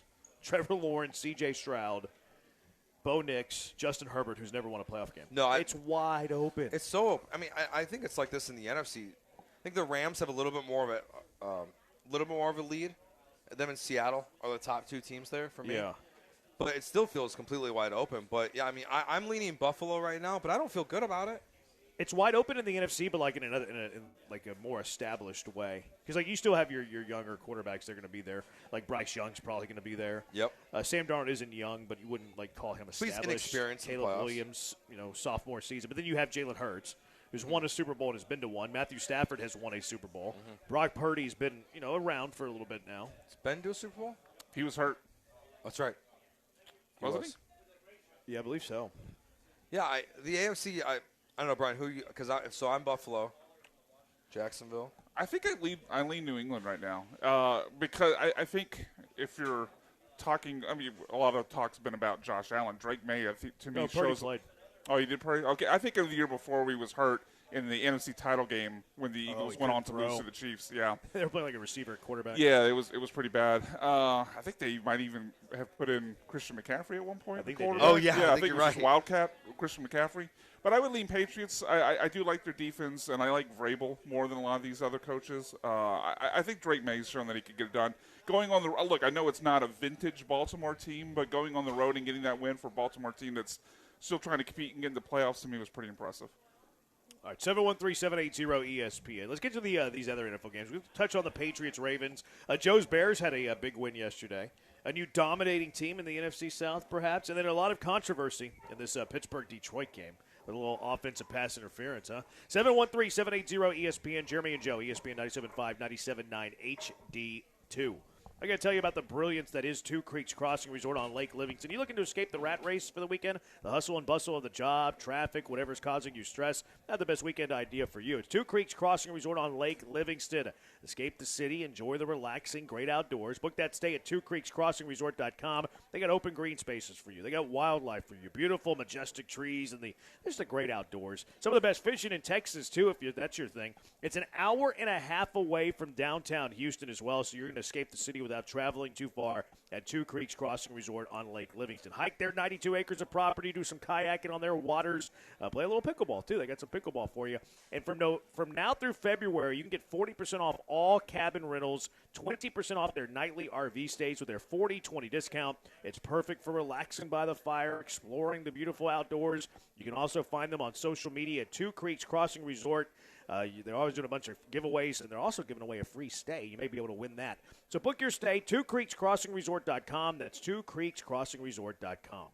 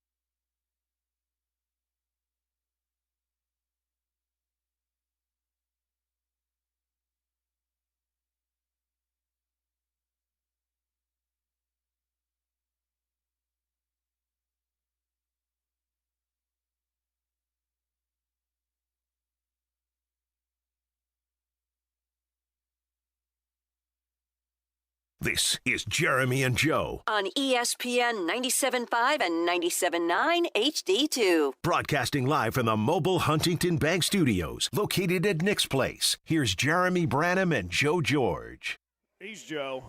I'm the Huntington Bank bad boy. Mm-hmm. Is that accurate? Yeah. Your Bears got a big win yesterday. Saturday? Yeah.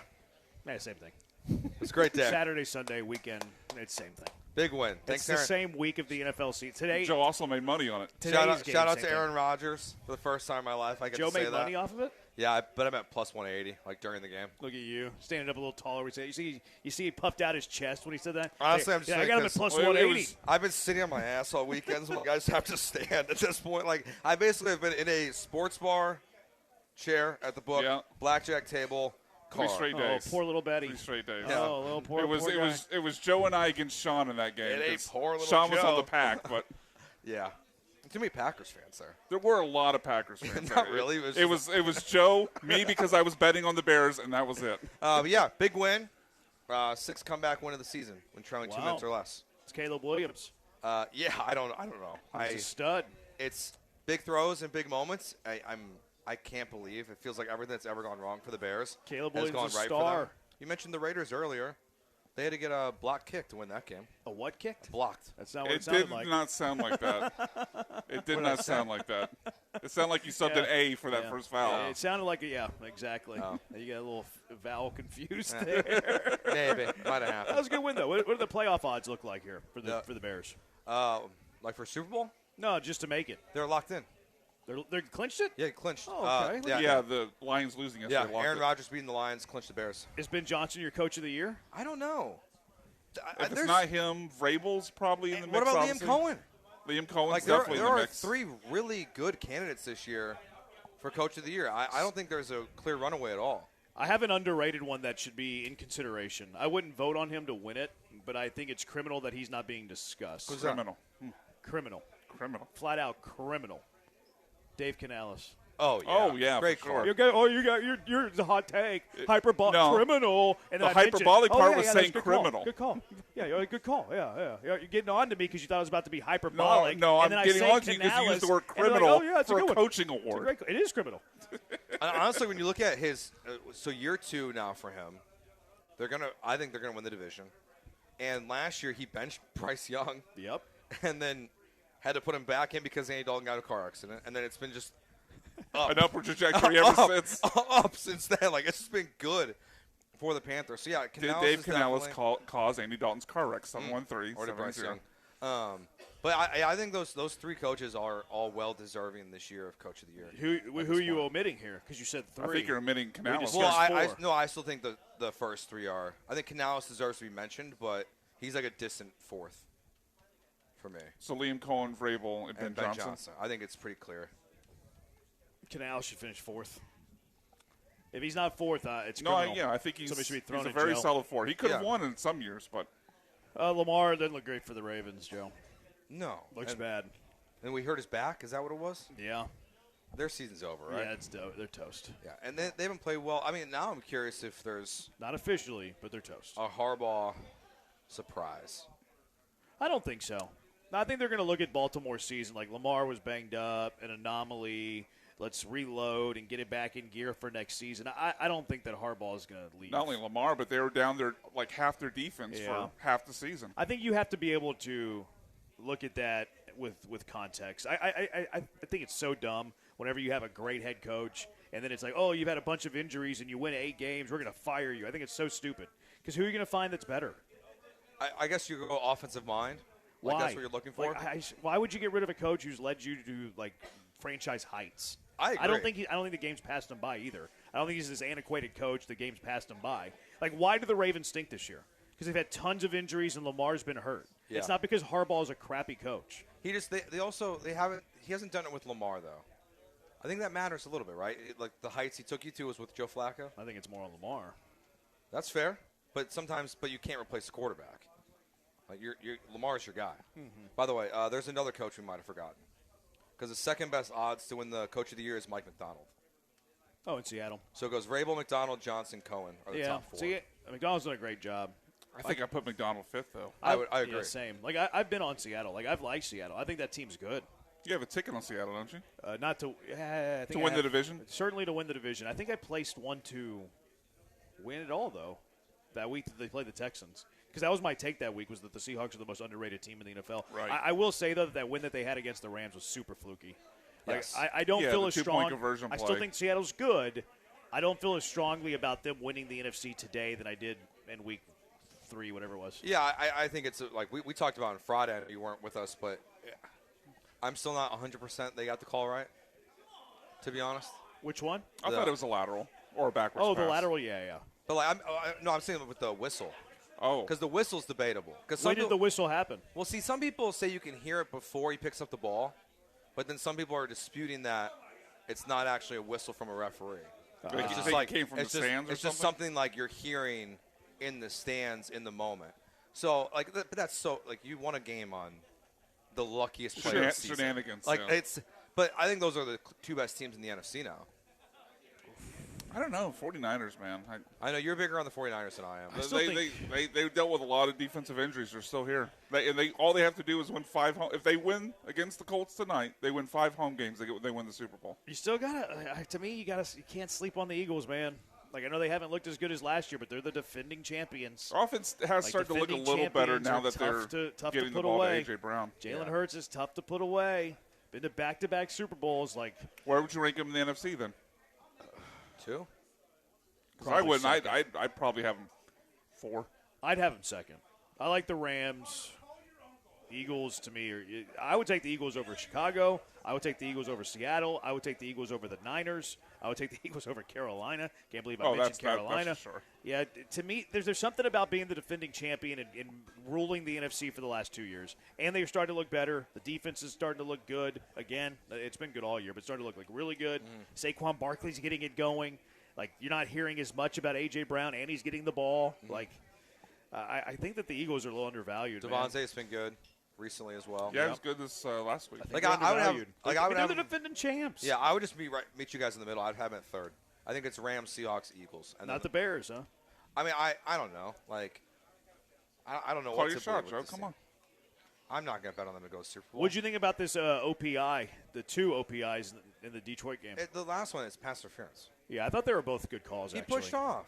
Yeah, I thought they were both good calls. Like, now, I think we've seen that not get called before. Sure. But it's the right call.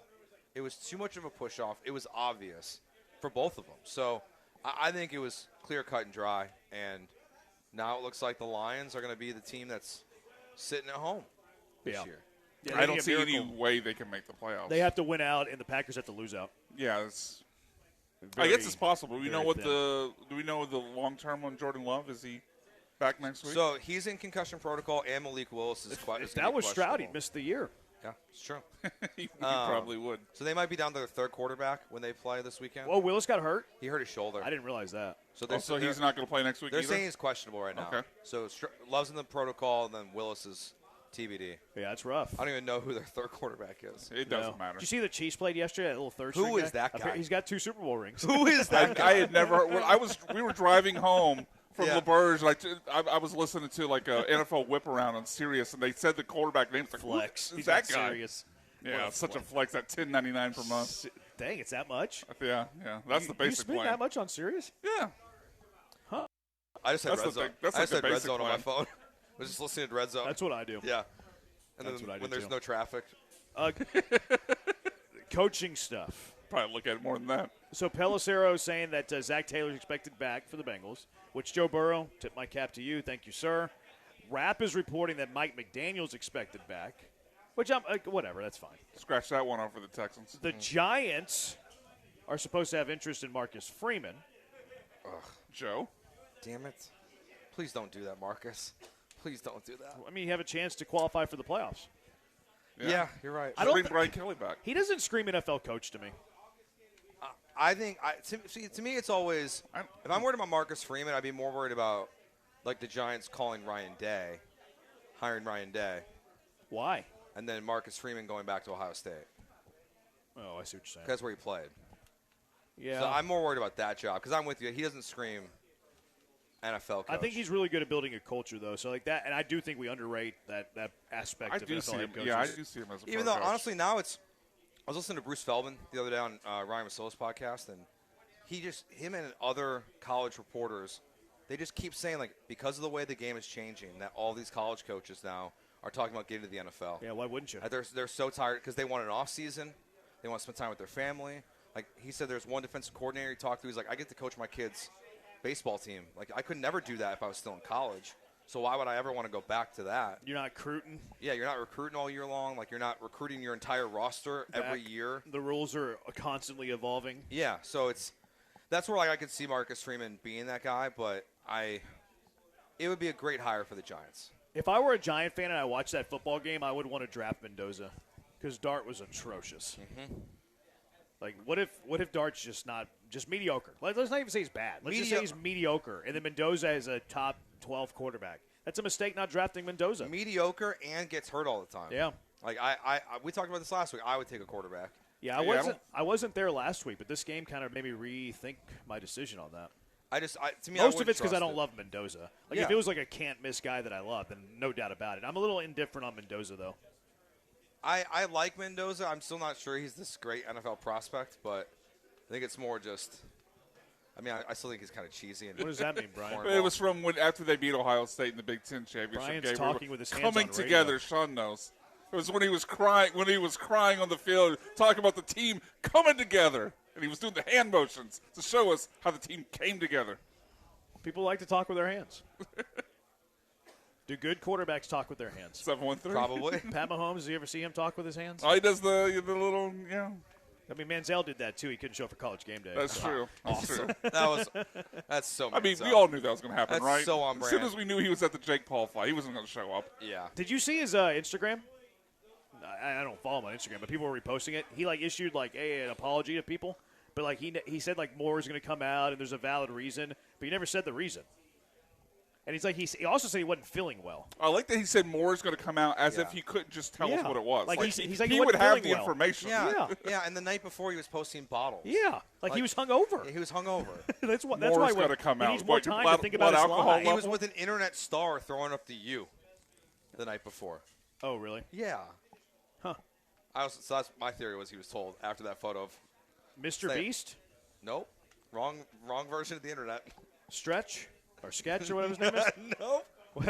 That guy lost his fame. What did he used to say? What's up, brother? What's up, brother? What happened to that guy? Tank Dell trash talked him What's on up, that brother? stream. The cat came out of the bag and of his That's one way past. to describe it. Oh, yeah, I remember that. And That's one way to describe what he did. He wasn't canceled. He just people kind of distanced themselves from him. All right, college football over the weekend. The G5s are getting killed. I personally don't care James about Bassett it. covered. Discuss that next. 713-780-3776. Jeremy and Joe, ESPN 97.5 and 97.9 HD2.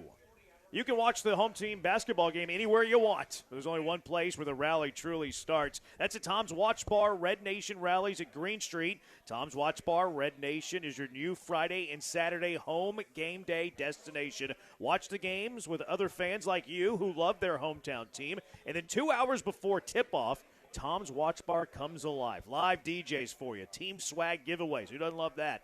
Themed cocktails and surprise guest appearances all season long. Cool thing that Tom's Watch Bar does, too, if you're headed to a home game, come early, park free at Green Street with Tom's Watch Bar validation. Then after the game, come back and watch the highlights and celebrate at Tom's Watch Bar with post-game drinks and their 65 TV screens. High energy, all H-Town fans. It's Red Nation rallies at Tom's Watch Bar, presented by Green Street. Find the full schedule at tomswatchbar.com/Red Nation rallies. That's tomswatchbar.com/Red Nation rallies.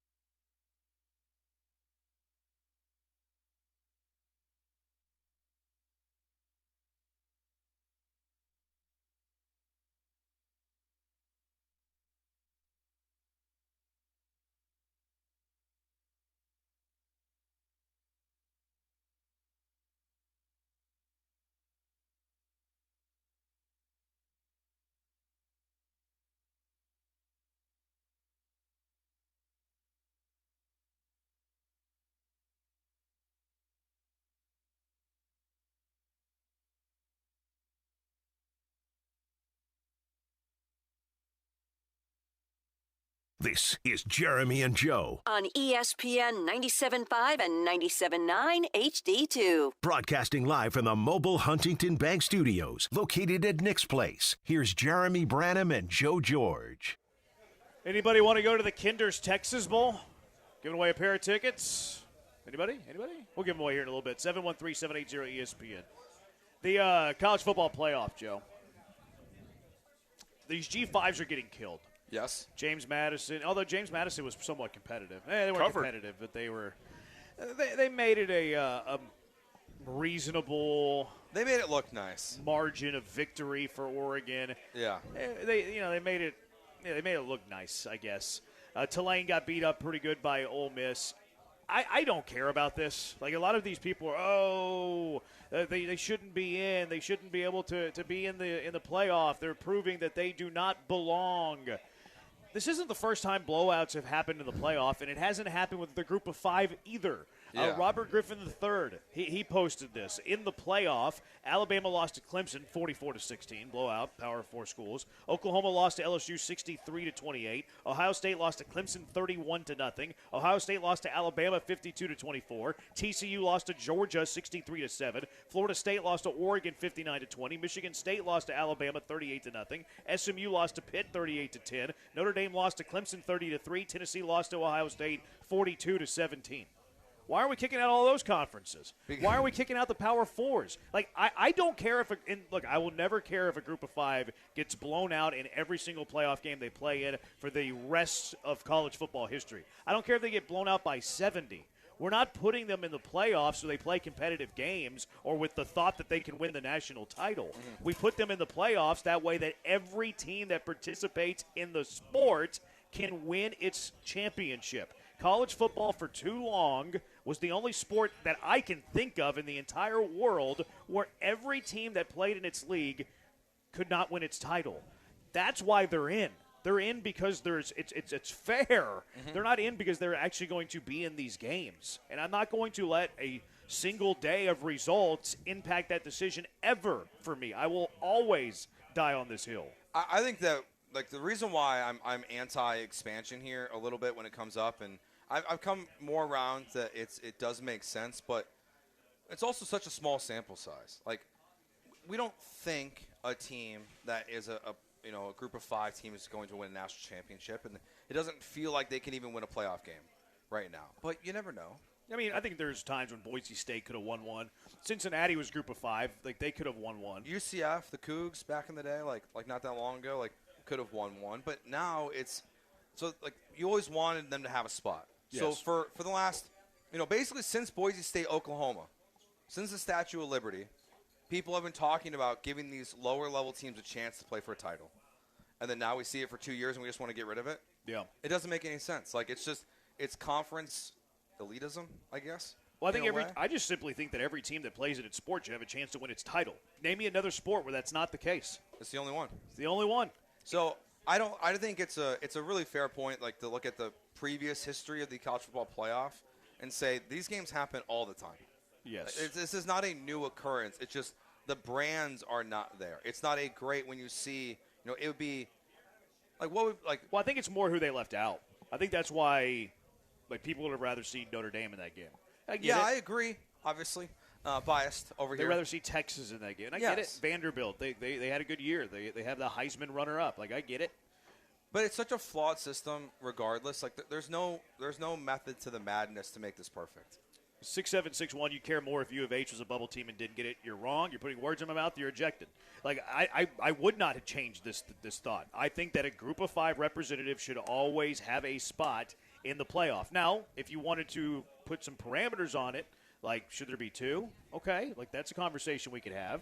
I always think they should be guaranteed at least one. Some people are like, well, they need to be in the top 25. I don't even care about that. See, I kind of like that. We're like, no, I think they should always have at least one. Like, but even then, like, the committee would just put one of them in the top 25. Maybe. Regardless. And look, and next year, if we stay at 12 teams, well, you're only going to get one. Yeah, it's kind of weird. Because they've changed it. Because that Notre Dame rule they put in isn't the only change. Next year, the conference champions automatically get in. So next year, if it played out exactly the way it did this year, Duke would have been in the college football playoff with, 4 or 5 losses, however many it was, instead of James Madison. Yeah. Is that really better? No, it's not. it's not perfect. When you expand, you do it this way. You have an unbalanced schedule. People pick and choose who they play. These conferences can't even figure out how many teams in their conference games are going to play. It's a mess. So I don't think this was a referendum that the G5 teams have to be left out of the playoff. Do you think if they – because I hadn't realized that until the other day too, that the Notre Dame top 12 thing, but then also it's going to be the top group of 4. It's going to be the group of 4 champions plus the best group of 5. Yes. The best – it's going to be the Power 4 champions and the best group of 5. I didn't realize they made that change. Well, they didn't tell anyone. It just got reported. I think I prefer that. Now, the question here is Duke would have been in. Mm-hmm. Duke would have been the 12th seed. James Madison would not have gotten in, which I'm okay with. Like, hey, that's on the ACC. Mm-hmm. ACC, you screwed up your tiebreaker. That's on you. 100%. The question that I have, though, is the domino effect. Like, if Duke was the ACC representative because they won its championship, they were in, do you think Miami would have jumped Notre Dame in that final ranking? Well, we'll see. But Notre Dame still would have been in because they would have been ranked in the top 12. Okay, yeah. Okay, so you're right. Now, I think you can always I guess the way that I should phrase the question is more if it happened this year. If that was in place this year, but Notre Dame was not. No, I had to rephrase because I didn't think of it that way. No, but what you're saying, no, I've kind of always thought this was that if Virginia would have won the conference championship this year, I think Notre Dame would have been in instead of Miami. Yeah, I think they forced ACC representation. I mean, you got Jim Phillips, the commissioner of the ACC, was part of like the original group. He was the Northwestern athletic director when they made this format. I think he was part of the initial group. So, I think Notre Dame's in, and Miami, who now is a playoff win, would have been out, and that's why it shows you how flawed it is. They won a playoff game, and they would have been out in next year's version of the playoffs. Like it's still not right. I don't know if it's flawed because of that. Like, I think there's teams that could win a playoff game that didn't make it. Like, I think Vanderbilt's capable of winning a playoff game, didn't make it. Texas obviously beat a few teams in the field, didn't make it. So I don't know if it's flawed because of that. Now, I do think that 16 teams is the way to go. I still like 16. I actually think that the group of 5's competitiveness this past week is more of a reason to go to 16 because, like, I think I'd rather be a 5 seed than a 4 seed. Like, I get to play a game. I don't have this month layoff. Now my players get the experience of playing in a college football playoff, so there's no, like, tenseness whenever you go to play that quarterfinal matchup. Like, I'd much rather be in Oregon shoes than Texas Tech shoes. Yeah. Much rather. Well, so if you go to 16, now you get rid of that, and then you can also, the sacrificial lamb that is this group of 5 team, they're more than likely the 16th seed most years. Now you're playing the top team in college football on their campus. You're more rewarding the 1 seed because you shouldn't reward the 5 seed over the top 4. So, to me, it's more of a reason they should get to 16. Yeah, I think they're going to. Yeah, I hope so. I actually think the pushback here of what this news that just broke about teams being guaranteed in, that it only applies if next year's playoff is for a 12 or a 14-team playoff. Huh. If they go to 16, all of that gets thrown out, and maybe they still keep it in some capacity. See, I still like the 4 Power 4, 1 group of 5 more than I like the 5 conference champions. Yeah, I like that more. Yeah, because the ACC is supposed to be a good conference. It's not this year. Yeah, they also screwed up their tiebreak. Yeah, so to your point, it's their fault. It is their fault. It's like, and that's where I don't love that they would get rewarded for that potentially. Yeah. Like they were this year. Where I think Duke should have been in. They won the ACC. Like, you're going to reward a conference champion. Like, those are your top 4 conferences. Put them in. All right. So the other 2 games that happened: Alabama, Oklahoma. Let's discuss that on the other side. A&M, Miami. Did you think it was targeting on that final drive? 713-780-3776. Jeremy and Joe, ESPN 97.5 and 97.9 HD2, live from Nick's Place. Right now, you can get into a brand new car lease for the next 3 years. And the average person, they want to get a car every 3 years, whether it's a new car or used cars, because D&M has those as well. And if you know what kind of car you want to get into, you can get that thing within 24 to 72 hours. You don't have to go to a dealership and wait for hours and go through negotiations. They will help you take care of all of it right there on the phone. And all you got to do is call 713-290-1000 or go to dmautoleasing.com today to speak with one of their leasing agents. The average manager for D&M Auto Leasing has been there for over 20 years. The average leasing agent has been there for 10. So you're not going to be working with some rookie. You're going to be working with people that have experience and know the best way to get you into a new or used vehicle. Check them out right now, dmautoleasing.com, or call 713-290-1000 for no payments for the next 60 days. Check them out, D&M Leasing, and tell them ESPN 97.5 sent you by.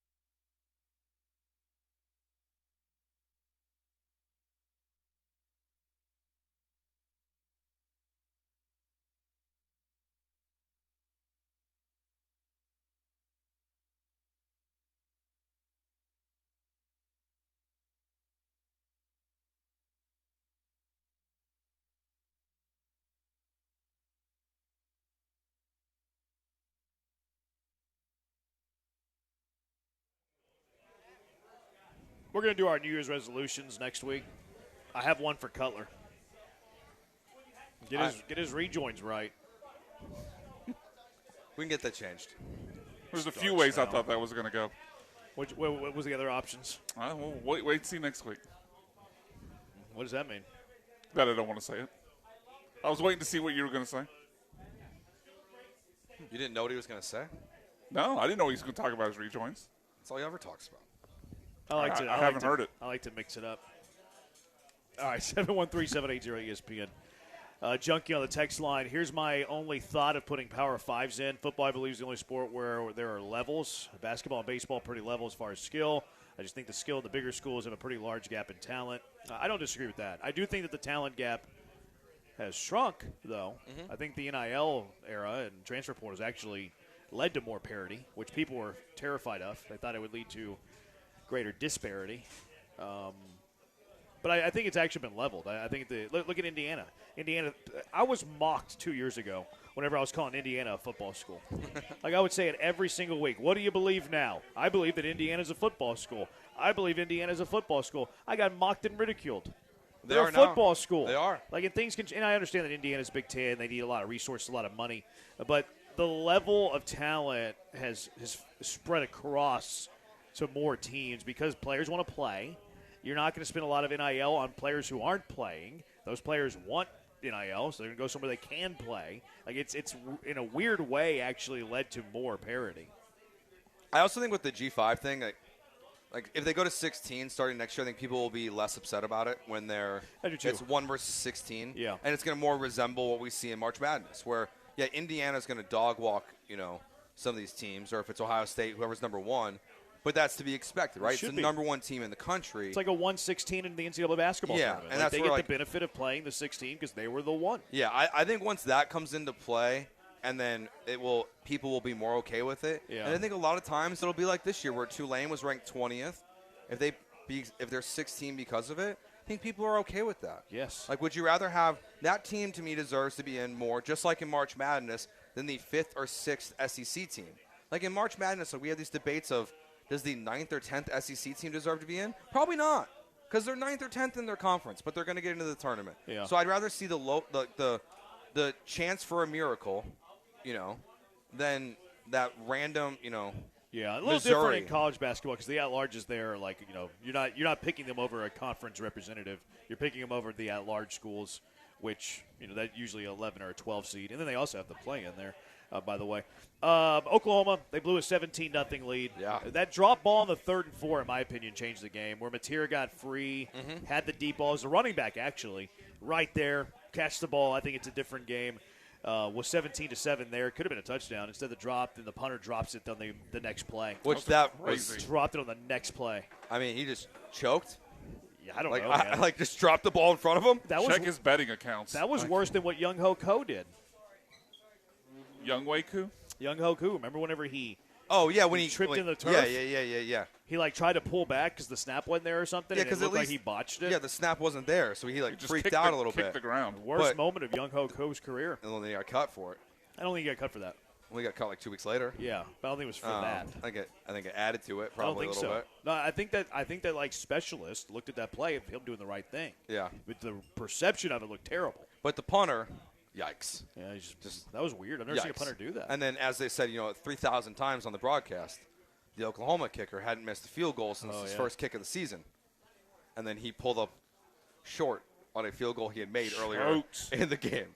Yeah, Alabama, I do think that game because I agree with you that drop touchdown is really game turned. Oklahoma, their offense just wasn't good. It's like it just felt like that deflated them, and they couldn't recover. Mateer, I don't think he's that good. I thought he looked great in the first quarter. Yeah, but then, man. He looked unreal in the first quarter.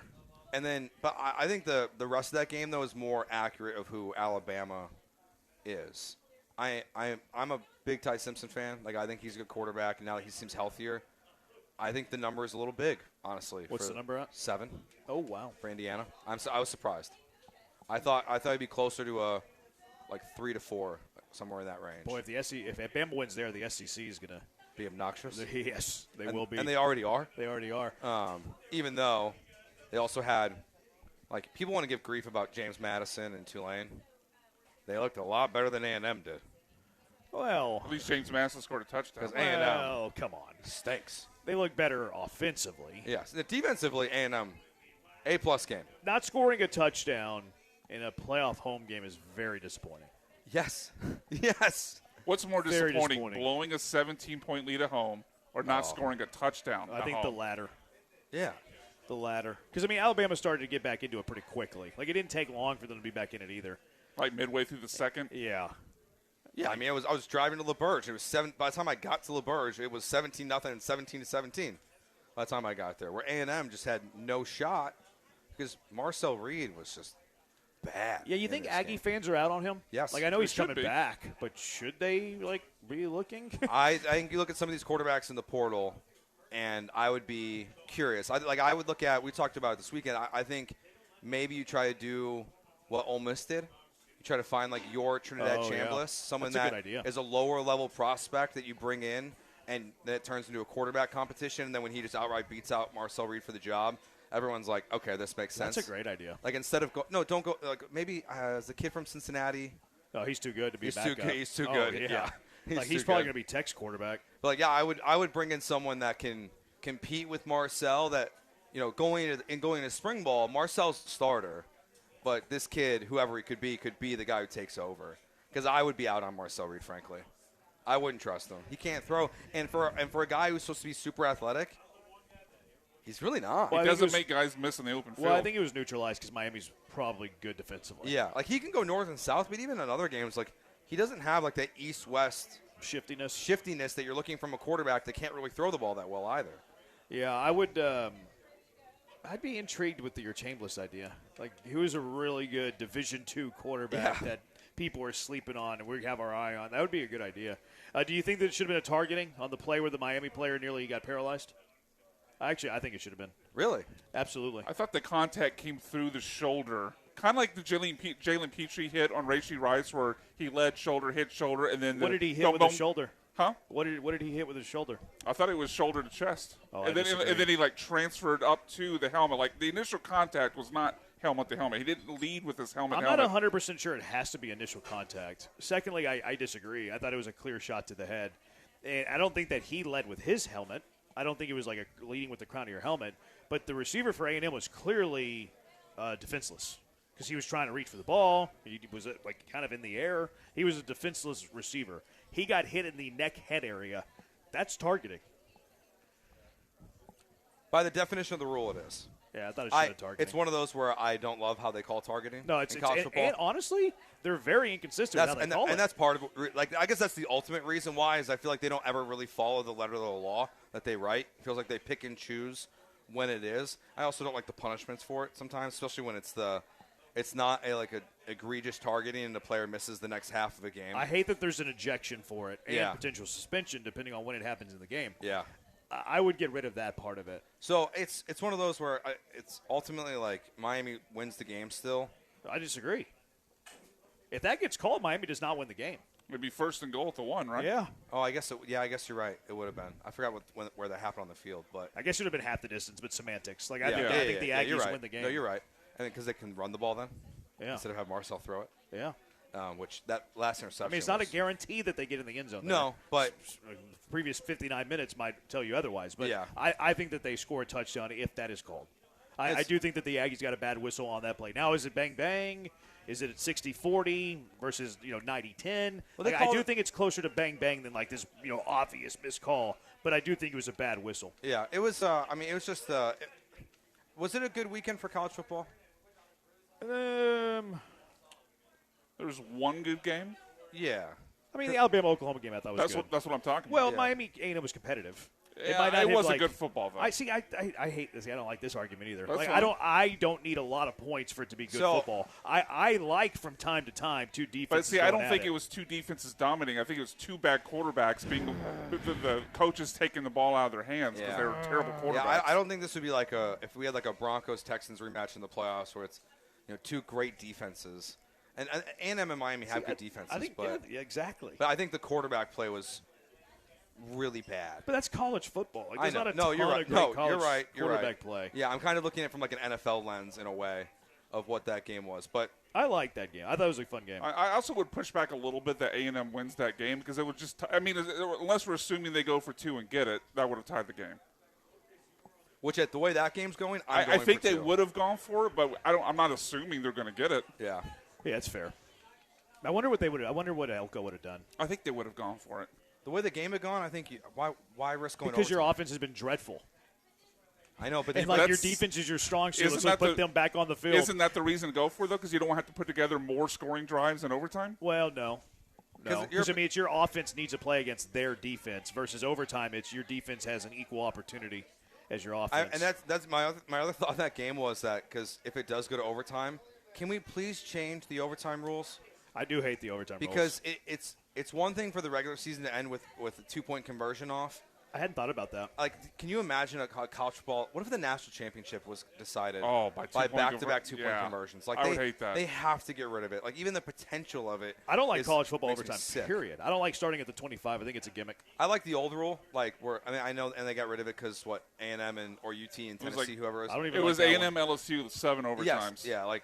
I want the NFL overtime rule. I was more fine with that. I'm with you. I'd rather the NFL rules. Or at least move back the starting point to outside of field goal range. Yeah. Like 50-yard line. At least make them pick up a first down or 2. Yeah. I'm good with that. But that could be a happy compromise. Just the national title game just being decided. You know, Oh, Ohio State, that'd be Indiana awful. rematch, 2-point conversions, went back and forth. It's like football Russian roulette. Oh man, that would be the worst experience for all of us ever. It'd be.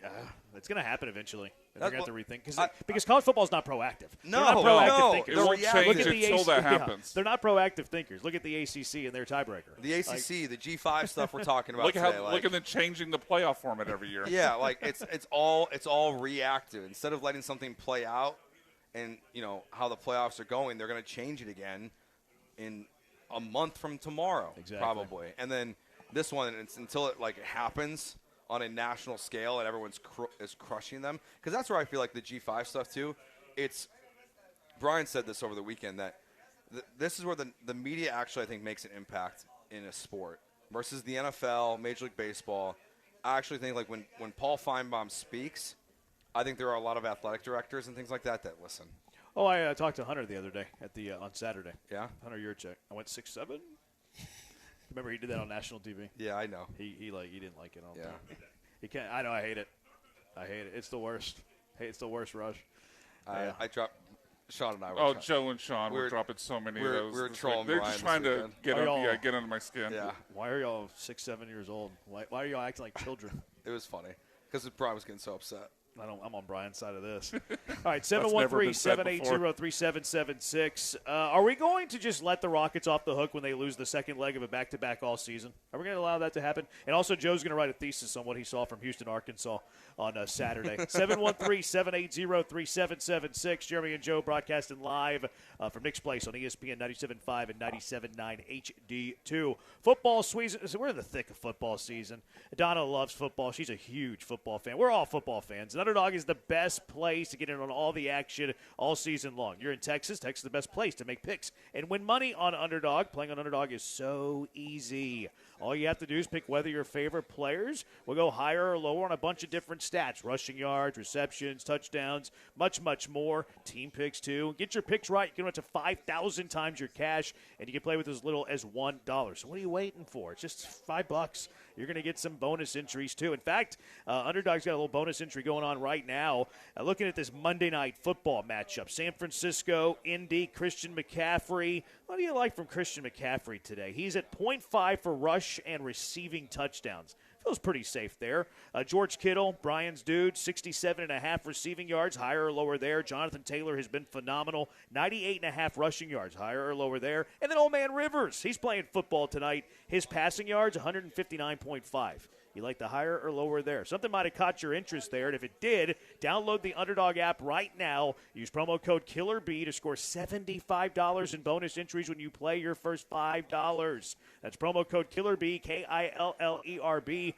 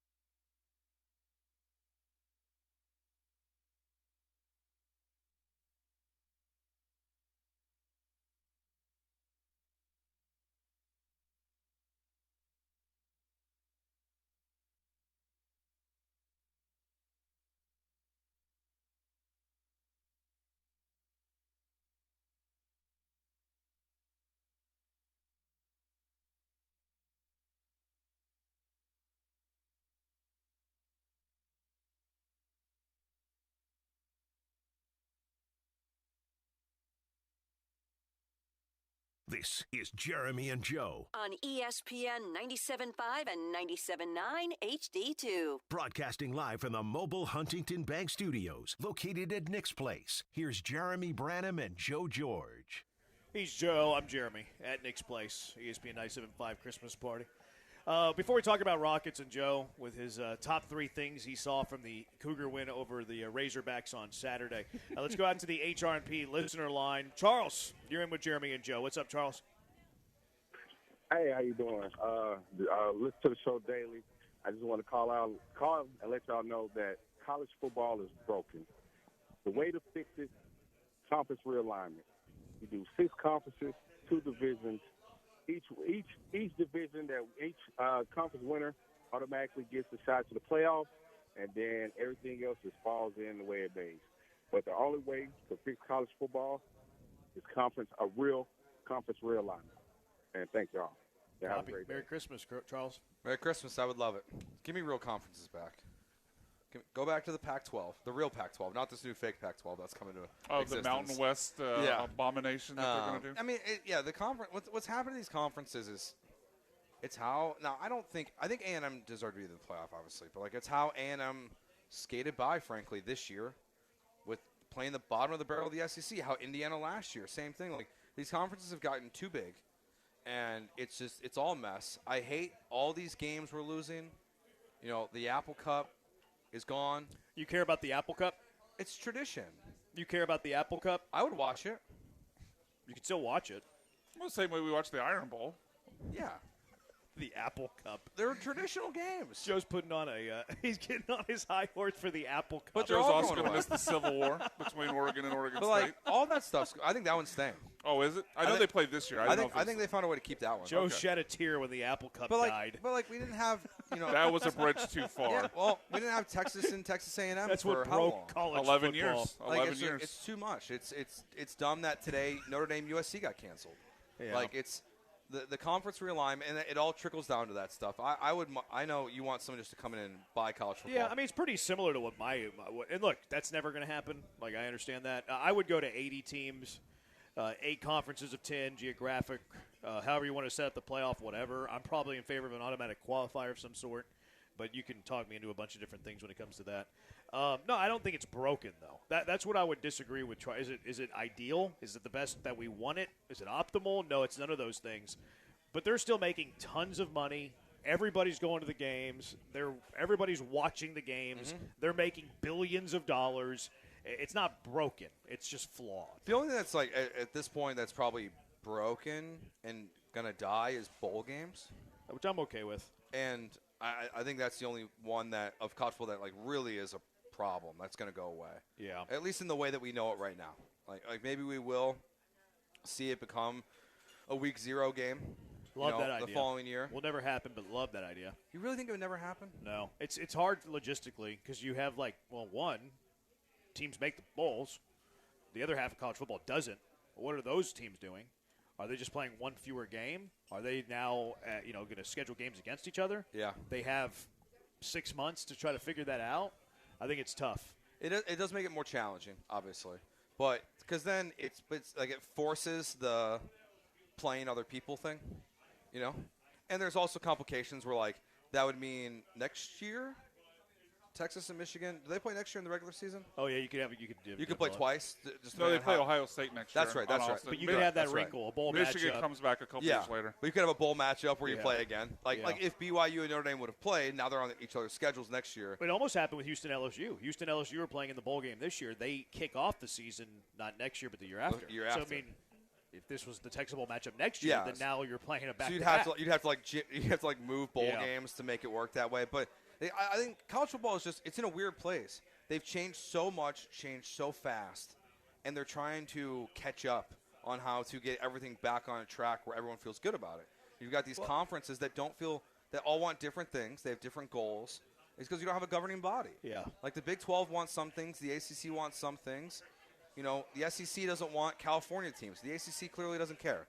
You can have California and West Virginia and all these different schools. It doesn't matter. So, but each conference is just very different, and that's why it's flawed. But it's not broken because it's still going to be massive ratings and all that stuff. Yeah, people are still going to watch. Yeah. People are going to watch. It hasn't ruined the sport. It might be, not what you want it to be. You have better ideas. It could be better. But all the people that are complaining about it, are you watching the college football playoffs? Yeah, everyone's watching. It's not broken. It's not It's broken. not broken until people start going away. They And start leaving.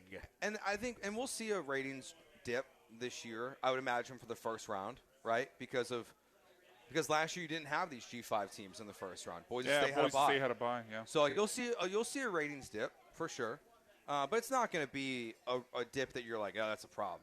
You're just going to say, okay, circumstance caused ratings dip, and you missed out on some big brands.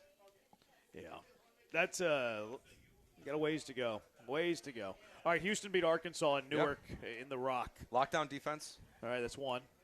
Fleming's good. Okay, that's two. Coach Cal, coward. Why? Didn't talk to the media after the game. So apparently he talked to some of the Arkansas media in the locker room. Okay. So he talked to select media. Is that worse? And then a bunch of people are fighting about, like, the news. Yeah. Chris Baldwin said that he didn't talk to the media because he didn't talk to the media in front of the press conference, like the setup. Yeah. He declined that, spoke in the locker room. So people are, like, going at him on Twitter and like, yeah. You're a bad journalist. Like, he kind of was right. I mean, He's right. Yeah. It's just like, but it was on the screen. I had my eyes on it a little bit. Okay.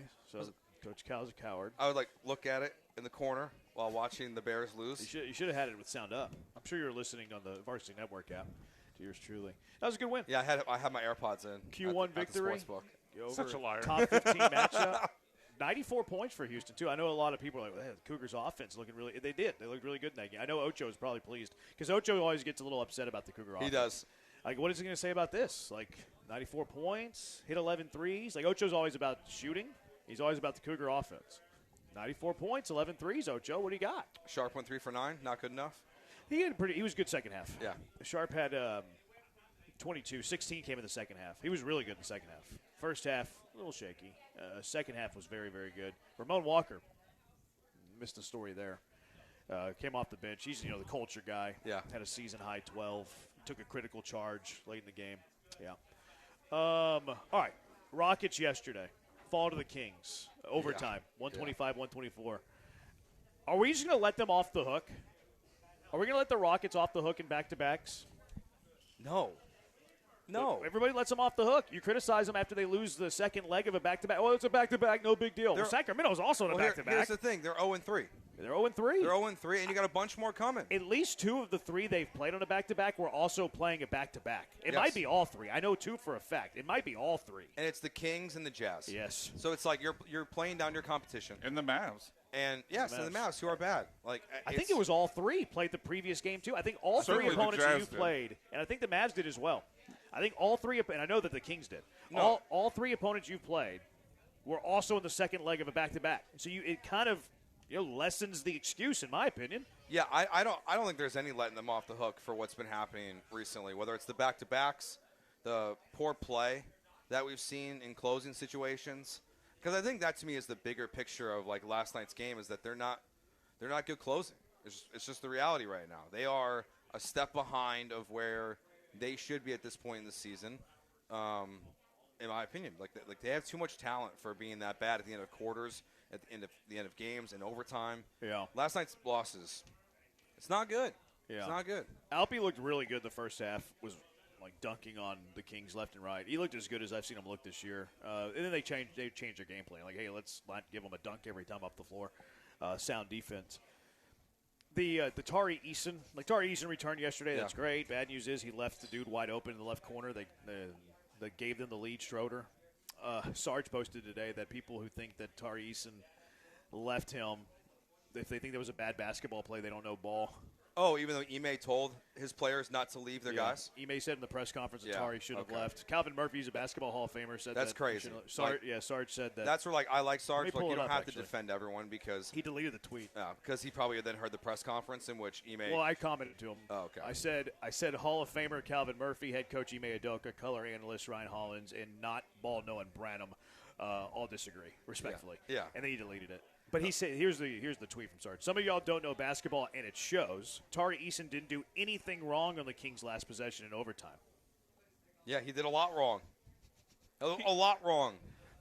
And they knew, like Ime said. Some of y'all, you don't know basketball if you think that. Joe. They knew the ball was And going it to DeMar. shows. Yeah, it shows. It shows you don't know ball if you think that him leaving wasn't something wrong. Sarge seems to think that it's his job to defend the honor of every player and coach in Houston. No. Against the world. Like, and something I like to defend the honor too. Whenever I think that the reaction to one is too critical. Like, yes, but you're giving thought as to is it unfair? He's never giving that thought. It's just my job as in his world as a journalist, which is whole another thing, is to defend the honor. But sometimes I like to defend the honor of people who I think are getting too criticized. Like I think at times Nick Haley has been too criticized, especially after yesterday's game. I think D'Amico at times has been too criticized. So, like, in those moments, I'll defend the honor. So, like, I think that's some similarities there, I think. Yeah, I just think I think he's wrong here. Yeah, he's wrong. I just think he's wrong here. Yeah, it's just, in these last couple games here, got outscored, 31-20. Declined phone call. I'm on the air. Who's calling you? Salespeople. Getting outscored 30-21. They got something for you, Joe. I've been outscored 36-21 in 2 games ago. Granato's going to get that account. Hey, I know.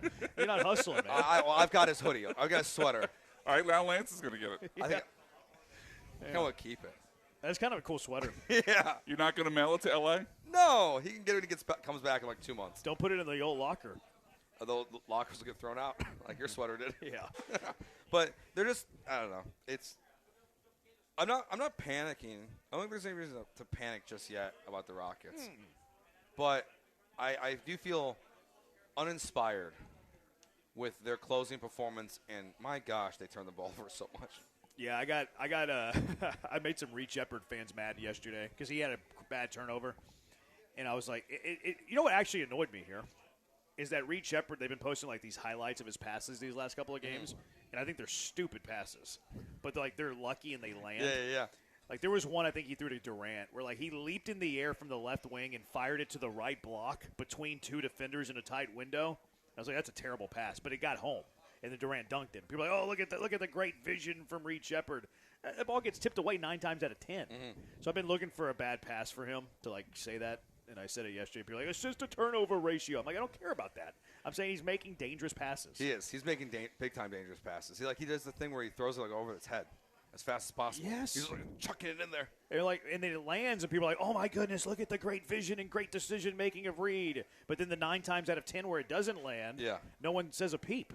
So well, I think I'm sticking up for the antithesis. Yeah, you are. You are. The anti-Sarge. Yeah, you're pointing out. Hashtag interesting. But it drives me crazy. You know how I feel about highlights. Yeah. I'm not a big highlight guy. Because we overrate the sensation. Yeah. It doesn't tell the whole story at times of what he's doing. And I think he's been much better recently. I thought he was back kind of a down stretch. I think he's back on the way up a little bit here. But I know these performances this last week and a half have just been a lot of bad basketball, and they've got some soul searching. It blowing feels like big to leads to bad teams. Yeah, and that's the thing. Like that's uncharacteristic of the Rockets we saw last year. That's not something they did a lot. And you know what? And what they said is they needed a closer. Remember that was the topic last year. They need a closer. Yeah. Well, you got one, and you're blowing big leads to bad teams. Well, and it took them 3 closing situations to finally get the ball to Kevin Durant. See, I think Durant's allowing it now. I think it's all part of the plan. I think Kevin Durant knows that when it's time, like in meaningful games. Yesterday not meaningful. It's game, 20 of the year. That when it's time, Durant's going to take over. I think that day is coming. But he's just allowing this now because it's going to bring up the rest of the team in this short. Like, you're losing a battle to win the war. I think is their look at it. I hope so. I hope that happens because it does need to happen. It doesn't need to happen today, but it needs to happen when it's critical, when it's crunch time. Because, see, my of the season, not the game. Yeah, I guess maybe it's Ime, too, then. Because I just feel like he's not – I haven't loved the play design that we've seen. You know, the one 2 weeks ago, what was it against the one that Albie took the bad shot, where it's just like Kevin Durant's covered up. There's really nothing there. You've got these windows of opportunity to get the ball to Kevin Durant, and they're just kind of missing him. So I just haven't liked the play design. Even yesterday, it's just like they're not getting good shots, good quality shots in those moments you need them. Yeah. Texture asking, can we get some love for Texas Tech beating Duke in the Garden? Absolutely. Great call. I'm sorry I didn't mention that. It's a good comeback. That was a huge win for Texas Tech. Good job. That was huge for the league, too. Tip of the cap. Texas Tech beating Duke at the Garden. That was a big-time win. All right, 713-780-3776. Game balls when we come back. Game balls of Week 16 of the NFL season. 713-780-3776. Jeremy and Joe, ESPN 97.5, 97.9 HD2. Are you looking to escape the rat race for the weekend? The hustle and bustle of the job, traffic, whatever's causing you stress? You probably need a vacation after the holidays, right? It's a very stressful time of the year. Well, get out to Two Creeks Crossing Resort on Lake Livingston for that rest and relaxation. Open green spaces, wildlife as well. Some of the best fishing in Texas. The Two Creeks alongside their property. The big catch and release pond in the middle of the property, which is great for the kiddos. Escape the city, enjoy the relaxing, great outdoors. It's just 90 minutes from Houston, too. You're there in an hour and a half, whether you're hiking their 92 acres of property, maybe you're doing a little kayaking, maybe you're playing pickleball, or you're just at Swampers enjoying a cold one. They got glamping for you, cabins, tree houses, pull up the RV. They have the perfect stay for everybody, and they're always taking care of their visitors. Just take this weekend, for instance, Winter Wonderland going on, bonfire and s'mores, things for the kids, New Year's Eve jam, live music all day. New Year's Eve, you always got to get out there to Two Creeks Crossing Resort. And they're running a great special for you right now through February. You can get 40% off all cabin rentals, 20% off their nightly RV stays with their 40-20 discount. So what are you waiting for? Perfect for relaxing by the fire, exploring the beautiful outdoors. Book your stay now, twocreekscrossingresort.com. That's twocreekscrossingresort.com.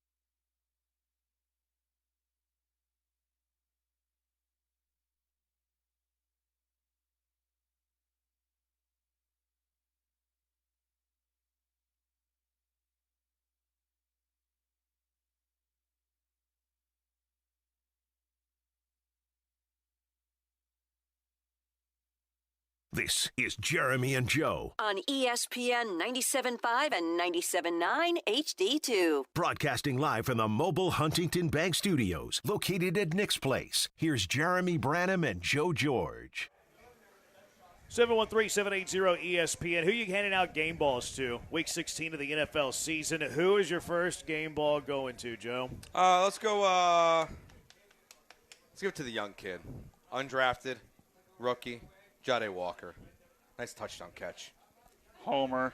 Yeah. I mean, come on, DJ Moore needs it. Home of the Aggies. DJ Moore should have gotten home that of the one. Aggies. Jade Walker. Why do you hate DJ Moore?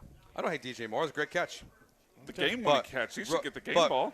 Rookie steps up, two wide receivers down, undrafted kid makes a big catch. I'm going to go weak ACLs for my first game ball. It gave the Titans the victory. First, Pat Mahomes tearing his ACL last week, and then Gardner Minshew tearing his ACL this week. Weak ACLs. Gardner wasn't that good. I think they would have won the game even if Gardner had stayed in. I think he would have. You think Gardner would have won it? Gardner wins that game. I don't know. Minshew, I was on the Titans either way. You're sleeping on Minshew mania, baby. A little Minshew magic late in the game. He shines when the game is on the line. Guys played on 6 teams in 6 years. Yeah. I'll give my first game ball to, I think, maybe one of the more impactful wins, at least on the playoff picture, that being Ted McMillan, 6 for 73, and the game-winning touchdown to give the Panthers the, feels like, complete path to winning the NFC South. It's still not technically over, I don't think, but it's over. Yeah, both teams got to win this weekend, and then it comes out in the last game of the season, a bunch of other tiebreakers. This one's tough for me. Because I like two people for this one game ball. Uh-oh. But I'm kind of falling in love with Tyler Shuck here, so I'm going to give Tyler because Olave deserves. Olave was great. He deserves it too. But like Tyler Shuck, I'm really enjoying like what we're seeing out of him. I don't think the Saints draft a quarterback. No, I don't think so either. Kellen Moore doing a great job as well. Yeah, so, he might Tyler be a Shuck. ball coach. Joey Burrow, my friend, 309 yards, 4 touchdowns, which none of them were to Jamar Chase. I thank you for that, Joey Burrow. You get my game ball. That is an amazing path that you walked there to avoid that. I'll give my game ball to Justin Herbert, who, AJ, got the win over your Cowboys. 300 yards passing, 2 touchdowns, plus 42 on the ground, and another touchdown running in. So Justin Herbert on fire going into the Texans game. I'm throwing the BS flag. Why? On the play. Are you sorry that they beat AJ's Cowboys? Oh, no, not at all. Not at all. Challenge. You Won saw the right- challenge. you saw right Why can't you just move on after that, Jeremy? Won the It's challenge. Christmas season. He's Won the just being challenge. nice. Yeah, BS flag. I wasn't BS flag. trying to rub it in his face. I was right. I know You were. Yeah. You're There- the one let's rubbing it in his face now move by up. pointing it out. No, BS flag. You're the bad person. I sniffed out the BS. Bad person. Not a lot of great options from this next game, but let's pay an old friend a visit. Person. Game ball, Blake Cashman. Oh, No way. What, you have it? Yeah. Yes. 16 total tackles in this game. Tackling machine. Jackson Dart stinks. Oh, he's so bad. But he's not a passer. Blake Cashman, great game. I'm just going to continue with the theme of all the players on my team that got me to the JPL championship. James Cook. No one cares about your fantasy team, Jeremy. You're right. 117 yards, 2 Great touchdowns. James Cook, game ball. Yeah, now I'm going to have to scroll down because you took that one from me. Let's go to the Titans game, and let's see who the first player I bring up when I pull up their box score. We're doing this live on air. Cam Ward, 228 and 2 touchdowns, and the Titans win. Game ball to you. I gave those to bad ACLs. Yeah, you did. But Incorrectly. I thought you were going to – what about your rookie that you love? The wide receiver? What's his name? Oh, Dyke. Yeah. He's a good The game. Astros play at DK. Dyke. Yeah. Yeah, it is pronounced DK. Yeah, it's pronounced DK. Trevor Lawrence, 4 total touchdowns. in this Yeah, he game. was great. Went over He was 300 total yards. Fantastic for Trevor Lawrence. Jalen Warren, 14 carries, 143 yards, 2 touchdowns. Justin Jefferson. You want me to wrap this up? I would have gone Kenneth Gainwell. Fair. Just because that play is so spectacular. Yeah, fair. Like getting that Warren's probably yes, but that Warren had a my 45-yard gosh, touchdown. What a play. I can't believe they called that wrong on the field. I thought it looked obvious from the moment it happened. Yeah. Same. I'll give a little pat on the head to Justin Jefferson. There wasn't a lot of offense in Vikings over the Giants, I did but that game. 6 for 85. That's the second time he's done that. I don't care. I I know don't you play don't. by your rules. Okay. Who are you going to give it to? I don't Us. even remember. Which game was that? The Vikings and Giants? Cashman. We had Cashman. Oh, yeah, that's right. You Yeah, got whatever. outvoted, too. Not Eh. you, us. Saquon Barkley, 21 carries, 132 yards and a score. Bijan Robinson, 133 total yards and a touchdown. And the last one, Drake saving the best for last. Drake May? Oh, I forgot to do that game because I did my prep Yeah. before that. Yeah, that's a good call. Yeah, I think Or it's- Diggs was massive, I know, too. that's Cardi Diggs, game ball. And then saving the best for last. The only 1,000-point scorer in Houston Texans football history, Kaimi Fairbairn. Also could give it to Made all Dalton 5 Schultz kicks. for setting a team record. Someone was in my comments yesterday, like, bashing Schultz. Like, Really? Schultz sucks. Set a team record. He's like, they need McBride and Bowers. I'm like, cool. Yeah, it'd be awesome if Yeah, the of Texans course had they a do. top 2 position player at every position. It'd be awesome if Dalton Schultz was Trey McBride. Yeah, it'd be I mean, great. I get bashing Schultz last year. Why this year? He set a record. Most Yeah. receptions Yeah. for a tight end in franchise history in a Will single Anderson. season. And I Will was Anderson, surprised by that. 4th most sacks in franchise history. That's crazy. Congrats. That's so sad. Yeah. But I- congrats. You were sized about Schultz? I was surprised that Owen Daniels did. Was it 71? Was that when Schultz got to the record? 71 catches. Yeah, I was surprised so. OD didn't have like an 80 catch season. Same. I but- feel like the offense was a little friendlier then, too. Yeah, for sure. Right? Like, they were putting I up also- better tight end And numbers. there, other than Andre, he didn't have a lot of competition for targets. I guess Foster for a brief period of time. Yeah, maybe Owen or Touches, Kevin Walter. not targets. Yeah, but Kevin Walter. I Kevin guess. Walter. I also didn't think Great Schultz had that blocking many tight end. catches this year. I know he's still been He's kind of racked them up recently. Yeah, I just didn't feel like he had that many. But he's had an But- underrated year for sure. He's been good. All right, who's your last junkie of the day before we head to Christmas? 713-780-3776. Junkie of the day, last one before Christmas. It is Jeremy and Joe broadcasting live from Nick's Place on ESPN 97.5 and 97.9 HD2. You can go be a junkie with all your friends. If you're a junkie for maybe the hometown basketball team, you can watch the home team basketball team and their games anywhere, but there's only one place where the rally really starts. That's at Tom's Watch Bar. Red Nation rallies at Green Street. This is your new Friday and Saturday home game day destination. Watch the games with other fans like you who love their hometown team. If you're going to the game, Tom's Watch Bar comes alive. Live DJs, team swag, giveaways, themed cocktails, surprise guest appearances all season long, too. And then here's the part that's really cool, I think. If you're headed over to the game, come early and park free at Green Street with Tom's Watch Bar validation. Then after the game, come back and celebrate at Tom's Watch Bar with post-game drinks, highlights on their 65 screens. High energy, all H-Town fans. It's Red Nation Rallies at Tom's Watch Bar, presented by Green Street. Find the full schedule at tomswatchbar.com/Red Nation Rallies. That's tomswatchbar.com/Red Nation Rallies.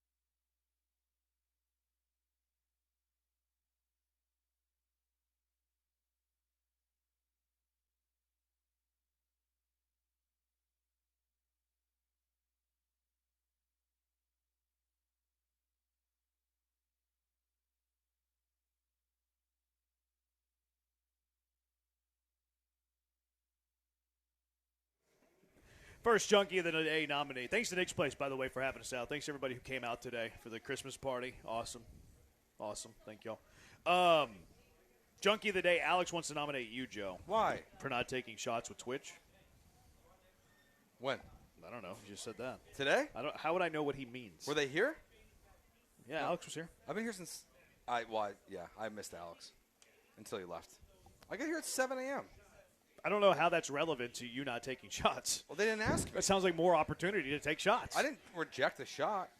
Alex thinks differently. I could have. You can't take a shot you're not offered. Yeah. Now, Lance did buy shots for everyone. I did not partake in that. But okay. Who's your Junkie of the Day? Oh, man. I saw it first this weekend at the casino. Really? Yeah. Oh. I sat next to this guy. I was on a heater. blackjack, win Oh, some this money. guy, yeah. And some drunk guy sits next to me. Oh, third base. And he did something I've never, ever, ever seen. I don't think I'll ever see it again. He stayed on a 5. He had a 2 and a 3. He stayed. What was the dealer showing? A 10. Is there ever a good reason to stay on 5? He said, no, but I wonder if it was a bus card. He just kind of went into autopilot. Nope. He said that. He said the dealer's got a 4 under there, and it's going to throw a 10, and it's going to bust. And I was like, no, it's not. It's not going to do that. And all of us lost because of him. Oh, he was wrong. Yeah. I had a 13, would have hit a 21.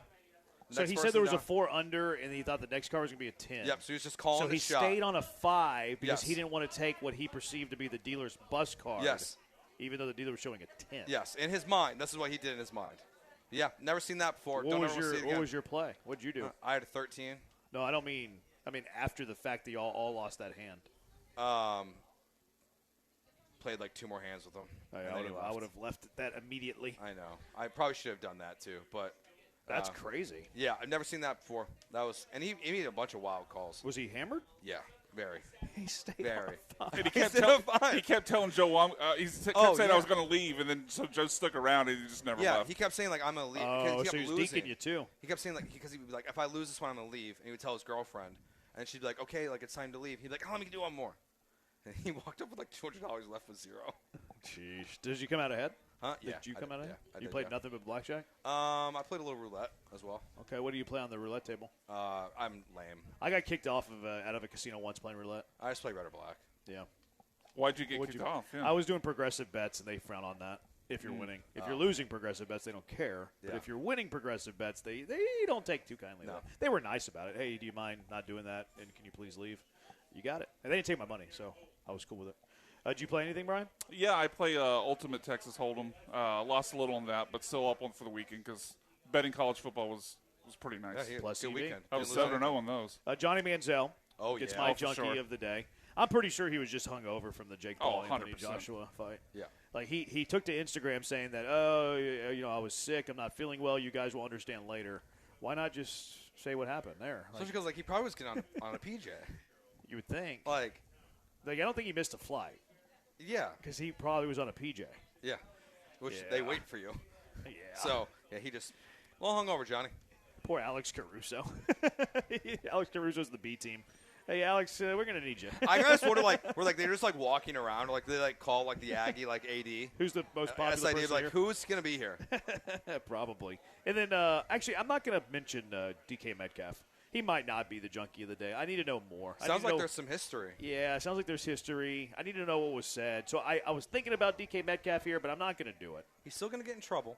Yeah, he's going to get fined, but I don't think he's going to get suspended. And Yeah. also, if he got called some of the things that DK is claiming that he did, Yeah. I support DK Metcalf.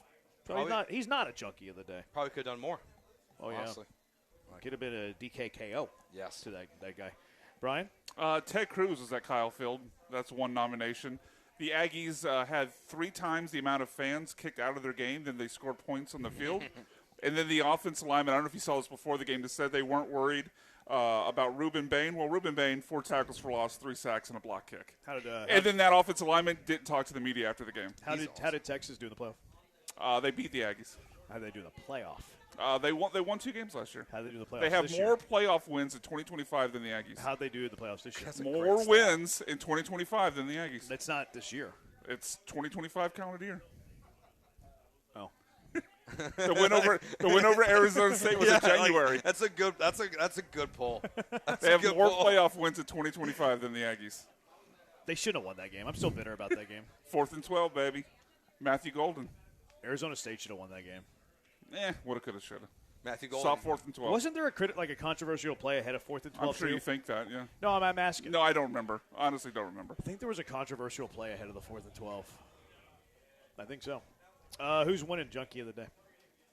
Oh, Key from L.A. wants to mention Puka and his brother. I think his brother's name's Samson. Yeah, they're not intelligent. They won Fridays. They won it Friday, yeah. Did you hear what Puka said about concussions? No. He says he doesn't believe in them. He says it's that like a mindset. He says he doesn't believe in concussions. It's because he doesn't have a brain, man. I thought it was so funny. He's a dum-dum. He's got rocks. Why did he go on that stream? That was a bad idea. He's stupid. He opened his and mouth. He tweeted about the referees right after the game, too. Yeah. He's not intelligent, man. No. Yeah, they need to keep the mic away from that guy. I kind of want to give it to Johnny. Johnny Manziel for sure. Yeah. It's the only thing he's winning these days. All right, Johnny Manziel, our last junkie of the day. We're off the rest of the week. We'll be back Monday, Tuesday. You working with me Monday and Tuesday? Yeah, Monday and Tuesday. I'm here Monday, Tuesday. I didn't ask you, Brian. That's going to do it for us. Thanks to Nick Place for having us out here. Thanks to everybody coming out tonight. Have a Merry Christmas. Happy holidays, everybody. We'll talk to you all next week. Goodbye, Houston.